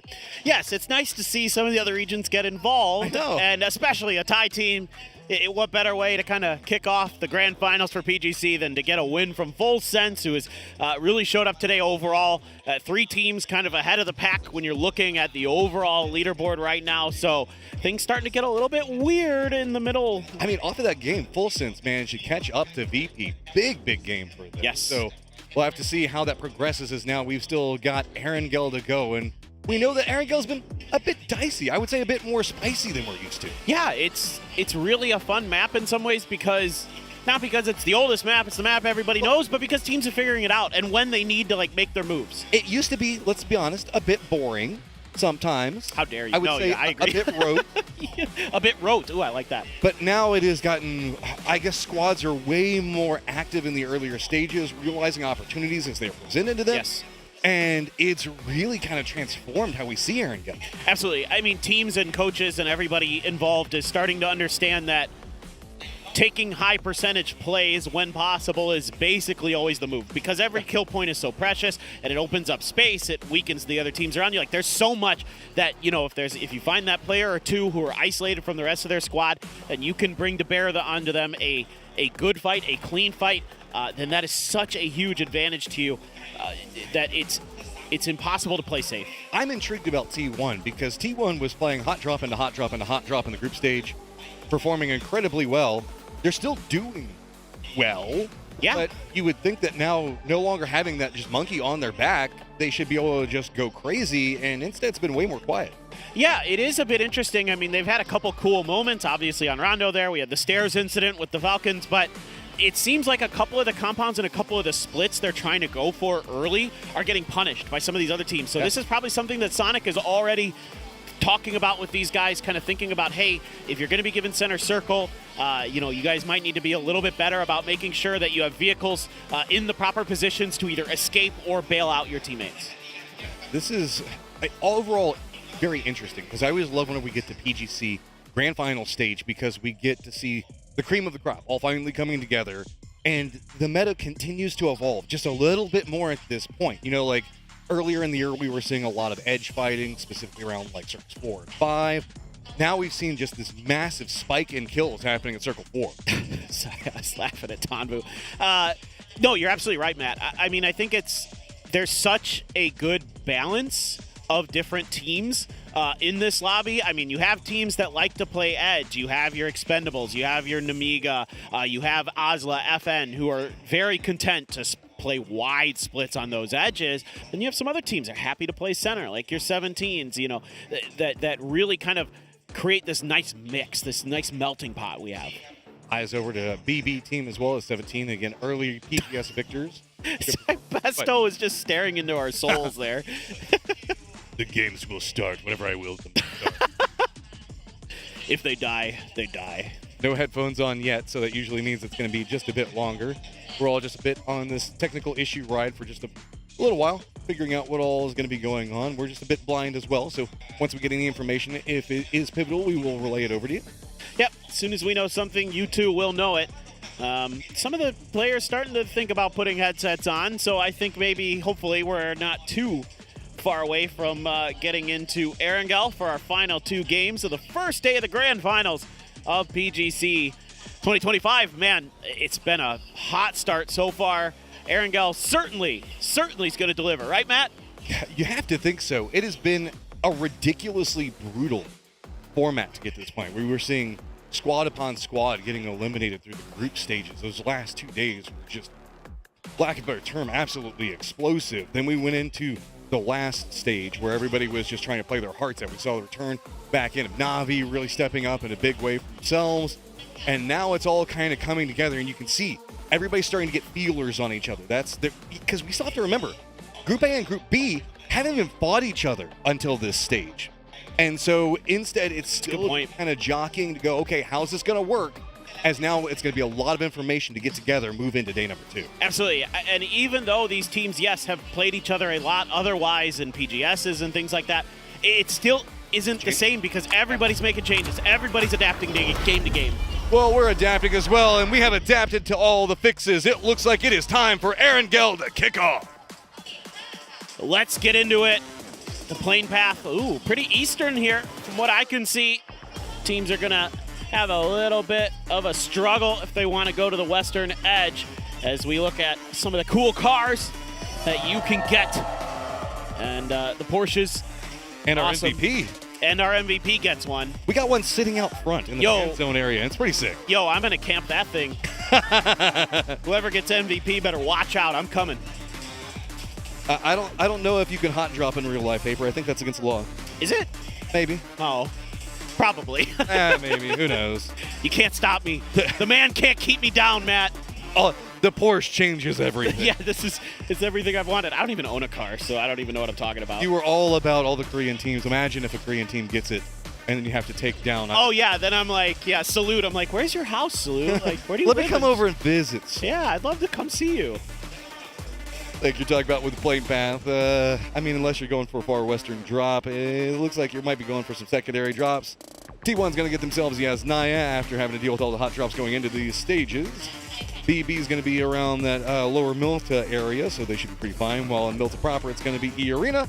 Nolene getting a bit of love, and it is going to be Ian that takes that one away in full sense. Just got to watch. Yeah, it is going to be the Millie Circle, so Bagopot FN going to have their choice, their prime positioning, wherever they so choose to let themselves set up shop. If I know FN, they're probably just going to fan the heck out around that radar tower. Bagopot probably something, maybe Western military base or Eastern military base. They've got there's so many options here. A little bit of an improvisation that's going on with Falcons, who went to, I guess, Ice Chest. That's just going to be north of Western Bridge, coming over Milta. Not Milta, sorry, over Military. And looks like they're already going for vehicles. They might be just saying if they can get a little bit of loot and maybe get themselves in the circle early, but I don't know. I'd love to see Falcons split here with their loot, send 2 players over the bridge early to go towards those crossroad compounds. Now, there could be a world where Bagopot is there, but because the circle's a little bit more east than west on top of the military island, I think you've got a good opportunity here to maybe suss that out. Belmont just running. It's going to be about another, 20-ish seconds before he manages to make it down to Nolene with everybody else. The Expendable is going to be one of our most western teams here. Really just going to be Namiga and Crates, the only ones further west than that. All right, this time Expendables, don't run into stuff to knock your player. Just take it easy. There's brakes on those cars. I know you don't like to use them. There's no brakes on the Expendables. They just got to go. That's true, dude. All right, never mind. I take it all back. I don't want to see the Expendables have brakes. I want to see them just go. Are you trying to change my boy Duck Juice? Never. I would never, ever want to change Duck Juice because he is one of my favorite human beings. He really is. He's always so nice. And he's like always like interacting with all the different teams. He's like one of the, I guess, the gels that holds the community together in certain factors. Is Belmoth, you've done it. He's made it. Welcome to the party, pal. No loot, no nothing. I mean, who wants the upper area of Stolber? And they're immediately doing an emergency pickup. So I guess get what you can and go. It's about all you can do.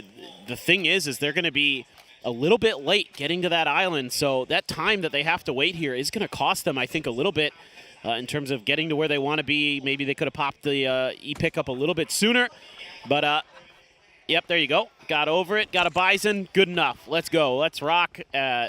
You know, you're going to be early enough, though, that you're going to beat the majority of teams, so should be something for you to utilize as FS. Squad's already down on military. E-Arena just crossed the eastern bridge. Alice is going to be coming up back behind them. Evan Pochon, of course, big up that we were talking about beforehand. Falcons did opt into an early rotate. Na'Vi is going to drop all the way down to the south, really get themselves right up against the coastline. Want to make sure that nobody's back behind them, so that way they can just walk forward and murder the world. Yay, murder. I mean, look at this. So said, 13 kills. Hakatori slacking. Yeah, man. He only just puts out crazy amounts of damage. But it's been Sosa's day. I mean, the best day we've probably ever seen from him, and what a time to show up, you know, at a PGC when everybody's kind of got eyes on one of the players on your team, and you're the one who's shining the brightest. Got to love that for Na'Vi. BB as well into their E-pickup. They're just going to be like right on pace with FS. It's like neck and neck with their helicopters. This is interesting because there is a timing differential that has to happen with these helicopters. It's just that BB was so much closer to the circle that's allowed the helicopters to cross roughly the exact same time. So we're at a full across the streams moment with Navi's going to be right down below them. We've got ourselves Heather, kind of curious to see what's going on with T1, who's presently in 5th place. And now we're with Heater from T1. You clutch 1v3. So that's up, annihilated the team Falcon. So I would like to let you bring us through that. So how do you pull it off? 팔콘 상대로 1대3 상황에서 이제 다 잡으셨는데 그때 그 순간 어떻게 하셨고 그리고 어떻게 해내셨나요? 그냥 무조건 죽는 상황이었는데 운이 좋았던 것 같고 반대로 한 것 같습니다. At that moment, you know, I thought I was dying, but I guess it was just good luck. Really? All right, so hope the luck's still with you with the rest of the game. So cheer for T1! While that was going on, it does look like Aslan and Evan Pochon have bumped into each other. Full Sense is going to be pretty close to Begapa in military itself. Very far down the south, BB has just cut their chutes, and they're going to be pretty close to E-Arena, but they can go to the Badlands just to the south of Radio Tower, and it looks like that could be clear. Yeah, FS landed in the military base and didn't go exactly how they drew it up. They lose a player. I don't know what is going on with Oslo and FN. They have been bumping into each other all day long. But again, two teams that have, like I was talking about, very similar ideas on how to approach the game on their play styles. So it's not super surprising in some ways. Obviously, the PWS fans would appreciate it if their teams didn't just fight, but... Rozhawk? Rozhawk? What are we doing over here? We are... And the Freaks, I guess, just trying to get some separation, and... They got a BMX it to get out of there. Yeah, this is going to throw off timings. The Western Bridge also has a couple of teams, and those two teams that are going to be bumping into each other could be Twisted and the Expendables. So, a lot of moving factors as now it is just going to slow down a bit more for F and Pochon. Looks like they're just trying to get all their reinforcements together. Keep in mind, Star-Lord is, I believe, up around Radio Tower. Yeah, it's been a struggle. Yeah, for some of these teams, but you know the Freaks in particular down there at 15th. It's just these day one woes, and it always starts on Miramar where they can't really get anything going. It's been a problem all year for the Freaks. That map has really just put a wrench in their works and prevented them, quite frankly, from winning anything in terms of, you know, they got a bunch of seconds, but if they could do a little bit better, didn't have enough speed. Not enough horsepower. Where do you go next? I mean, it is still pretty open down the rest of that. Ravine, so Begapa looks like they're going to be regrouping. That might be an issue, but outside that, get out and push! Get out and push! Please, guys. Oh, my God. Look, they're fraggers. They're not drivers. This is what I was worried about. The Expendables rolling right up next to this position coming up from Perfectix, trying to scout the other side, but it is going to be Perfectix. Does take down Juck Juice. Flores runs after it, and everybody from Twisted now looks like they're just trying to fight and to get a better spot. Wow, this has gotten really, really crazy really early. Namiga also still on the outside of this bridge. Here's it. Yeah, this has gotten kind of dicey for both squads in terms of if you're going to be able to get all your players back into the game if you're going to be able to utilize those revive stations, because the Expendables have kind of camped on top of here. So Perfectix blue chip is going to be stuck up there. Meanwhile, Batulin's looking for a reposition, try to counteract Delwyn as that solo, may be able to identify that and maybe make a play, but Namiga, like you said, is not too far away. Gedrox is getting closer and closer by the second. Range is what really Twisted Mind's trying to use, realizing that multiple members for the Expendables were all on top of each other. Oh, hitting that rock is bad. The Tulins, you don't want to get too close to Delwyn. Just kind of roaming the other side of the hill, but that could put him pretty close to Gedrox. Other side of this could be a bit scary. Example does get the knock on Tanvu, though. I'm pretty shocked he didn't go for the Panzer there. Had a pretty decent opportunity based on what I was seeing. But Batulin's now gets out. Oh, no. He doesn't even expect it. This is such an awkward timing for Twisted to get caught up into this fight. We still have the Freaks back behind this as well. That might be a fourth party, as the Expendable's not going down quietly. You can see Calori's, he keeps trying to get eyes to see if he can go after a res, but it is nowhere near safe. I mean, eventually, you got to assume he's going to strike. No, he doesn't. They're playing it safe. They're playing it cautious. Gedrox, though, going to hear Lou's shots angling in that direction now. I don't think Lou's seen him just yet. Oh, if he gets in that car, that angle is just going to be way too open. Not even waiting for him to get in the car. Gedrox going to find one. Now the Freaks are getting closer and closer by the second. Example, no real options. Looks like he's hopped into a car. He might go more to the north. Megapaw also going to spot out full sense down below him. This is back over at Military. Yeah, this is really nice stuff for Bagopot. This clears out a lot of the danger close teams and players. Makes it a little bit easier to potentially make that southern shift if they need to, as the circle has gone that direction for now. Still a fair amount of water here inside of it on phase 2. So could still keep a lot of that water in going into the next one. Delwyn still with the Panzer and the M4. Pio, though, jumps off the tower and gets punished. Thanadol was waiting on that one. Pio was being a pest on top, but Little Ghost gets the knock on Thanadol. That's going to make this a bit crazier over here. As a Pentagram, also going to be in vehicles, rotating pretty close. That's going to draw a couple of eyes and pull a couple of shots away.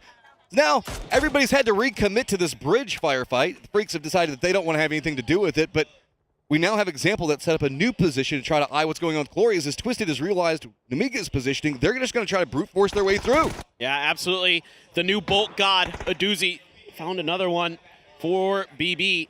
As Zenith going to see T1 over to his east.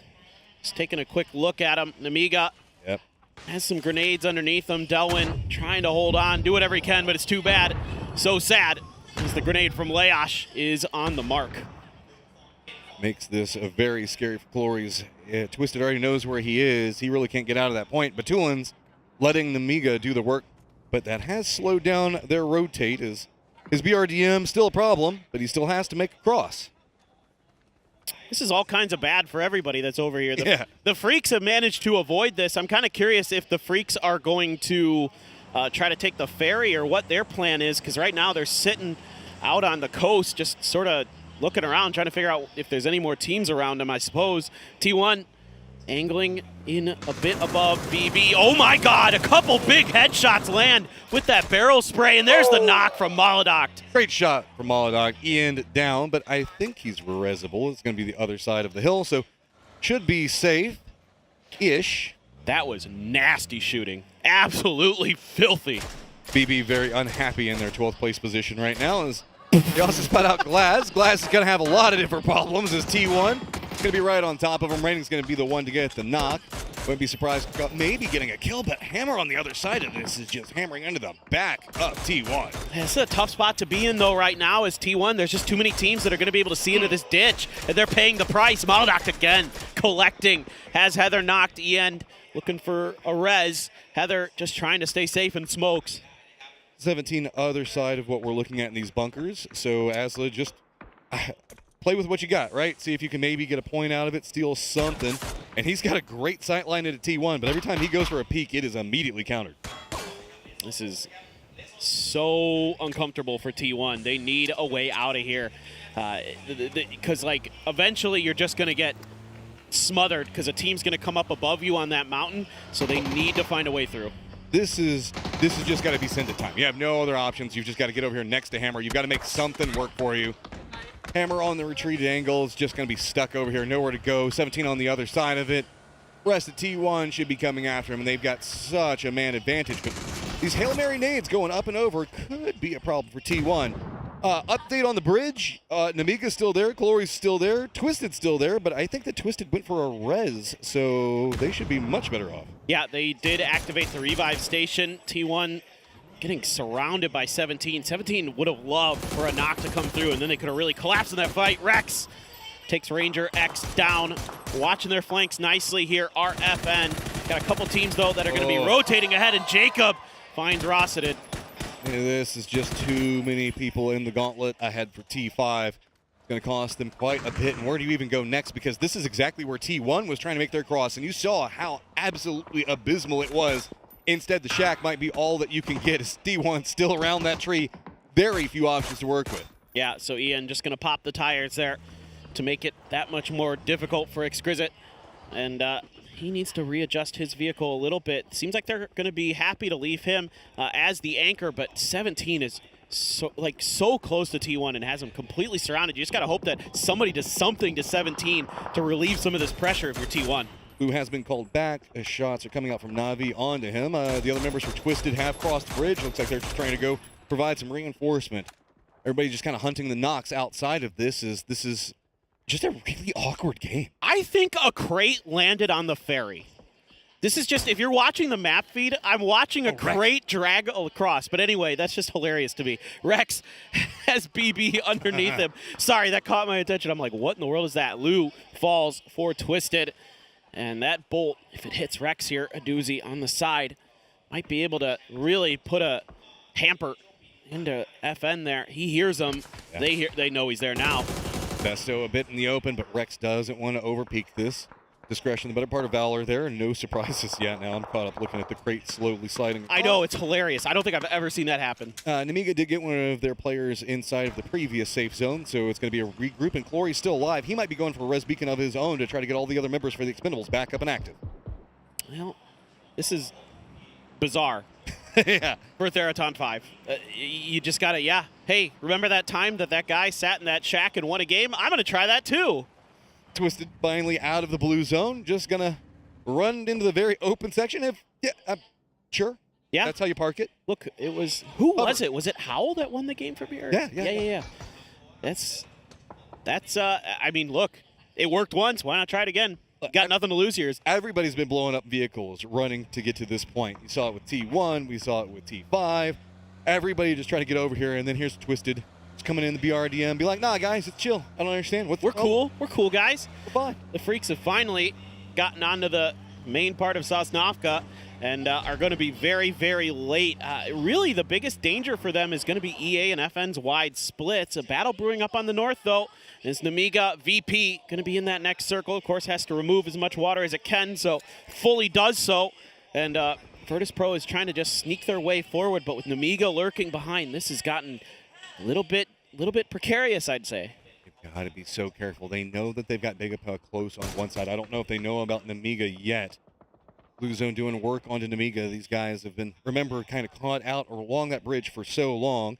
Hello My Bad is on the other side of Begapa and VP, as VP is running a 1-1 duo split. Now, actually, no, it's just a full 4-man split. That's a little Ghost that's the closest to Grexy.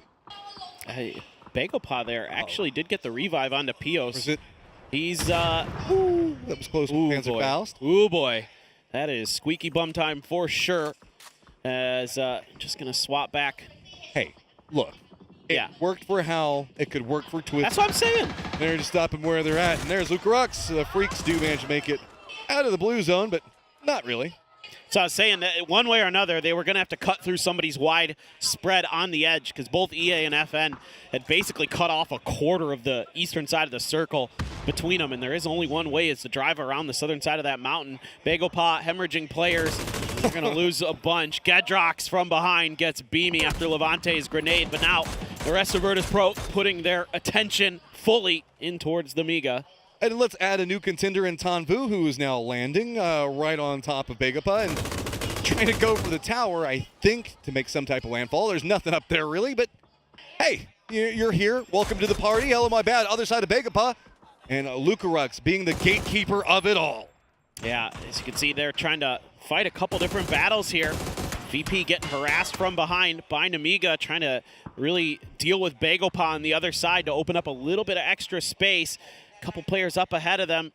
In terms of 17, still pretty fanned out across the military base. I mean, they got a couple bunkers under their control. Xiao Bei's getting in his car to regroup with the rest of his team.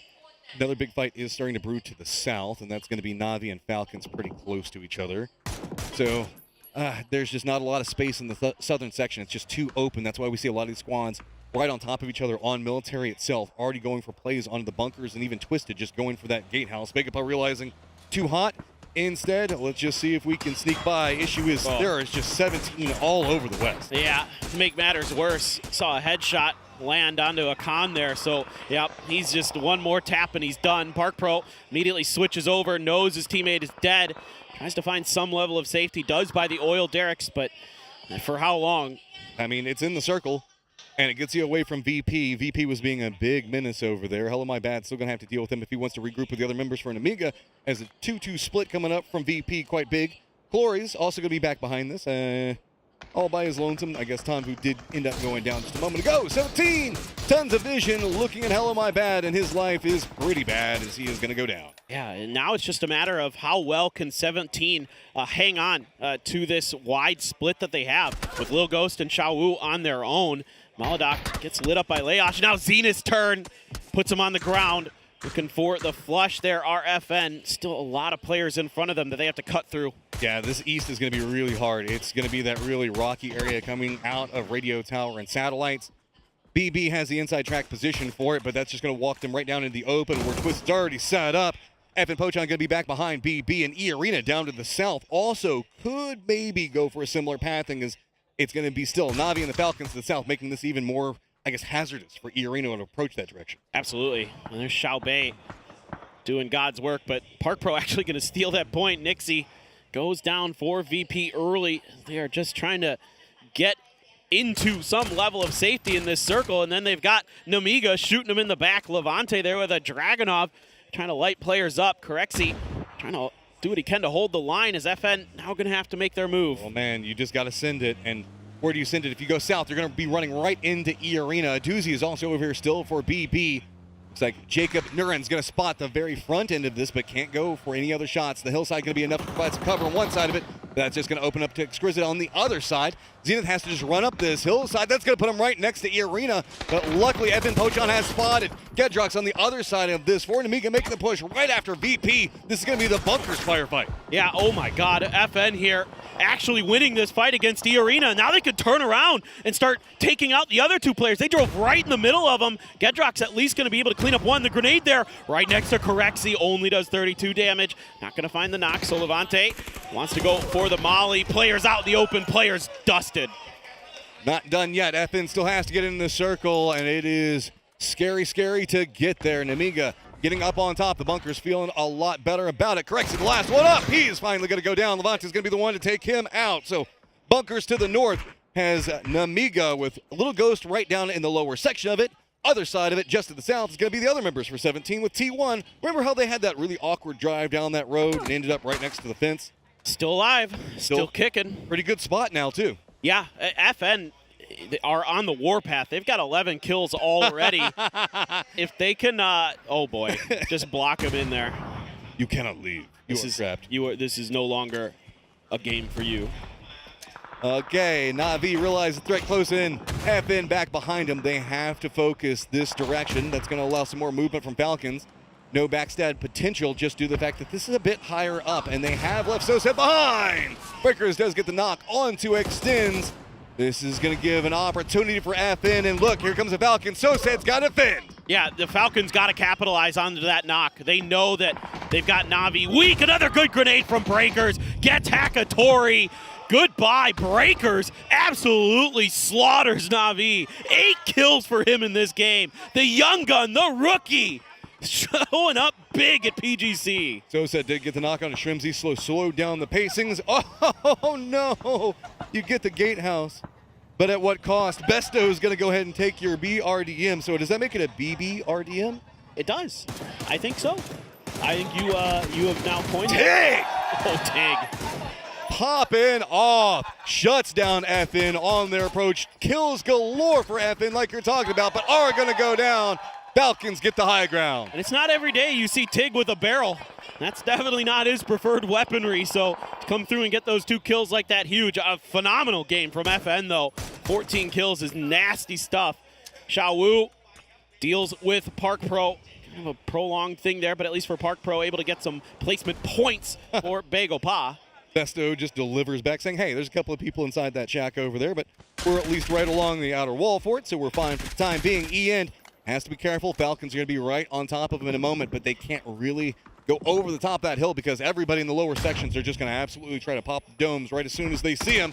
Defense for Twisted, as BB has a lot of different covered angles that they're playing from, and Twisted in a little bit of trouble. Yeah, Defense really eating a lot of that. Example there, lit up, it doesn't matter. He's still gonna win the fight. It's Heather from T1 that strikes him from behind. P90 in Batulin's hands, looking to put it to good use. First though, gotta get the res here on New, one of the best fraggers, if not the best to ever touch the game. An example, and it's a swing in from a doozy, and it's shut down, maybe? Just too many people. Everybody's just crawling into the gatehouse, and just too many different firing angles to work with. 17 still playing around their bunker, did backstab T1, but Nemiga sees an opportunity in that firefight, and there is just a cluster of vehicles just slammed on top of each other over here. If you could get that frag in there in time, but you're not going to be able to. Just throwing everything in the kitchen sink at this. Unfortunately for Levante, BB was already rezzed and ready to rock. As the BBRDM doing what they can to just stay alive a little bit longer. Starting to take some damage, though. There's just so few options for BB. They're trying to use the wall, use the cover, but Nemiga is just trying to negate a lot of damage onto that BBRDM at this point. And let's not forget Leosh very far to the north, just in case something goes wrong with Levante over there, and it does. A doozy gets the knock onto him. Yeah, there's no hope for Leosh to do anything about that. In fact, he can't go anywhere himself. Down to our last 4 teams. T1 still in that spot that they've been for oh so long. Ian gonna have to make a move for them. 17 can just fully barricade their northern side of that shelter. No problem for them. And Tiggleton, though, might have an answer to 17. Or maybe T1's positioning. Where was it focused in at? It's gonna be Shrimsy. Gets the last couple of taps, and H-Win gonna make sure to get the flush. Heather clinging to life, the Dorito keeping him alive. Yeah, you were right. Went for T1 there. They're just trying to stay alive, see if they can get any more points out of this game. Falcons gonna have to make a move a little bit. I think the top of the hill still in this next circle from my gathering of what I see. Maybe just a little bit of it. Hard to say for sure. As H-Win, AWM to the dome. Xiao Bei taken down. Emergency repairs coming through for that BRDM, so that'll get it back up to full health, and that's really nice for BB. They are going to be able to put that to good use. Falcons, it's a matter of time. They might have to leave that position like you're talking about. We're in phase number 7. BB roaming closer and closer to the circle, and it does look like Falcons are just going to go right after Ian. He hops into his vehicle, trying to use it for some type of cover, but Falcons will instantly swarm around, and Ian does get the knock on one before he goes. That's going to slow down pacing, and now 17 using this opportunity to pounce on Heather, other side. Hold it. If that's a frag grenade, the Falcons are in trouble. Nicely placed by Besto. Xiao Wu is going to deal with Heather, so T1 goes down into 4th, and Falcons starting to lose people left and right. Amali doesn't look like it hit H-Win, actually, so he's still alive, still resable. Shrimsy wants to do what he can to get BB away from him. Just got to go back next to the tree, use some cover. More Doritos going to calm down. Shrimsy was expecting it, but Besto gets the better of that. And that is going to be the Falcons going down. BB on a rampage, just running around. It's just them and 17. Yeah, is this going to be enough, though? Still a lot of distance to cover, so 17 can put a ton of bullets into that BRDM as they try to drive down the street. And they got the Panzer. They could finish it right here. Just waiting for it to set. 8-time next. 17 picks up a big game. Big smiles on 17's faces. Just did a great job controlling that space around them in the military. Those early splits they took, a 1-2-1, worked a treat. Nobody gave up anything to anyone around them. That is the steady, stalwart 17 we've come to expect. Our early PGS winners for the year, all the way into the later stages. And BB team, that was just crazy the amount of influence that they were having on that game in its entirety. I mean, early on, some of those shots they started hitting, you could tell they were feeling it. Some interesting decisions there to steal that BRDM. Really liked what BB was doing. I mean, we even got a bridge camp, kind of. I guess maybe more of a lighthouse camp. That was just a nuts game.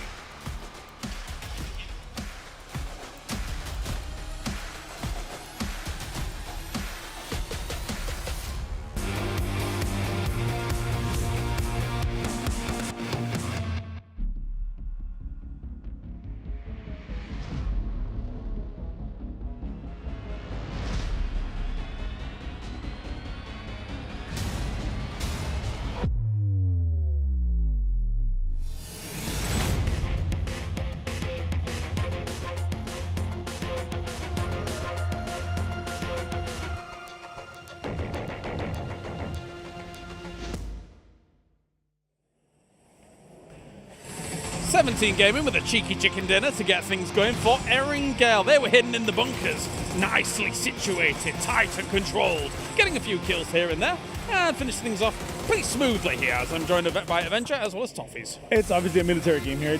It's often a rough situation for a lot of these teams, but 17, they were spread out to begin with, and then they took control on the southern side. I will say this, though. I do love the Falcons' attempt to take over the ditch, to have a chance of approaching that. There's too much pressure on them, right? You saw the 17, they're constantly just harking bullets towards them, throwing everything they had. Best of luck, jump out, gets a few nades in there, and they crumbled faster than a Danish pastry under her hand. Oh, he knows about that. He knows a lot about Danish pastries. That and hands, I guess. Okay, so I've never slapped a Danish pastry, but I can say this. That 17 win looked an awful lot like PGS1 back in the day. They went to a good spot in the center. They found a nice little ditch. They laid down inside of it, and they brought ordnance. And that's what made the difference, because we saw that crash early on. T1 and Hasla fighting for last ditch, hoping one of us can live here. Neither of them could. We saw, I think it was Molodok up on the hilltop, just peppering them the whole time. And 17, again, they'd pop up, they'd steal something, they'd go back down. And then when Falcons showed up, they did the same thing over again. 17 did win that game. They played it very well from their spot, but I will say a lot of that came from the fact that everyone had to try to find space around them without 17 having to do a lot to defend it. I mean, when it comes to the very last circles of a game like this, there is so much open area between that bunker and then any approach whatsoever. So every other team knew it was only going to be a matter of, can we scrap and get a few cheeky points here and there? Please, sir, please, can I have a point? That's always the case here. Obviously, the Panzerfaust to finish things off. The last kill to be a Panzerfaust on a BM is always fun, but it's also a testament to the BM actually had free range of control throughout the kind of mid-game, right? They could do what they want. They were 2 guys alive. They managed to get a second place and the kills from surviving for that long. And I also will give them credit for this BRDM play, because they were aware 17 had been in that bunker without a lot of movement for a while. I don't expect them to have tons of utility. So when they jumped in there together, they go, one of 2 things happens. We drive this BRDM down on them, and they have to blow a bunch of ammunition and try to stop us. And we have a possible 2v3 scenario here, or they have a Panzerfaust and we're just out of luck. So that's why it was just a blatant drive-in. Yeah, it's an important fight back for an important region, right? For China, obviously, the rest of their teams did not have that much luck, that much favor in the group stage as well as last stage. And 17 Gaming really is kind of the crown jewel of China right now. Be it the PGS wins that they got, be it the second places constantly, and look how much it means to them to be able to take that victory here for this game. So, and you've got to get them early on the board, especially with this kind of position that these teams find themselves in at the World Championship. You know, they haven't seen themselves in the end game here a couple of times now, and for me, one of the things that's made me the saddest about this team over the last year is where has Lil Ghost been, right? He was this all-star, this poltergeist that I remember seeing years ago, saying he's the future. Yes, exactly. Future of PUBG. So quiet this year. So maybe to see sort of a play like that at the end, to see the guys smiling, excited, signals, hey, this could be the return of them, because if Lil Ghost pops up, 17 becomes unstoppable. That's a lot about 17 Gaming, but FN Pochon, this game, my goodness. Yeah, they're fragging out, and they're basically trying to distance themselves for the bottom 3, which is all Korea right now. It's been rough. DN Freaks, another game with 0 points here for them. FN Pochon, 31 points, somewhat within striking distance of that top 4, top 5. And top 4 is really where the money starts becoming, it's all like it's close to 6 digits, right? So it's huge. Just before in the first 3 games, obviously we have the other caster pair back there in the green room. And there was this great moment where Paper Thin said to us, What if Bagopar wins PGC 2025? And you know what? Looking at that leaderboard, right now, Fat Chance Paper Thin. They need to step up. I can see you over there. We're right, very close to them this time around.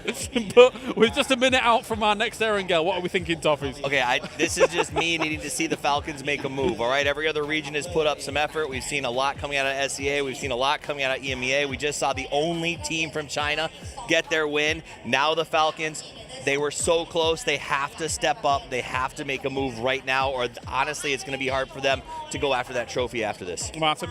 Yeah, I think obviously coming into this area, this is the time for you to catch up. Yep. So you're not too far away from that top 4, right?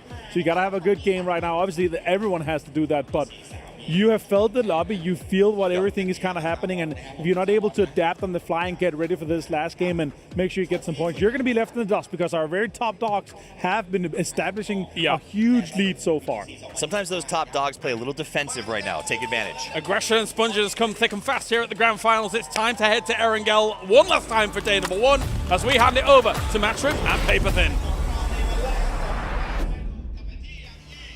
Thank you so much, Caloris. I'm sorry. No, don't thank him. I had to throw you under the bus. I saw the Don't thank him. smile, and I specifically leaned back so that way he could make eye contact with you while he said that. I was kind of taunting him a little bit anyway, so I kind of had that one coming. But you know what? It's his best. This is his moment. It's Korea at the bottom of the league. Oh yeah, he's just and EMEA up at the top. This is the worst day in PUBG history right now. Well, let's see how this last game can maybe tilt the tides for some of these squads as this plane path over Lippo and ending around Primorsk. Yeah, I gotta let him get it in while he can. You know, Korea's had a lot of success in the past, so I'm just gonna let it go. I don't want to see another. That doesn't know. Caloris has a Korean player on his squad. Oh well, then he's just gotta shut up. All right, I'm curious about the circle because I do not want another melee-based circle, please. Can we go? A lot of them. I want to see an Everest finish, but yeah, we'll have to wait and see. I demand something exciting. I demand entertainment. Circle. Okay, that's No fair. center. That's totally fair. I'm fine with that. Twisted Freaks feeling pretty good. 17, of course. Fans already going to be happy down in Pachinki. Red Zone and Typer kind of close to each other. I think that they were both going for the car in heaven. I think you're right. Whatever. You know what? You do you, man. I'm not judging. I understand why Korea does that. Because you have a player called Heaven, and that's got to get confused. Oh, for sure. Well, it's just they wouldn't call it that because it's not a word they use in Korean for that. Like, you know, in a lot of FPS games, like the high ground of whatever, you know, if you're playing a tac shooter or whatever, it's heaven. But they don't call it that. I don't know. What's interesting, though, is it's not very high on the map. No, it's not. It just kind of got named that, and it just stuck. Yeah, I don't know why. You know, I'm not. Well, it was originally because there was nothing else around it, and it just kind of raised up out of nowhere because it was that and Mansion before we got like the tree. So that's why you guys call it heaven. Okay. Because it just was this rock that just kind of jutted up, and if you got to it, you won, and it was great. Yeah. Meanwhile, Sky Garden, it was just like, well, it's kind of in the sky, and it has a garden on it. There you go. A bit more logical, whereas ours is just alliteration. Yeah, that's true. I like that. Same way as we call Everest, but it's not the highest. It's the second tallest mountain on the map. Yeah. Oh. We should call it K2, but there's a K2 in Tego as a gun. But you know what? It's not on this map, so it should be fine. Everything's fine. Uh-oh, what's not fine is Namiga. Big shots from DL. Oh, no. Doesn't have a lot of ammo. Hell am I bad down, and he wants that flush bad. Yeah, this is not good. Namiga there. Gonna lose a player, and DL trying to make some plays. Oh my goodness, that was scary there for a second. Why are you even here? Great question. I was actually just asking myself the same thing, Matt. But I suspect that there might have been a conversation. So the Freaks in PWS, when the games weren't going the way they wanted, the way that they would counteract that to try to get themselves fired up was they would do crazy crap. And it was often DL leading the charge. Like, there's this great highlight from the last phase of PWS where DL is chasing people down right around that bridge over by South George, and he, killed a whole squad basically. So, like, this seems to me to be kind of like an approach that the Freaks coaching staff has when things aren't going well that they need to lean into, and they haven't this event really until now. Look, guys, I know Freaks, it's not going well. our solution is, DL, we want you to go bully somebody for a second. Really just, that I know that makes you happy whenever you get to just bully some other random person that's looting, DL, and that just unlocks your capabilities. But if you're going to bully anybody, I guess Namiga would be the team to do it to. Yeah, and you know, After a team last, that's exactly, and you know, a team that is doing okay today, but definitely going to hamstring them a little bit. Of course, the revive station is there, and they can get their player back. Not the end of the world, but a free point is a free point for the Freaks, and maybe that'll be something that can jumpstart their engine. Ozla close to Nixie. Nixie trying to find the right angle, but Ozla diverting away from his sights, and they should be A-okay. But yeah, look, for the Freaks, when in doubt, rely on Bobsonghead. Bobsonghead. Bobsonghead. This is just going to be to the crossroads west of Shelter. So just some supervision as Nixie's just going to kind of relay the information. Nobody else in the squad close enough to really give him an opportunity to go after anything yet. Hal, though, oh no. This is a bait crate? That's bait. You don't realize it's bait, but it's bait. Nixie's just like, come on, I dare you, bro. Go for it. Surely it's safe. There. What could go wrong? No problem at all. Oh, Hal. This is well, a little actually, scary. the hillside, I don't know if Nixie has the best of vision on this. Hard to say. I need to see Nixie's. Actually, you might be right. This, yeah, it's gonna be just a bit too low. See the way that the hillside gets there. Nixie does realize it, but he just can't get there fast enough to really pounce on. I think somebody else might have been shooting. I think it's T1 who actually might have had a bit of an angle in there, but I don't know if that's the MG3 is a gun that Howell prefers or not, but for sure going to take the level 3 armor. Of course, here comes VP. They are still just kind of sworn this. Nixie undetected. That might give him the opportunity to steal this away. But Howell keeps driving. Oh, he's safe, I think. Too many ASLA players around him, too many targets, and he does know that there's only one player for ASLA over there, so the other members for VP are just going to run right in after this. Hammer's in some trouble, realizes it, just trying to get out. Look, everybody from VP instantly lands, using the rock right on the side of the wall for cover. Woo! Hammer just doing it to VP right now. Corexi around the other side, takes a ton of damage, but he does finally take down Hammer. Okay, here comes Howell. Corexi given just enough time to get that first aid off. A pre-fire. He just barely gets the second headshot. Howell finds Corexi. Under pressure himself, though. Here comes T1. Just jumping in, stealing what they can. Type's at least going to get one of them. Ian's going to get Hal. And this has just gone bad for everybody involved in it. Other than T1. T1, oh, yeah. I mean, they weren't really involved. They were just like, oh, hey, sure, we'll take that. I suppose that how much you consider a percentage of the word involved. Which I don't know. Now they are, because they really want Hal. Hey, every point, man. Hey. Every point. There is not necessarily as big of a jump up as there was. Navi was they were just rampaging lobbies. But you can see that our curve of points distribution has kind of evened out. Not quite so top-laden right now. As yes, we still have a drop down of about 14 points from Navi into VP. But VP going down early does mean that this is big for everybody that's in the chase. Absolutely. Kedrox, I have to assume that that's where he landed after they revived him. Thought maybe just go back into South George or something, but or maybe they sent a player out. I can't remember off the top of my head. Maladoc, dude is hitting some sick shots with an SKS and I think it was a barrel on that previous map. So love to see that. That definitely makes my day. As FS has a compound, but going to be pretty far west of the center of the circle. I mean, they're just playing the compound south of ruins. It's tried and true. Everybody knows it, and it's going to be comfy. Falcons did jump in back behind 17, who did go into the compounds that are just to the north of Pachinki, so Falcons now has Pachinki itself. T5 roaming pretty close to Rozhawk itself, as Star-Lord's going to go ahead and pull shoot, and he's actually just going to go back after farm. Nobody else really around over there. Yeah, you're right. This is pretty safe. Yeah, he's going to see literally nothing. He might see the very backside of the arena. That's about it. That's all that he potentially could see. And Park Pro didn't see that tree either. But hey, look, sometimes the trees just pop up out of nowhere, Matt, okay? I'm telling you, Erangel is covered in ints, bro. They move around, and they run right in front of the player, catching them off guard. They're slow to move, but they do maybe. But when they finally decide to act. Yes, exactly. Where Pippin and crap, I can't remember the other Hobbit's name. All of the Hobbits. Do you know him? I don't remember. I'm not a good Merry. Lord of the Rings guy. Mary, thank you. Because good old Sam's hanging out with Frodo. See, the other two I knew. Ring bearer. Yeah, those two I knew. They're the famous ones. Hot takes from a book from, I don't know, like 80 years ago, something like that. At this point. Older than that, maybe.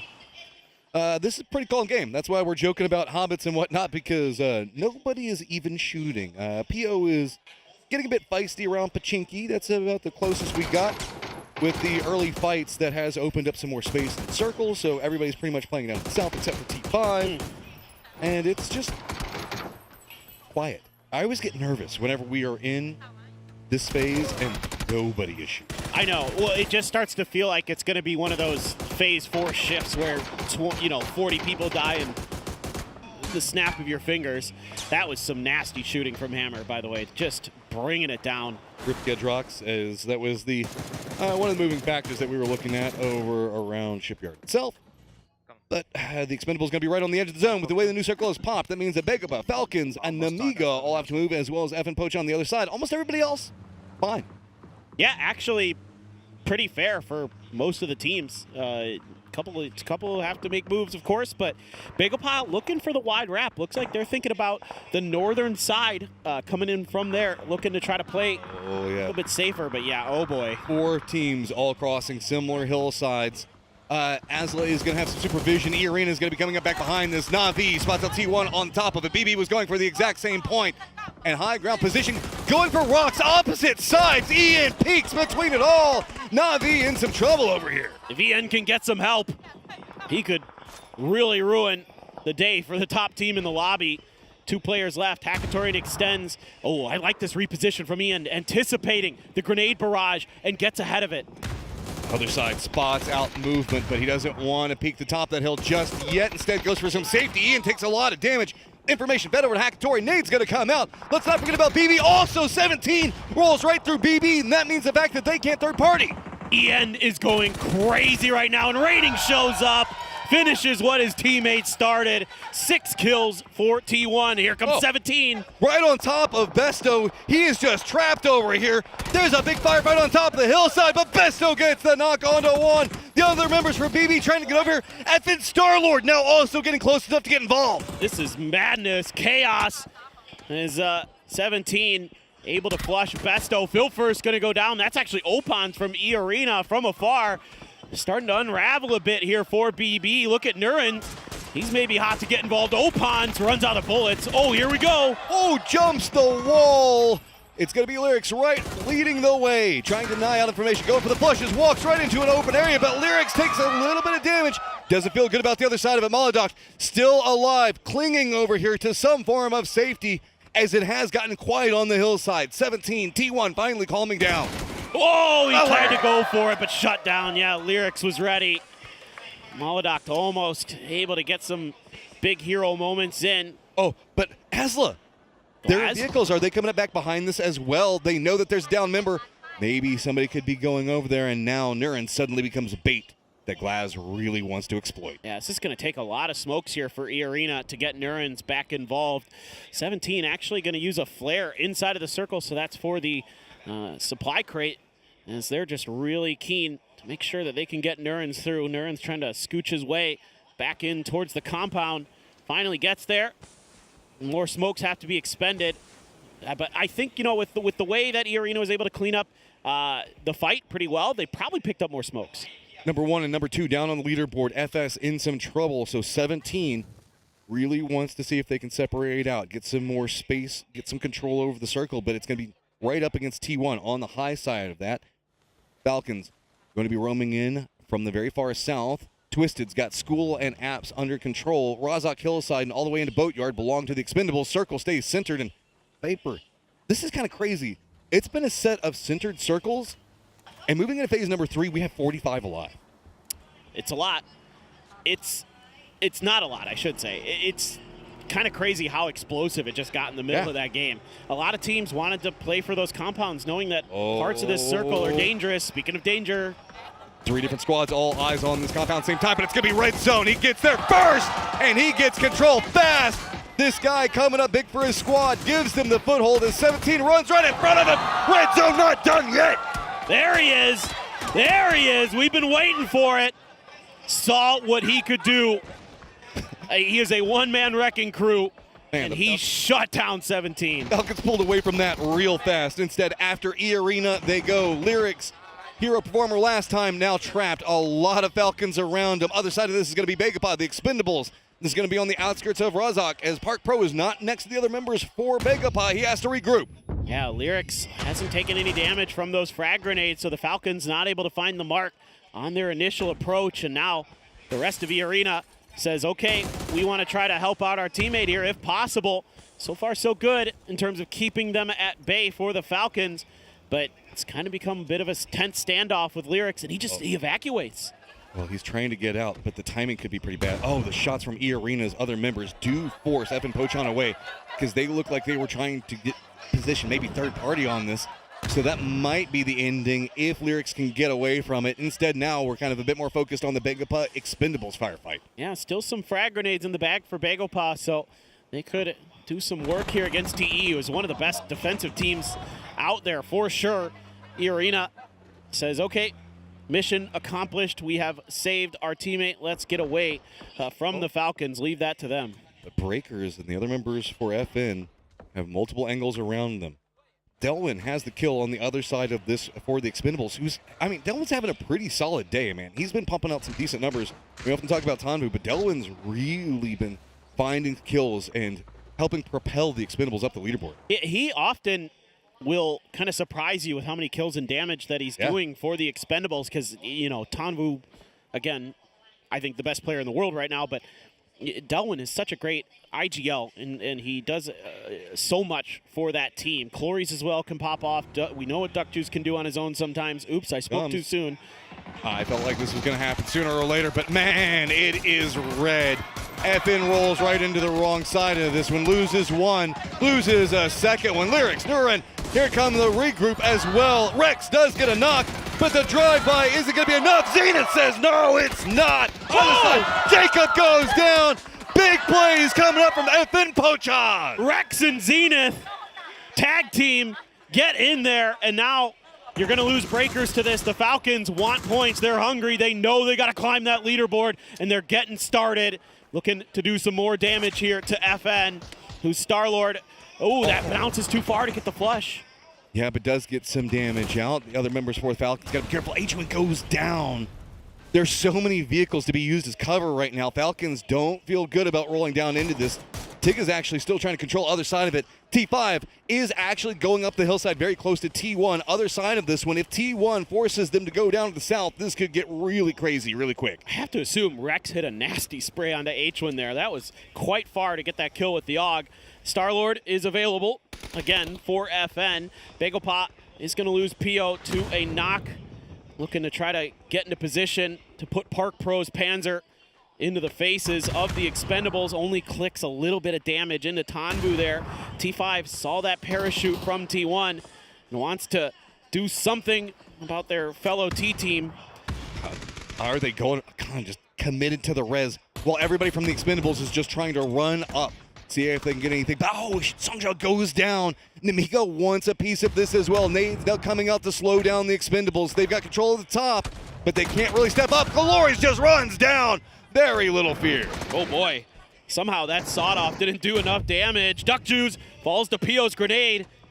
He got res, but he's right back down. Park Pro still on the outside, and now the Expendables have to fight off Namiga as well. Park Pro seeing if he can creep forward, get a kill, get a flush, get something else out of it. He knows that Namiga's on the other side. He's running in to see if he can backstab anything. Is anybody on the Expendables expecting as Tanvu does get his meds up? He's already heard the footsteps, and Park Pro gets the better of Tanvu.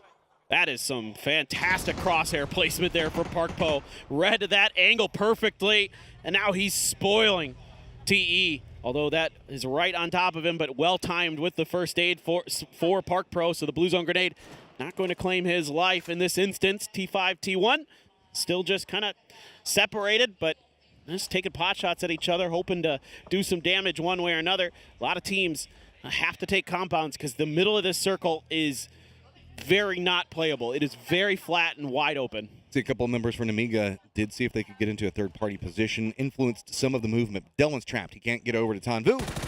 So it's just a matter of time before we see maybe this pinch coming up from Namiga be pretty big. Remember, it is only 2 members, though, over here for Namiga, but 2 solos should be doable. Yeah, I mean, this is Namiga's wheelhouse. They love to play from the blue, catch teams on their backsides. Just going to leave Levante there while the other 3 move on to that compound. Let's see if Levante can get out. Delwyn could have a role to play in this potentially. He's starting to have to use the bandies to try to keep himself in the fight a little bit longer. I'm not surprised by this. Namiga going ahead, getting the gatekeeping position. Belmoth down to the south of them. Twisted Minds, who's just been kind of holding down a very strong position and forcing everybody away from them, now has to leave Apps and go into the circle very close to Asla. Falcons, Evan Pochon, and T5 all also need to get into the zone, and not going to be very options. That is going to be Park Pro taking down Delwyn before he goes down to blue. That was a nice pre-fire. And the former Bagel Pop player, or maybe substitute Bagel Pop player, however you want to think about it, still very impressed with what Park Pro is able to pull off as he keeps Bagel Pop somewhat in things, at least, with 4 kills in this game. Is the timing for this good enough? Vehicles were set for T5 already, but Exquisite on top does get down Rex. Frosted Jr. on the other side. Starlord goes out to the top, and it is going to be T5 firm in their defense. But a new contender approaches in the Falcons. Yeah, that's really nice for the Falcons that there was a knock over there. Tiggleton puts the mini right into Rossiter Jr., able to cut off the grouping for T5, and they are in trouble. They do have the res on the Ranger X. Yeah, I mean, T1 one side, Falcons other side. Tiggleton wanting a pop off. X-Crozit reads the push coming up. Big plays. Ian finally shuts it down, but T5 in a lot of trouble now as the Falcons just swooping down behind it all. Yeah, the Falcons here might buy enough for time for T1 to get some reses in. Ian still doing work, but that is T5 wiped off of Erangel. Heather still knocked. T1 needs to get these reses. Ian is on 8 HP. He is scrambling to get the hell away from the Falcons, and they know that T1 is beat up. They got to go fast. Falcons know it. Climbing the leaderboard. They've got 5 kills and the potential for a lot more if they time it right. Shrimsy going to be the guy that's going to be peeking close. A lot of nades already roaming down right next to the smokes. Shrimsy now realizing, okay, we know where they're set. Can we get the timings? One side going to be him. Tiggleton on the other one. People just trying to crawl out right along the smoke line, but no clear vision just yet for the Falcons. The fact that Raining was able to do so much damage there isn't good enough because Kick's grenade is good on the weak EN, and Raining has to just run, I think. Oh, just going to do him like this. 3 people down. Raining just trying to get away. They don't want to overextend into a bad spot, so it looks like they just might send it C4 style. Works for me. Why not? Oh, it's a little bit off the mark, though. It's golfing rules. It doesn't really matter. They were dead anyway. But just in case Raining was still close by. It's close enough. Yeah. It's close enough. Look, there's been a bunch of crazy multi-kill performances from players in this game. Don't give them anything for free. Twisted now very close to Asla. New circle pops, and it goes Raining-sided as well as the Freaks. Namiga eyes on what's going on with Twisted, and Belmoth creeping closer and closer to them by the second. Now looking at our winner chicken dinner percentage, the Freaks with that shift in particular get a huge boost in that department. As Twisted losing players, Asla still has 2 alive. Red Zone and Glaz though have to start making their move, and they want to try to punish Twisted, who's pinned on the edge. The grenades are close, but not enough for flushes. Oh, that one might be good. Wow. I don't know how he survived there. The way that bounce went was just crazy. Red Zone continuing to drop him, but Tiggleton spots out Glaz. Falcons, they want a big game, and it is brewing. Just letting loose with a prayer nade there. And now Twisted knows that Asla is in trouble, and Lou's grenade will get Red Zone. And out goes Asla in 7th. 1 placement point for them. Twisted needs to keep fighting somehow, some way. They're in a tricky spot. Yeah, there's a compound in front of them that's going to be gatekeeping them out that Freaks already have control over. Falcons, as we just saw, had vision on where Asla Pentagram was at and got one of the knocks to start that. If they go due north, that's being cut off by Namiga as well as the solo up for FS and Belmoth. And interestingly enough, Raining inside of a compound, inside the circle, feels way better than Twisted Minds and probably Namiga. Right? 2 teams making a move at the same time here. Twisted had to use a lot of smokes. I don't know how many they have left. Probably not many to try to just get here. So, of course, the Freaks are going to let loose. Namiga as well on the move. Grenade does a little bit of damage, but Lou No problem there. We'll just let loose with some more smoke. Still plenty in the bags here for Twisted. They're trying to make this leapfrog. This is so far to have to go, and the Freaks are using a lot of nades. It's just how much can they weaken them up. Twisted is just doing such a great job of handling how everything is being thrown at them. Namiga has gotten to the circle, though, and that's going to set up a new firing line. So not just the Freaks on one side, it's going to be Salute on the other. Belmont back behind. So few options, as now it's just going to be Twisted having to run into the firing lines. There was just too many other firing shots coming after them. They had to go. Exactly, Matt. It just no other choices here for Twisted. Might as well just die to the blue, to be frank. Yep. Yeah, no. This is 100% the right play. Nothing left for Perfectix to do. I mean, maybe he's got some meds and he can hang out there, try to sneak out an extra placement point. But Namiga using this opportunity to take a crossroads position in a ditch. And there goes Perfectix. Namiga was thinking about going after the compound that Raining was in, but there were a couple of shots coming out from the Freaks and the Falcons, I believe, that slowed him down. So Raining still alive, made it to our top 4. Freaks needing a big game. They were down towards the bottom of the leaderboard, still sitting there, but 5 kills and a climb up into 4th feels good. They've got control of everything to the south. Namiga and Falcons, both sides of Raining Red. Yeah, Tiggleton really wants that Porsche. He has been incredible for the Falcons this entire tournament. He has been fragging out of his mind. Probably the best performance we've seen in quite some time from him throughout an entire event. Yeah, this has been his day. I mean, we often talk about Trimsy and just how, like, Trimsy is just so consistent. Well, Tig just wants it in a different way than we've seen it in a while. Yeah, I love it. And I mean, Tig does so much for this team in terms of he's a point man, he's scouting, he does a whole bunch of other stuff besides just fragging out. So to have him contribute in multiple ways has been such a boon for the Falcons. Would love to see them come through with maybe a chicken dinner, but 2 other teams with 4 still up. Raining, who knows what he can get done. He is a tremendous rifler, a tremendous individual player. I've seen him multiple times win fights that he has no business winning on his own. So certainly he can get something done. I mean, there is maybe a world where the Freaks can get into the shack that's inside the circle that's technically closest to them is one of the destructible shacks, so that not really cover. I know you can see it on the map there, but that doesn't really count. So it's just a matter of how Freaks want to go after this, and no firefight is really brewing between Falcons and Namiga yet, but Falcons do have to leave their nest up on the higher ground. I just don't know if there's enough of that hill still in the circle for the Freaks to get underneath the Falcon sightlines. They're up on the roofs even. They're able to keep themselves away from Namiga's vision in that ditch. So what do you do here? As the Freaks, it's not going to be easy. You're going to have to use smokes just to try to make a break out of the compound. 2 did cross, and they are now in the safe zone. A distraction, a lot of smokes using vehicle, and now with at least some type of foothold, but the crossfire between Namiga and Falcons could be pretty brutal if the Freaks aren't careful. But, Leosh caught up taking shots at Trimsy, forces Trimsy away from the aggressive positioning that he was using to try to hold out the Freaks. You can see this ditch just is extremely tight in terms of where the Freaks can fit in and not get shot at, but DL responds to Levante. My IGL, I'm protecting him.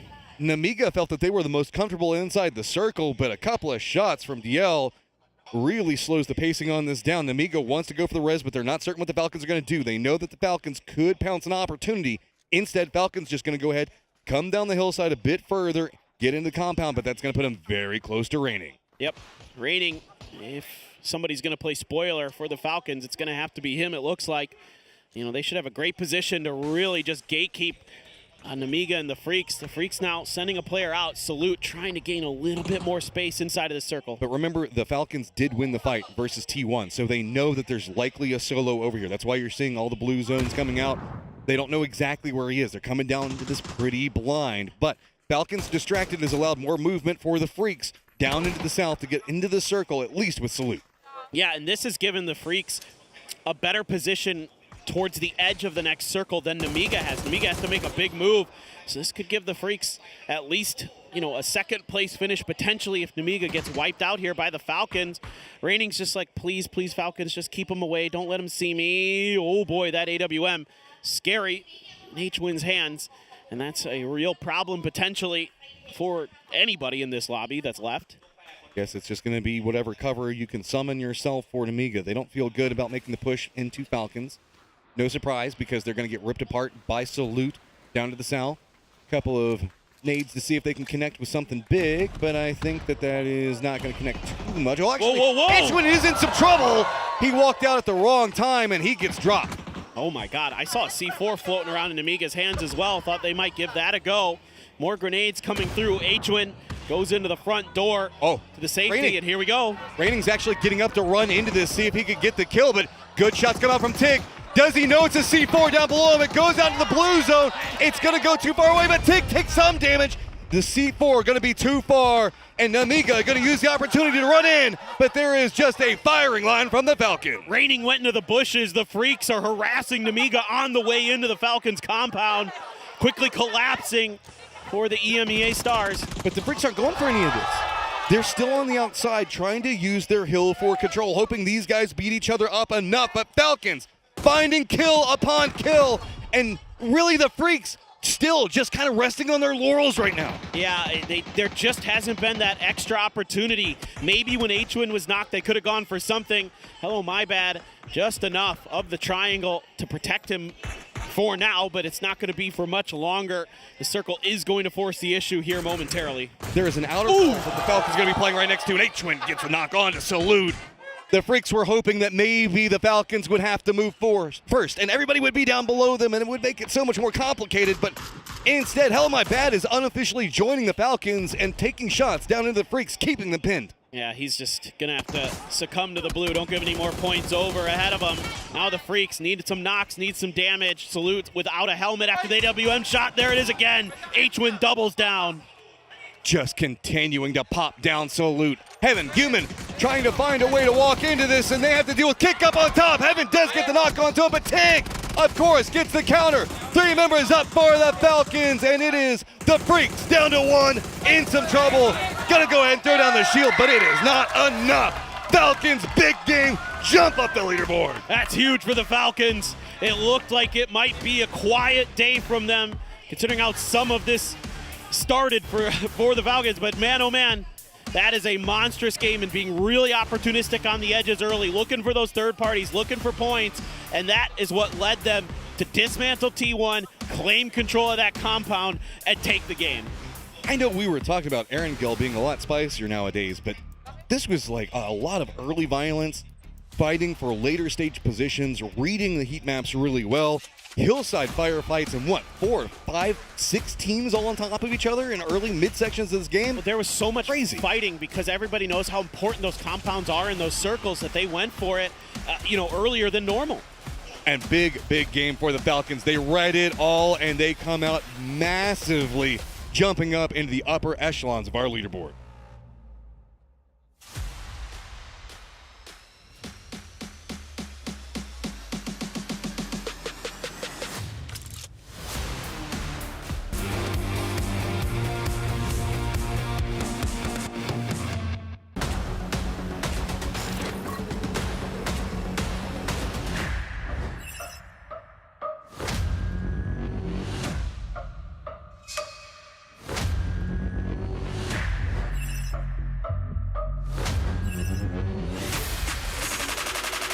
Count that big bang.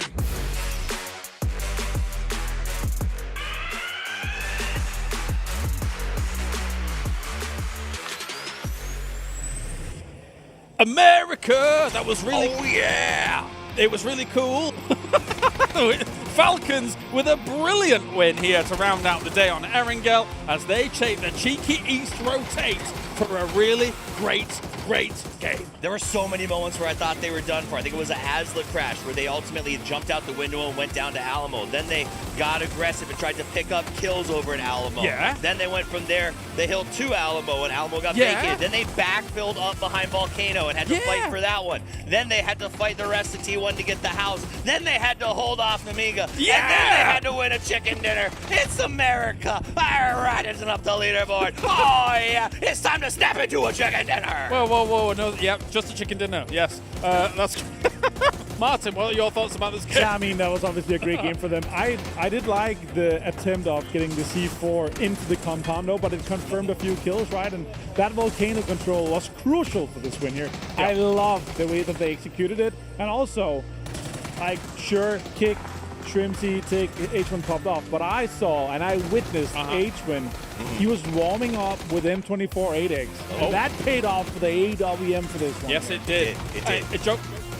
an incredibly important win here for Falcons because they were a little bit down this table. They were. This blasted them. I won't say they were in the bin. I was saying it was getting tough and they needed to get a win here on day one if they want to go for that victory. This is what they needed.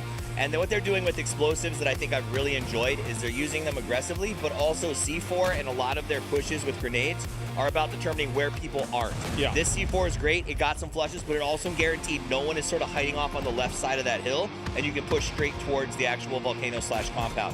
Very smart. Now, this is where I think the problem happened for everybody else. Namiga made this great push, actually phenomenal push on the Falcons, and the Freaks got involved. If they hadn't, I think both of those teams are seriously injured and Freaks gets to waltz their way to the chicken dinner. That's exactly what they should be doing, right? They should leave it so they can have a 4 versus 4.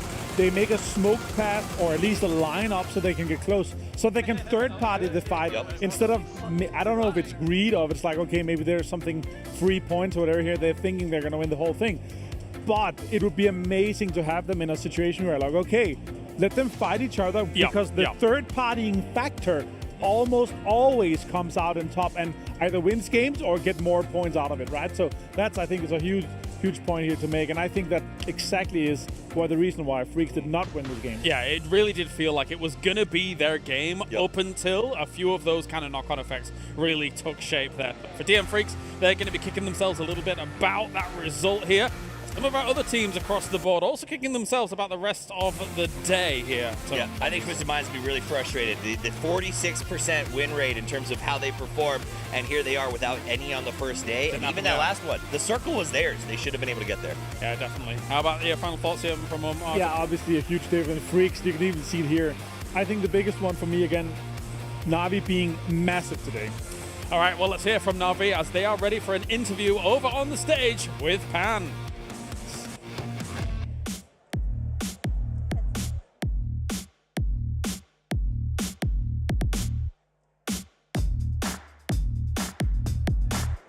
เอาละค่ะเรียบร้อยไปแล้วนะคะสำหรับวันแรกนะคะของ The Grand Final นั่นเองค่ะและตอนนี้นะคะเราก็อยู่กับโซเซจาก Na'Vi วู้แฟนๆส่งเสียงได้นะจ๊ะส่งเสียงได้จ้ะ Yeah, I just told them like they can cheer, you know, they can cheer, they can make some noise. Okay, all right, so I would like to talk about that 1v3 against TE. That's really insane. So could you please walk us through that moment, please?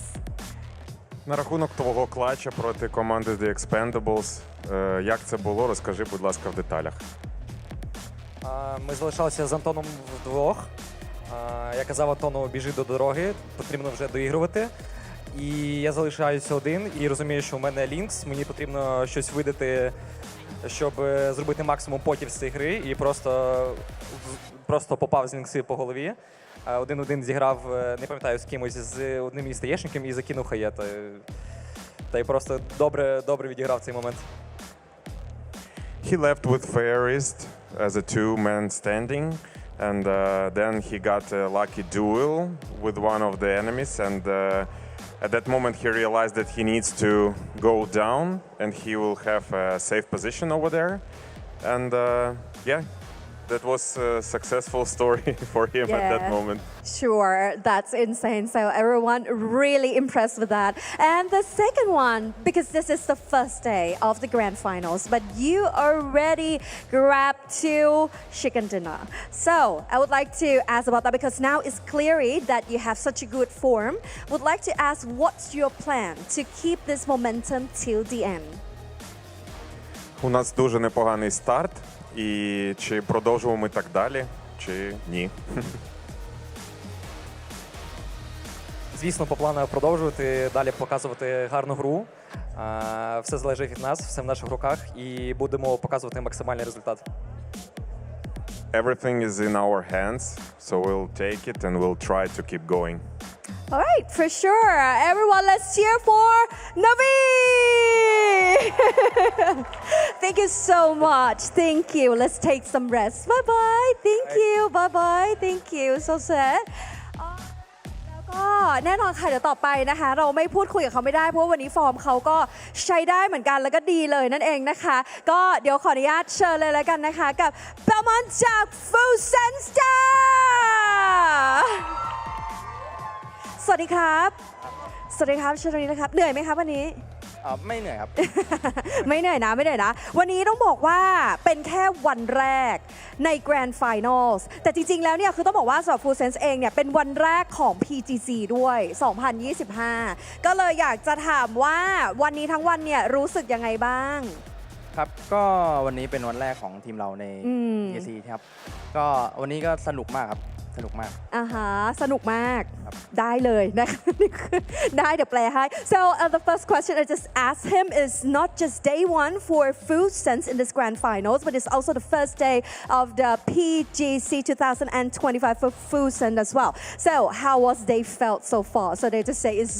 really fun because it's the first day of them and they will keep this going this fun แล้วก็ได้ยินมาว่าตอนนี้คือต้องบอกว่าคือ position เราค่อนข้างดีเนาะคือติดแบบ top 3 เลยนะคะดังนั้นก็คือสำหรับตอนนี้ได้ยินมาล่าสุดว่าทิกเกอร์เนี่ยเขามีการพูดถึงว่าทีม Full Sense เองอ่ะเรามีแอบแบบกลับไปดูเกมเก่าๆกลับไปดูฟอร์มแล้วก็เอามาปรับเนาะในเรื่องของการเล่นมากขึ้นการเตรียมตัวตรงนั้นคิดว่าในวันนี้เราได้ดึงออกมาใช้ไหมก็คิดว่าการเตรียมตัวตรงนั้นมีผลครับเพราะว่าเราดูเกมมาตั้งแต่วันแรกเลยของการแข่งขันอ๋อเหรอใช่ก็ทำให้แบบข้อมูลหรือว่าอะไรพวกนี้ที่เราเก็บได้ค่อนข้างเยอะก็เลยนำมาใช้วันนี้ได้ค่อนข้างดีครับอ๋อเหรอก็คือเราก็ติดตามถึงแม้ว่าเราจะมาวันนี้วันแรกก็ตามครับใช่ครับก็ดูเกมเลยลดนะคะดีมาก Alright so I just asked them that now they're really in a good position and Tigger just mentioned earlier that Full Sense just watched the previous game like the whole previous game before like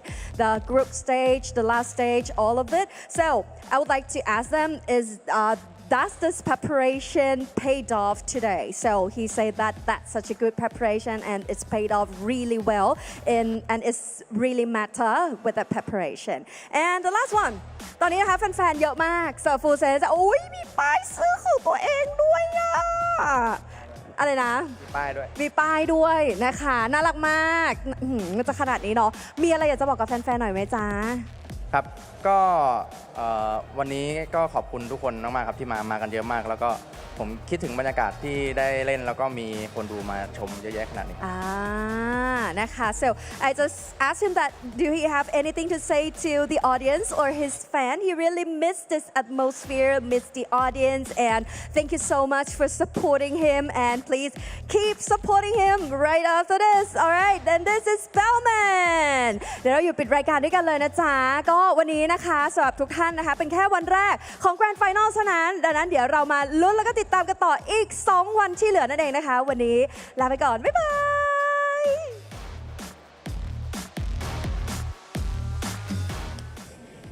And of course, that was some great interviews from Na'Vi as well as Full Sense, finding themselves with plenty of points here to round out the day. However, they'll be joined by good company as we take a look at the numbers overall.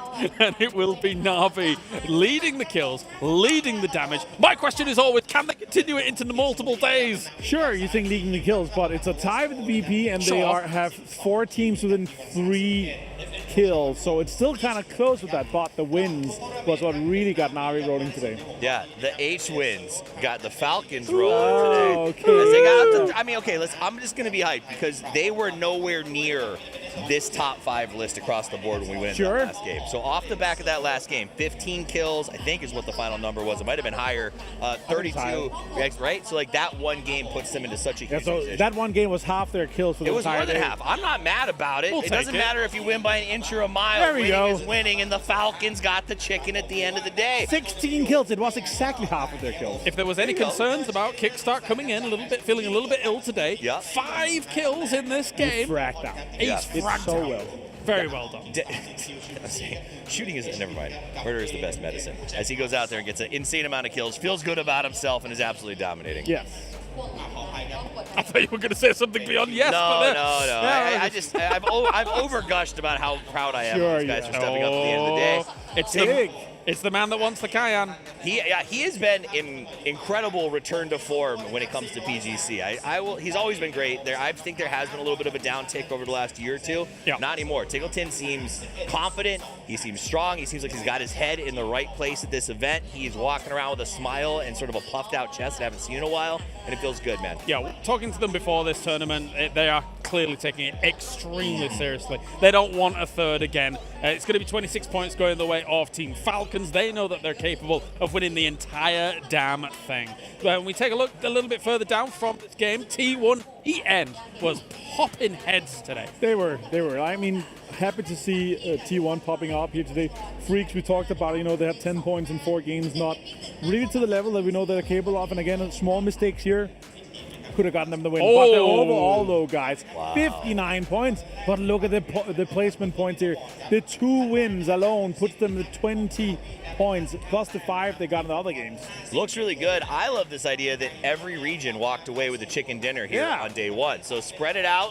Everyone in the hype, and I was a little stressed at the start of the day when that Navi VP run looked a little bit too strong. They were doing some good stuff. It is more reasonable to play catch-up now. Yeah, absolutely. Virtus Pro towards the end, right? Like, they've really not had that many points at all at the end of the day. They need to be able to adjust that. But yes, the fact that Falcons in this last game here to second place. T1 ever consistent across these games, I would say. Here again with EN looking really darn good, and Full Sense really kind of showing the naysayers here, Martin, that just coming straight into the grand final doesn't matter too much. Proving us wrong here. For we said getting in cold into a finals could be a disadvantage, but they managed to pop off and do well here.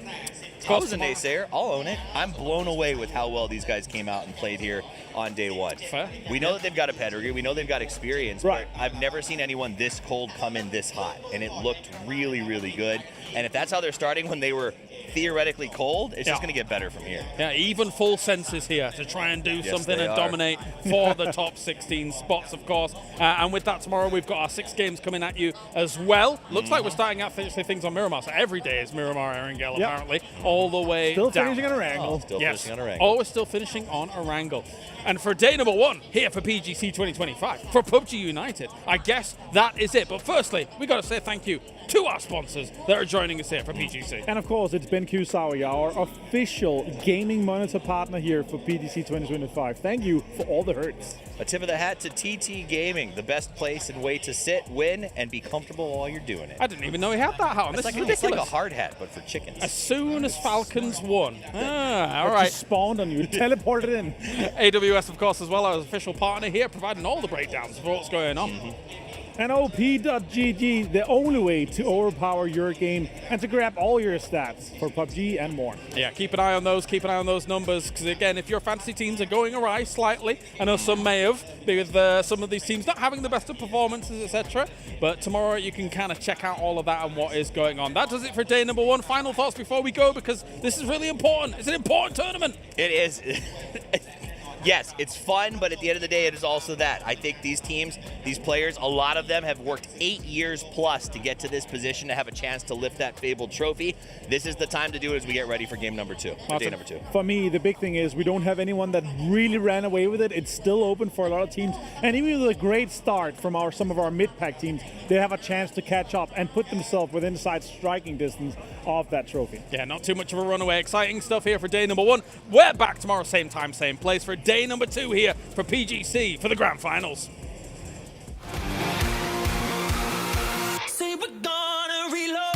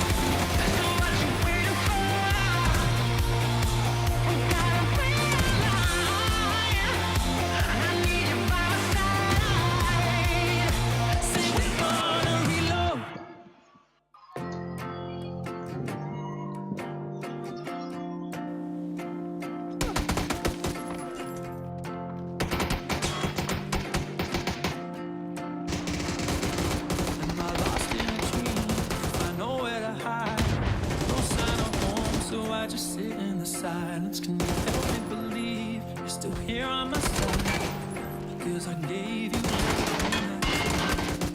I keep calling, do you hear it all? Let my voice break through the static and meet you in the fire. I'm crawling, I might lose it all, but it's worth the pain if I'm pushing through. 'Cause every time I'm without you, I'm fighting on in the shadows. So tell me, how can I fight you? How can I win if I'm on my own? Say we're gonna reload.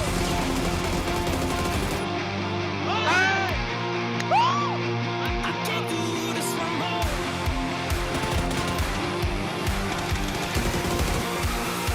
Say we're gonna reload.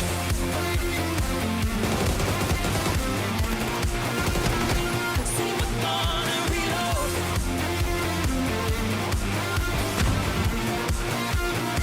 Say we're gonna reload. Took me way too long, now I realize I wanna run, let the time fly. Help me so I don't make the same mistakes. Put me on the front line and far away. Been disconnected by its own love. Ground beneath me growing so cold, but now I'm losing all of my control. 'Cause every time I'm without you, I'm fighting on in the shadows. So tell me, how can I find you? How can I win if I'm on my own? Say we're gonna reload.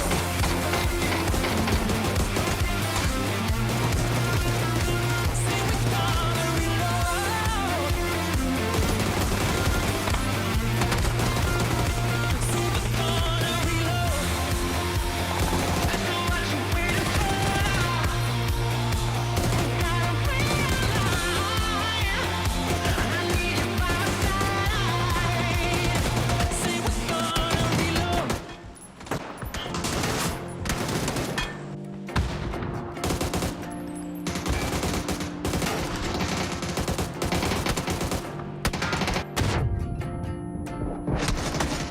Am I lost in a dream? If I know where to hide, no sign of home, so I just sit in the silence. Can you help me believe you're still here on my side?